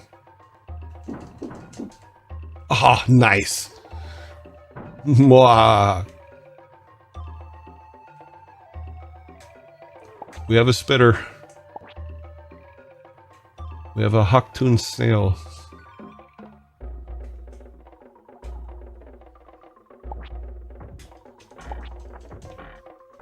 Come on, turn around.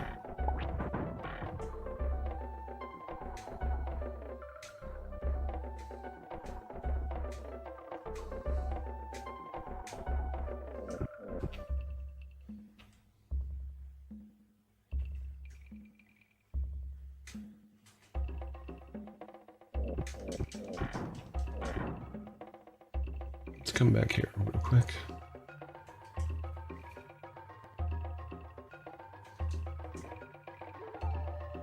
Is there an opening?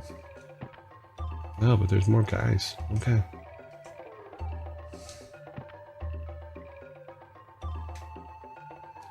So now that I've made it across the bubbles, if I do not make this upper part and I die, I'm going to lose my freaking mind.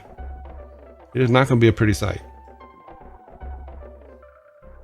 This should be fun. Let's try this. Let's go to him. And then we'll go.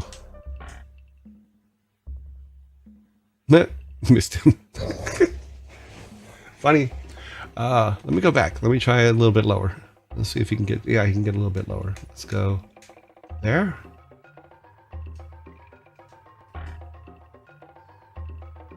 Bam! Yeah.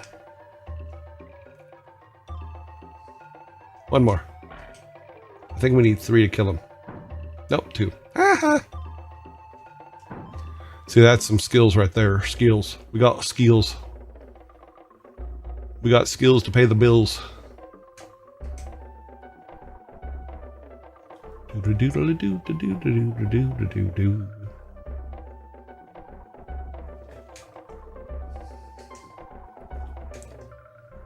Alright, let's do this. Baylog, stand here. Thanks. Eric, get the goodies. Get the smart bomb.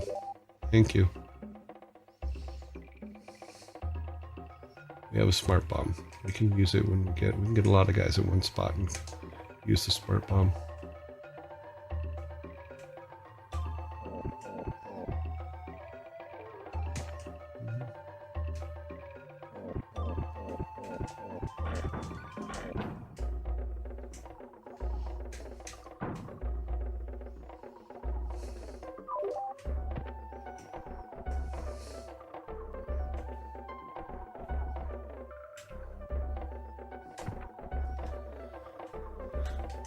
We're going to see if we can get Baylog to jump back up there again and just hack him.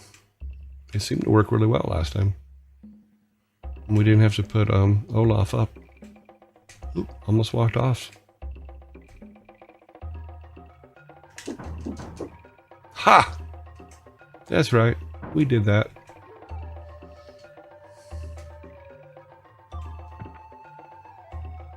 Okay. Bring everybody up.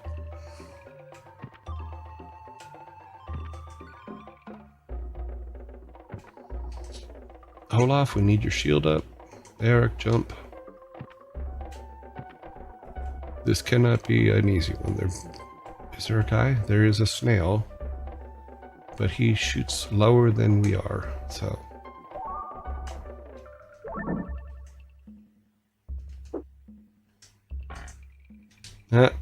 Nobody's over there, so that didn't work.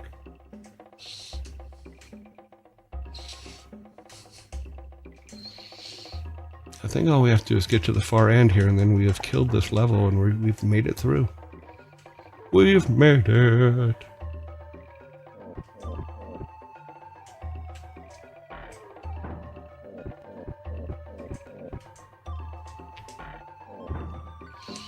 That's actually fun, shooting all the way across the screen. I don't remember doing that when we first played it, way back when, but it's cool you can do it. At least I think it's cool.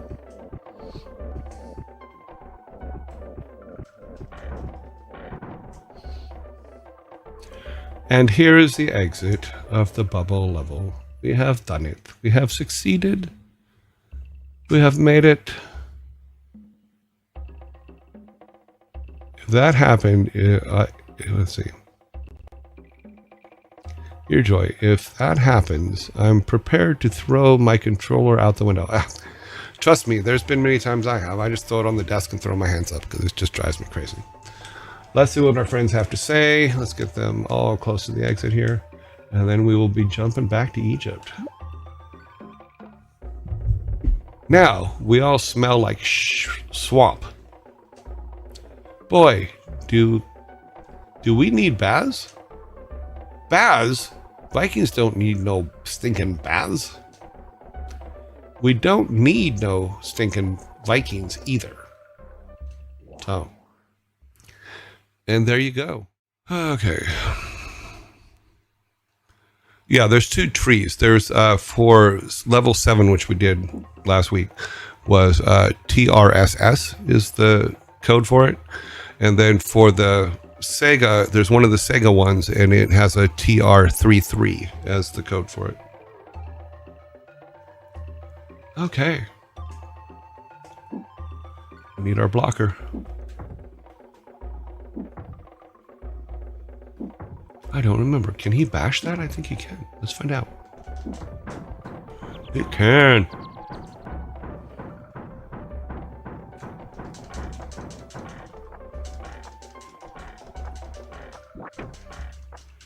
These ones always bother me. Let's move Eric back a little bit. Oh, no, not Olaf. Eric.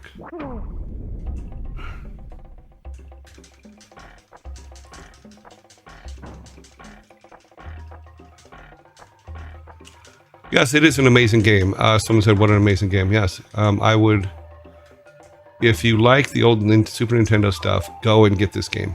This is my favorite game on it. Of course, I made it, but was one of the people that made it, but well worth it.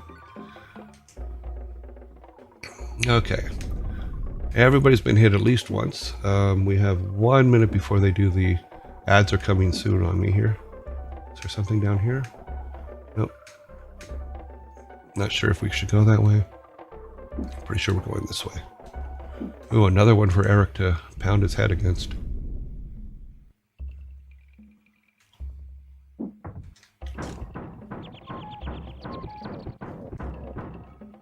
Balog, come, fight, and win.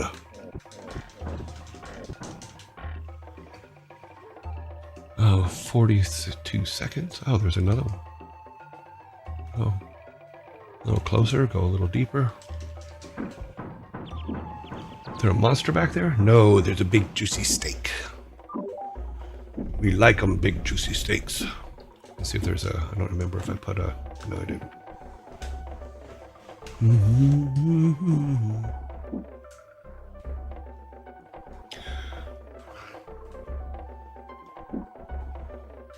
Oh. Something's throwing something from above. Oh, lava. Hot lava. I think we need to save that person. Ah, the bubbles have popped. It's not broken. I'm broken. I'm not. Like I said, number one, when I started playing this game a couple weeks ago, I had not picked it up or played it for years. That's not an excuse. That's just fact. Good. He is gonna. I gotta keep pushing him over so we can get Balog up here. Come on, Balog. Get up here. We need to kill him before he knocks us off. Stop rolling.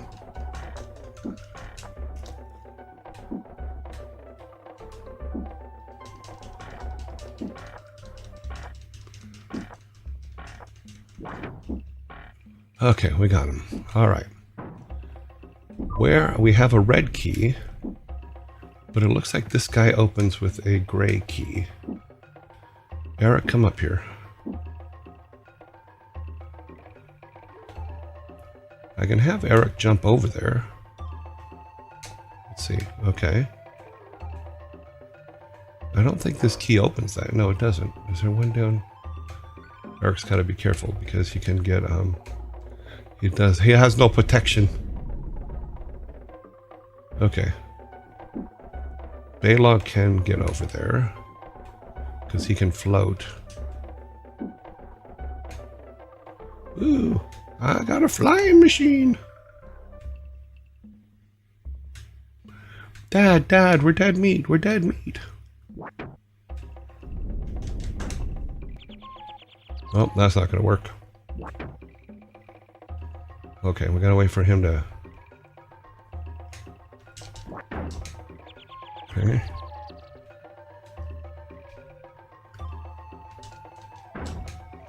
Okay.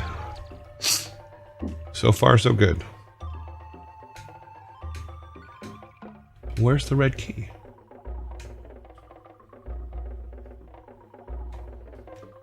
Using Eric to bash things with his head, like monsters, is always such a big pain in the ass. Let's have him eat that. Yep. Can he? I don't think he can jump over. No, because he can't jump. Okay, he just needs to stay here. Eric needs to use his head.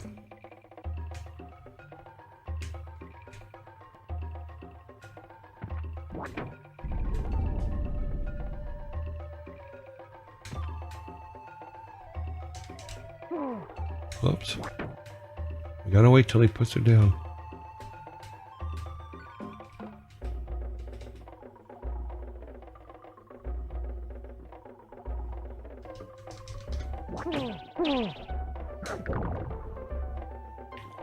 Okay, we're gonna see if he can get over there. He can. I'm an idiot. Okay. Okay. I never promised I wouldn't die. I'm going to die a lot. Okay, plans are to reach a higher screen speeds. Must be down. Okay. Oh, Mighty Thor, please bring Eric back to us. It was silly to be using him to kill monsters anyway, because he's bashing his head against them. And the timing for that particular monster is really difficult, because you never know when he's going to stop rolling around and being a dick.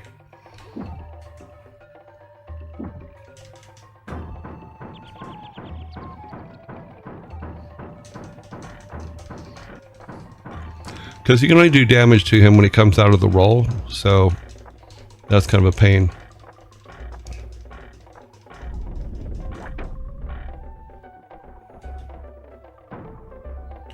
Okay, we need to take him up here. Yeah, that's the right place. I was in the right place.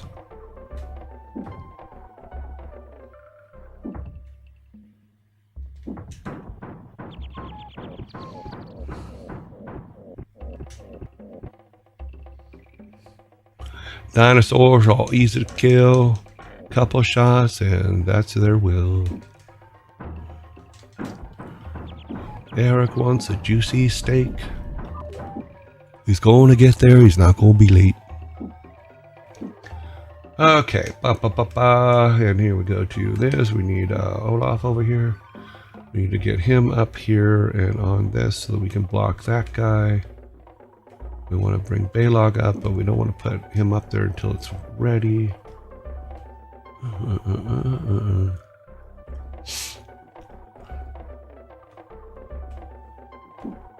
Don't walk off. Okay. Balog, block him. Olaf, you got this. Ah, I hate when that happens. Come on. Up. I'm a dumbass. I wanted this one. I want to push him over there as far as possible.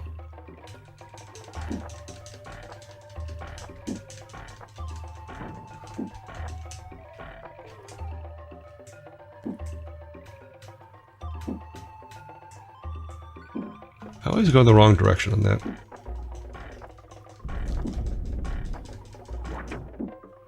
Okay. Balog needs the food, so let's go over there. Get him to get it. He eats it. We're going to bring Olaf across. Set him there. We're going to bring Eric or Balog across.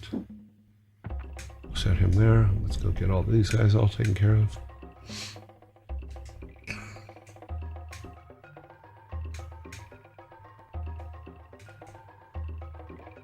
Okay, let's go up. I want to give him plenty of room to do his thing. Oop.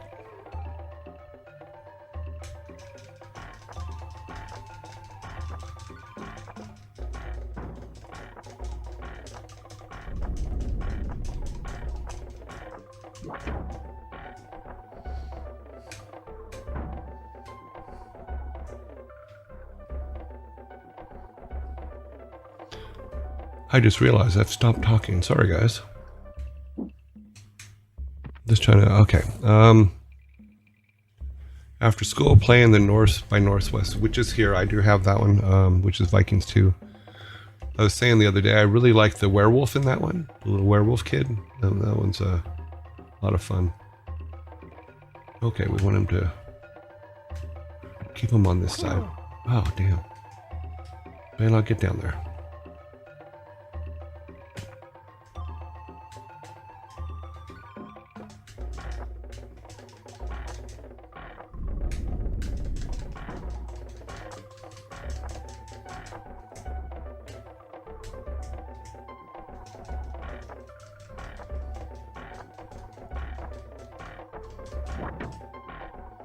Okay, I think that's the end of the map.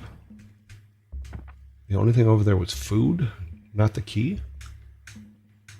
The only person that can get that food is Eric. Okay. That means the gray key's on the other side of the lava. Thanks for the gumball, Mickey. I shouldn't have ate the steak, but oh well. Was there something I missed? There might be something I missed. Let's see. There was something I missed. Okay. The only way over there is to float over and then float across.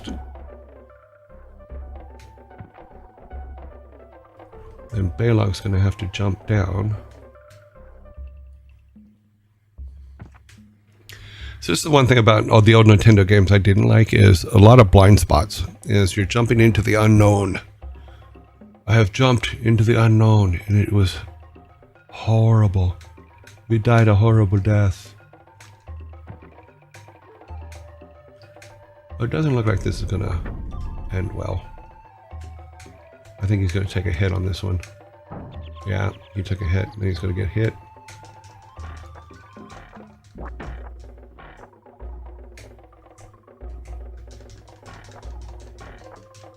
Come on. Come out of your roll, buddy.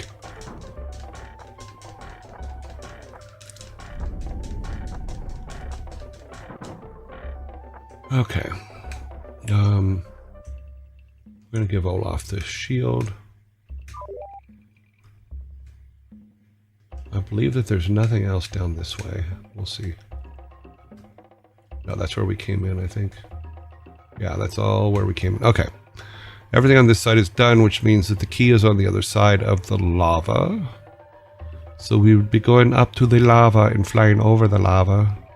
We're going to send Olaf first, because he has a flying machine. I mean, Eric can jump, but... Okay, here we go. Go, go, go, go, go. Got it. And I should have sent the key. Wait a minute. Did I miss getting the key? I did. I missed getting the key. Eric? That's your responsibility, buddy. Good, wrong one. I think I missed the second. Wait a minute. How did... I didn't... Maybe it's... This one I missed the second key? Ah. Helps if you actually pick up the key, Joe. Okay. Now we go with one more. And then Eric can jump across, but we want to make sure that the lava shoots first.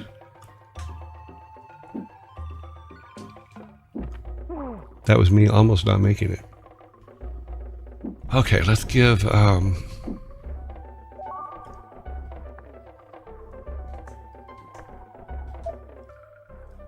give Eric this.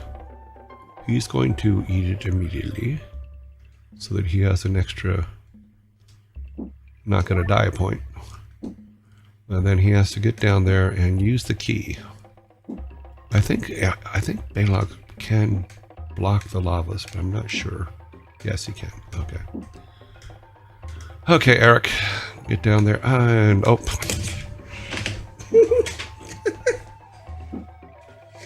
That's what happens when you get too confident in yourself and you hit the button the wrong way and you accidentally walk Olaf into the fire. So, hey, nobody with games like Pizza Tower. You can have Hey Yearjoy, I don't know how Twitch works, but I'm not subscribed. I saw the ad zombie, but not ads. I don't know how it works either, so I don't know how to answer what that means. We're playing Lost Vikings. I know the ads come up periodically. I don't know who sees them and who doesn't. So I wish I could help. I don't know. Yes, Balog does have a fart ability, but I'm not sure if it comes in until later. Because yes, that can be used. We can actually do a test here since we have to bring him back to life anyway. We'll bring him back to life, but I'm pretty sure, yes, I think he does. I just don't remember which button it is.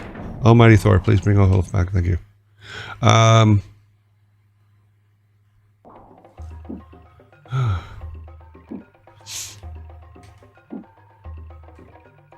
No, it's not too hot here. It's just I have a lot of machinery and lights in this room, and that's what makes it hot.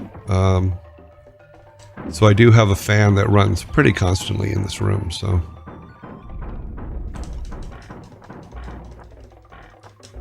Let's get Eric out of the way real quick.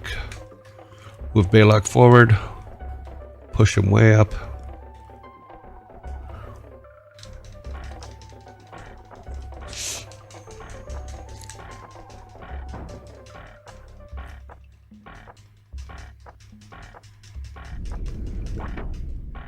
Okay, Eric, get the key. Okay, Eric, come on, let's get up there.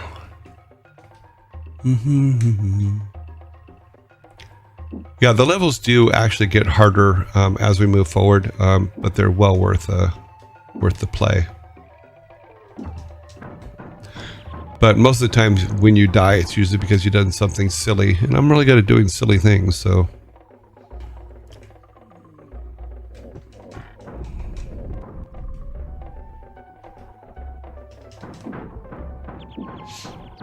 Nice juicy steak.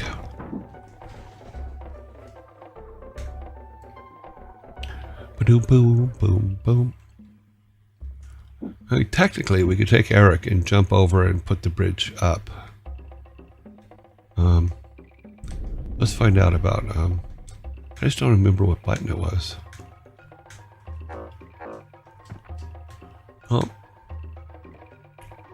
what was his fart power button? Yeah, I think he gets that later. None of the buttons seem to be working to make him fart and propel himself. I think we get that when we get to the crazy levels. Yeah, that's not it. So, yep.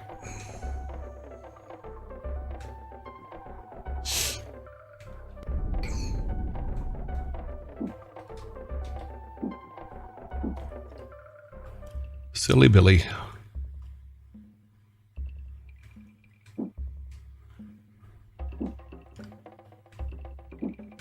Let's do this real quick. Let's make sure. I wanted to make sure his shield was down before I popped up there. He had his shield up. I don't think you can back him up any more than that, but.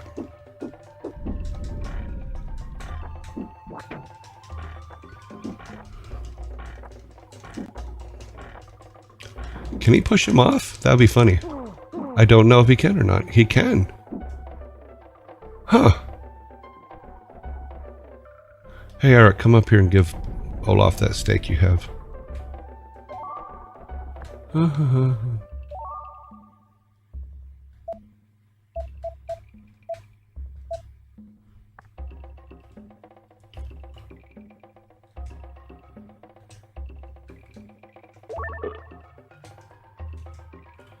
That's right. Steak gives you two points.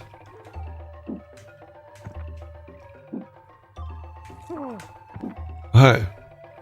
Caveman take away 1 point. Okay.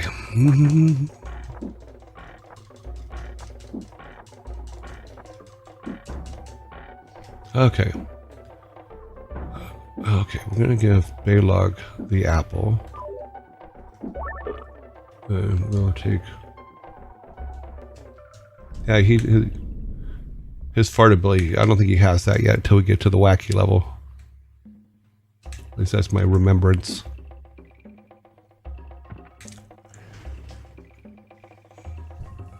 Is that like a hula girl caveman in there? I believe so. It's a cave woman. Sorry, games were not politically correct back in the day. Never were.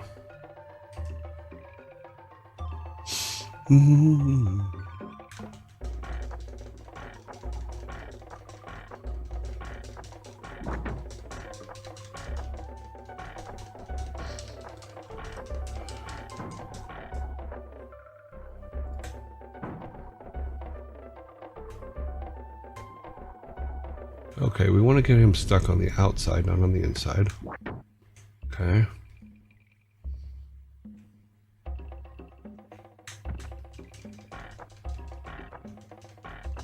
Because I don't think he can push us off the edge of the screen. So we will use that as to our advantage. Now we need to bring Eric up so he can get the piece of food, which he can give to either Balog or Olaf. Bloop. I'm going to take Olaf down this way to the next level. Come back for Balog, who's just going to jump down. Take a hit. Probably should have taken the hit, but...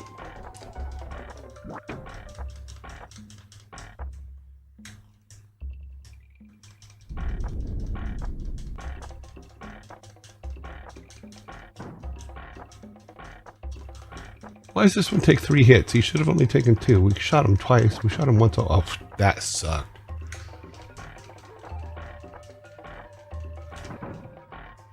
He can get underneath it. Alright, we'll have Balog come and get this one. Because he needs it. Okay. Now, how can we get Balog down without hurting him too badly? Maybe he can jump onto the shield, and it might hopefully not be... Oh, good. Yep, he can. Good for us. Eric, come along. We can't help the lady yet. Soon, my friend, soon. Okay, we're going to try to run and jump. I'm going to wait. Got the key ready. We have 3 balls, then that one. Okay, now we go here. Okay. That's a good thing. We are moving on. Boop-a-doop-a-doo. Apparently we have to find a key to release the girl, which I guess we're gonna have to come back for. So I didn't see a silver key anywhere. I don't remember where it is. Maybe we're not supposed to let her loose. Maybe she's just a trap.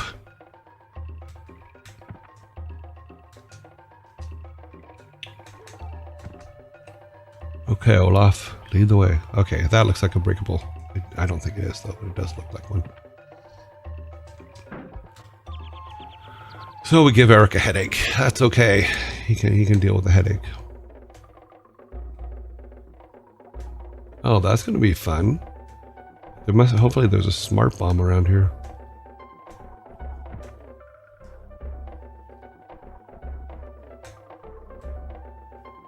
Actually, we'll bring Balog back up and run him against the wall. I think there's a secret room that I missed up here.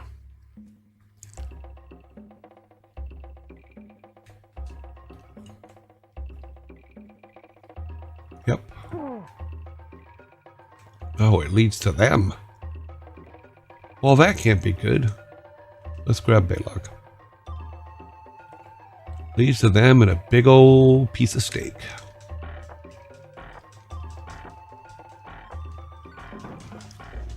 Hey, if you can use the rocks as cover, use the rocks as cover.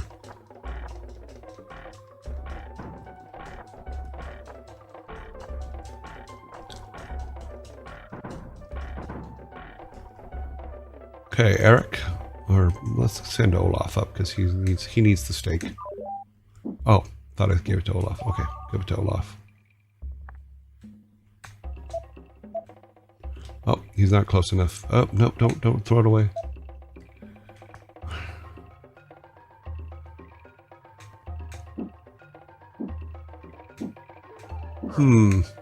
That looks very suspicious.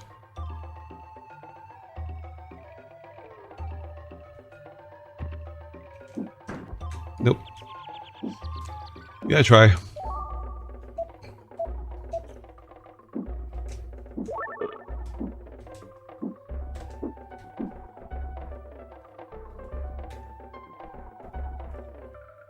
I don't think there was anything on the left side.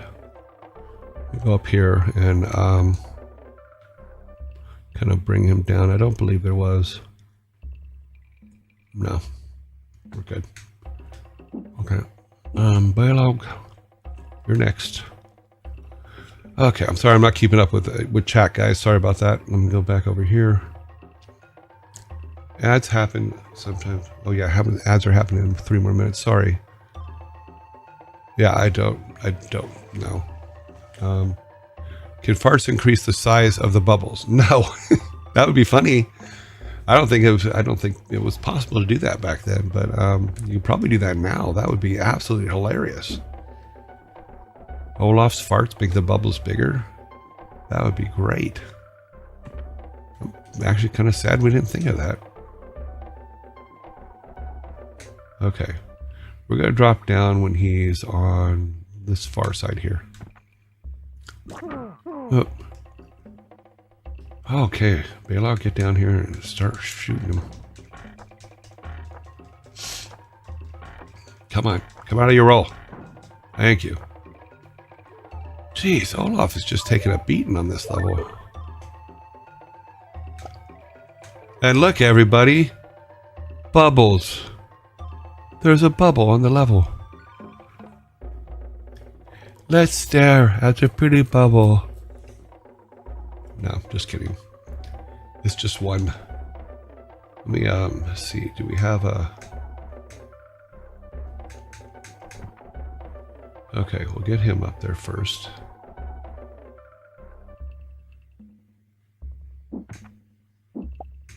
Oh, that's weird.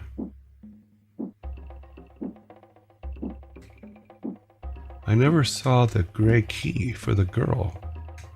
Interesting.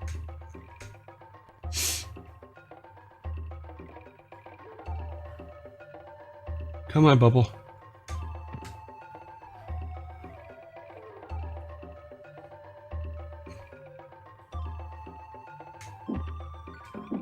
Stay here, because there's fireballs that are falling from the sky, buddy. I have learned that I do not want to rush the bubbles. Yeah, you can run, but you can't hide from them. That's absolutely true.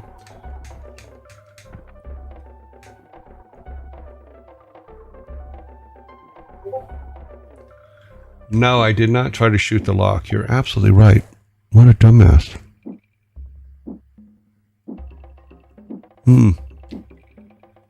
I did not try to shoot the lock. I should have thought of that.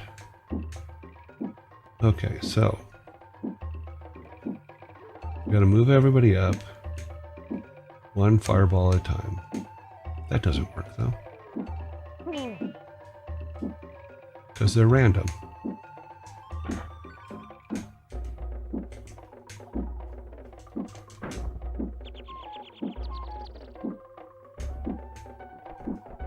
I guess I'm supposed to push it. Yep. Ah! Oh, so much fun. Did you try to shoot the lock? No, but we will this time.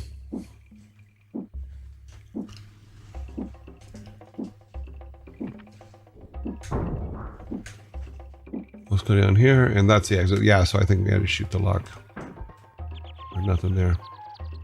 But this is the exit. And it's going to say, no, your friends are dead. You can't go. Okay. Hide from, cannot hide from bubbles. Okay, ads are starting soon. So we're going to go to the ad zombie.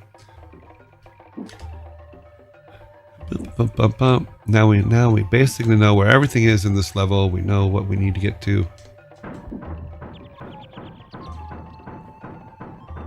Do it. Get up there. Protect your friends. Caveman, remember when I said I'd kill you last? I lied.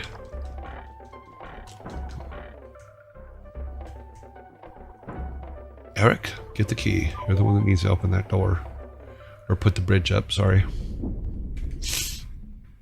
And we're going to try to shoot the lock and let the girl go. So it was suggested. I'm pretty sure that's probably correct. Makes sense to me.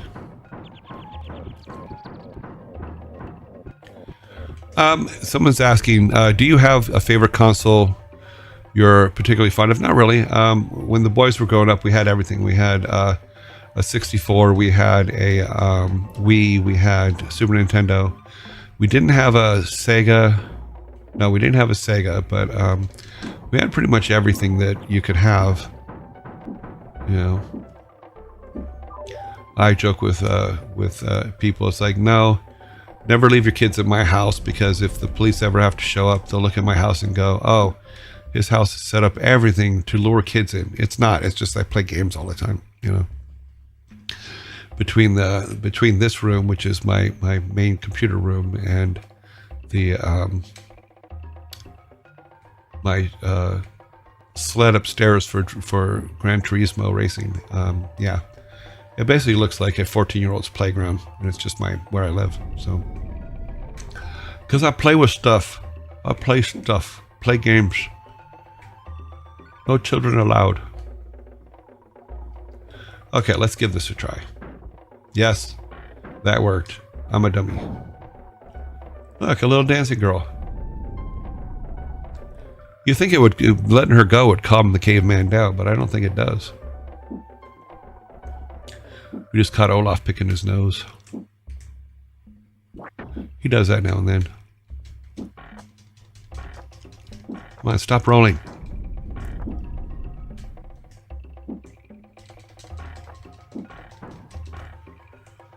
Okay. Hello there. Thank you so much for saving me. To escape from this place, you must find the key and drain the volcano. Where's the key? You must go back down and bash your way into the mountain. We've already done that. Haha. Could you be a little more specific? I will use my psychic powers to destroy the fireballs inside the mountain. Okay, cool. Thank you for your help. That's what I'm here for. That and dancing, of course.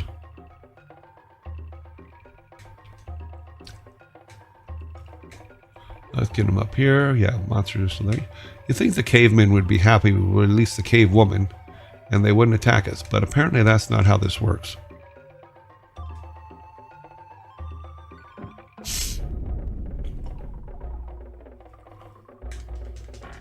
You think they would be thankful. Unless they're the ones that caught her. That's highly possible, since they're the only ones on this level. Oh.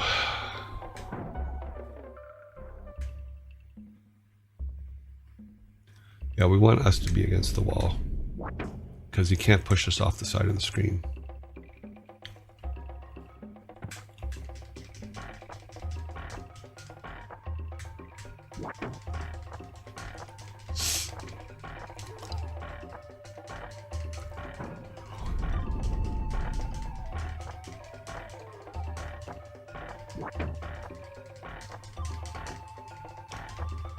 Keep rolling around all you want. You're not going to get us because we're against the side of the screen. We can't get out of here.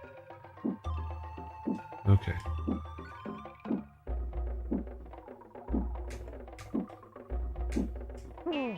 Okay.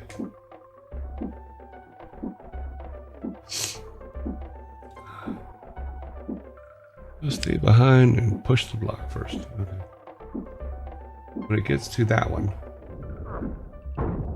Aha!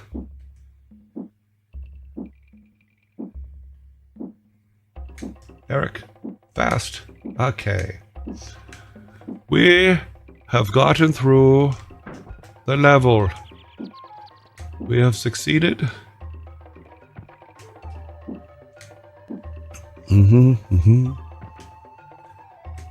These are fun animations where they're falling through time and space. Maybe there's a different way to go back home. Got any ideas, Olaf? Well, time's up.